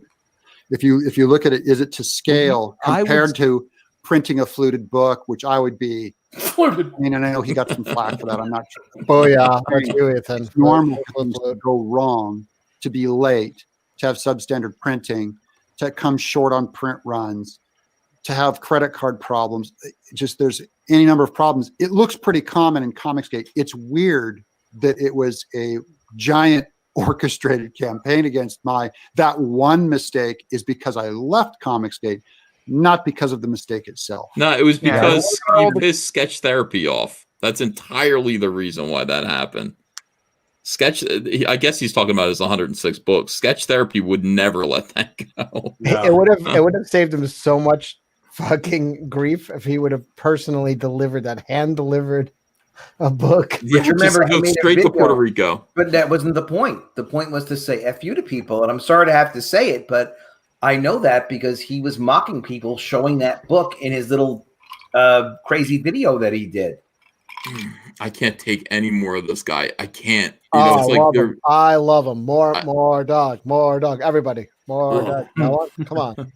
He's a liar and a victim. And I mean, this idea that there was an organized campaign against him, it's just gaslighting. He did that to me. He deliberately sat out to form his little Legion of Doom. He said, once I get 8 people, once I peel 8 pros away from Ethan, we're going to attack Ethan. And it's like, I didn't do that to him. I mean, you had Sketch Therapy mad over 106 books. Sketch Therapy spread the word. He said, I didn't get my book, did you? And he was out there. I'm one of the 106 people who didn't get my book from Doug. And he campaigned against Doug very hard. But I didn't support that. I don't think I ever even spoke about that to my memory. Did I ever say Doug needs to get his 106 books out? I mean, that was all Sketch Therapy's thing. What I learned from that is never piss off Sketch Therapy. Yeah. I learned Sketch has got to get his books first and get them intact and so on and so forth. But yeah, this goes if you have a shortfall like that, do your your utmost best to make it right with the customer. Whatever do some sketches, work out some deals. It's 106 people. You can do that and throw out a little original art. Here's an ash can. Let me give you something that's special. Until I can get something. It's worth even more another money. Print run coming or something like that. Yeah, definitely. Okay, all right. Here's my rebuttal to that, John. Since you're so preachy, what if you're me and you just don't give a shit? Oh yeah, right. You see where I'm coming from? I don't care. Good point. Let me read some super chats. Yet the piece says, for FYI to y'all, lots of SJWs in the chat. Big Op Brewing. Lots of SJWs in the chat. Sean Tillman says, just wanted to say, hail Comicsgate. I love the fun and camaraderie. Can't wait to get my Frog books, Graveyard Shift, and Cecil's book. FBs make money. That's right. Thanks, Sean. Yeah. Alfred McKay, thanks for $1.49. YH says, everyone subscribe to Deadwood Dale right now. I mean, let's see Deadwood Dale's numbers go up. He truly deserves it. Yeah, I don't disagree. Richard A says, principles. Doug needs to get over himself.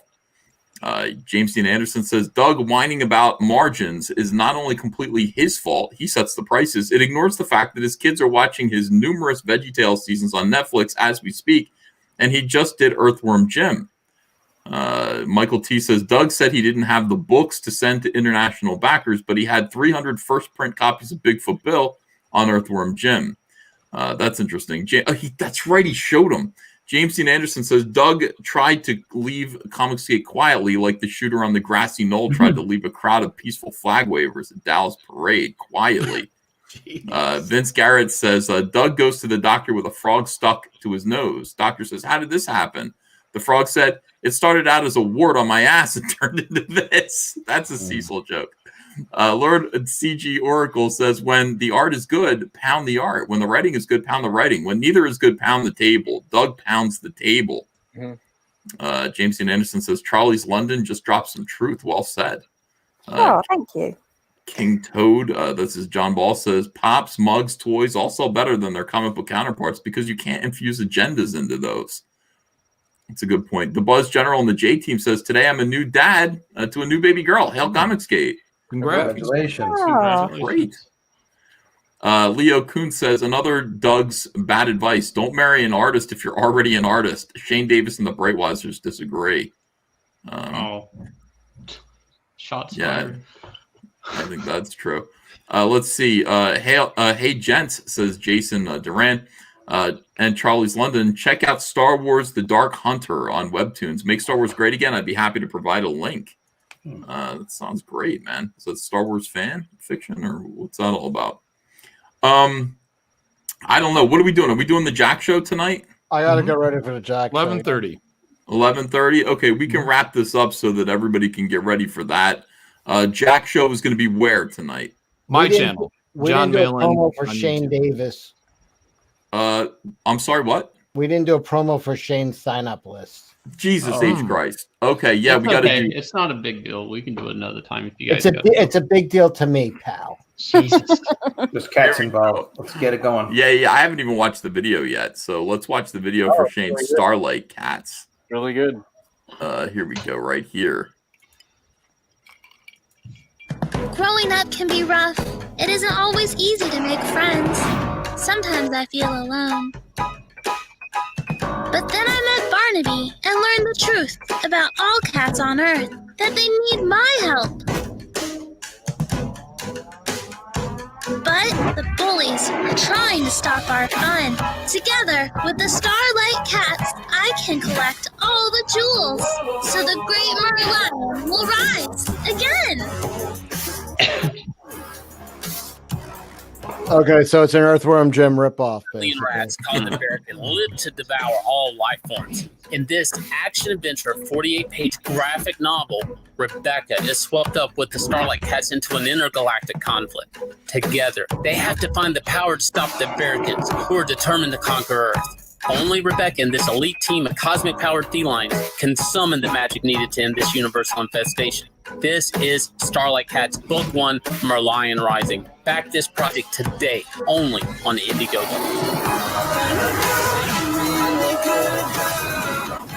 Wait, is it active? No, it's just early sign up. Okay. Damn, dude, that was great. Beautiful. Yeah, it's very cool. I'm buying was a 3 lot of copies of it opening day. There was a lot of back and forth on that trailer. I wanted a storytelling trailer, so Is that book done? It looks done. No, then I'm going to give this idea out there. I said this with John last night. What I did is I laid out the book and then I picked certain story pages within the book. That way it would look like when I built the trailer, it looked like a finished story. Good scam. That's what I kind of did. So the cats all get together to form Voltron. I mean, it's like they become Merlion. No, yeah, basically the gem. So there's like the Merlion is kind of like a type of Dragon Ball Z type Shenron type dragon thing that they're able to summon that when they fight against the Barracan, the alien rats. And there's that gets a little bit more complicated because as you see in the trailer, there's like little mice. So the mice are like kind of owned by the rats, and the rats are kind of like evil versions of the mice. And it's like I get into like an intergalactic war thing where not everybody's exactly bad, not everybody's exactly good, but we definitely want the bad guys to look bad, for the kids. And so that's how we came up with American. But, I think a good move, instead of Merlion, maybe change it to Maylion. Maylion. Yeah. Yeah, Melon. Yeah. That sounds great. But we had fun with it. It's all ages. It's not just for kids. I know everybody wants their neighbor's cousin's daughter is going to buy the book, but if you're an adult, you're safe to buy it. I am signing up for it now. It seems like that storyline stabs the bride of Christ. If you want one that honors Christ, check out Bigfoot Bill 3 coming out soon. Good for the kids. I don't know what Shane's selling there, but it seems satanic. Everyone, please go and sign up. It doesn't cost anything. Sign up for Starlight Cats notifications on Indiegogo. Yeah, we're doing like a newsletter, a play on newsletter. So we are giving content away. So we're writing up bios on the cats, so you kind of understand their like normal secret personas, like Salty's and Morris the cat type fat cat food cat. Princess Amour is from France, but she's really a princess, So we're going through all that, and then in the newsletter, if you guys sign up for that, you get the bios and stuff, and you're going to get a free trading card. I may change that to something else. Believe it or not, because of a perk we have going on. So there may be some changes with that, but you will get something free. Interesting. I can't wait to get this one. Yeah, I think everyone's excited about it. It looks like a really, really fun book, and it looks like kids are going to like it. Not everybody knows someone that loves cats, bottom line. So you get that, and whether it's you or that other person you love or people, you get it for them too, and there you go. Fantastic. All right, so we're everyone, please support Johnny Phantom 1985. Go and sign up for that campaign. Graveyard Shift 3, back Graveyard Shift 3 tonight. Back Cash Grab, please. Back the Shanu. And thank you. And sign up for Starlight Cats and College of the Dead. College of the Dead. CollegeofTheDead.com. College of the And Dead. it's Johnny Phantasm, not Johnny. Johnny Phantasm. Shit. I'm already I'm already tired. And make sure to back Cyberfrog 2 Wrecked Planet if you haven't yet. Appreciate all of you. Love you. What is this, Cecil? This is holy shit. This is only for the people who stuck around for this stream can they see this. This is a very special page. This is a scene when Cecil's in a K-hole and it's very everything that happens in this K-hole is part of Cecil's future.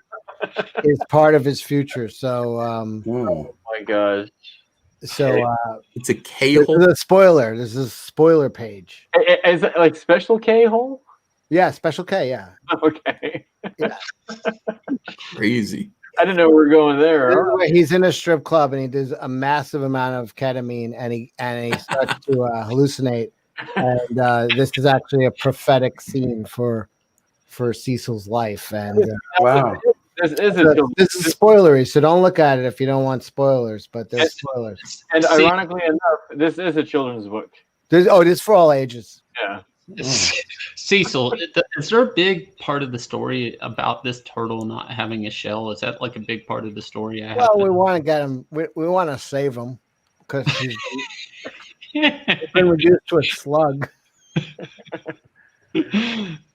I don't know what to say. It's beautiful and horrifying. It's insightful. That's it. That's all I want. That's my blurb for the back of the book right there. Oh my gosh.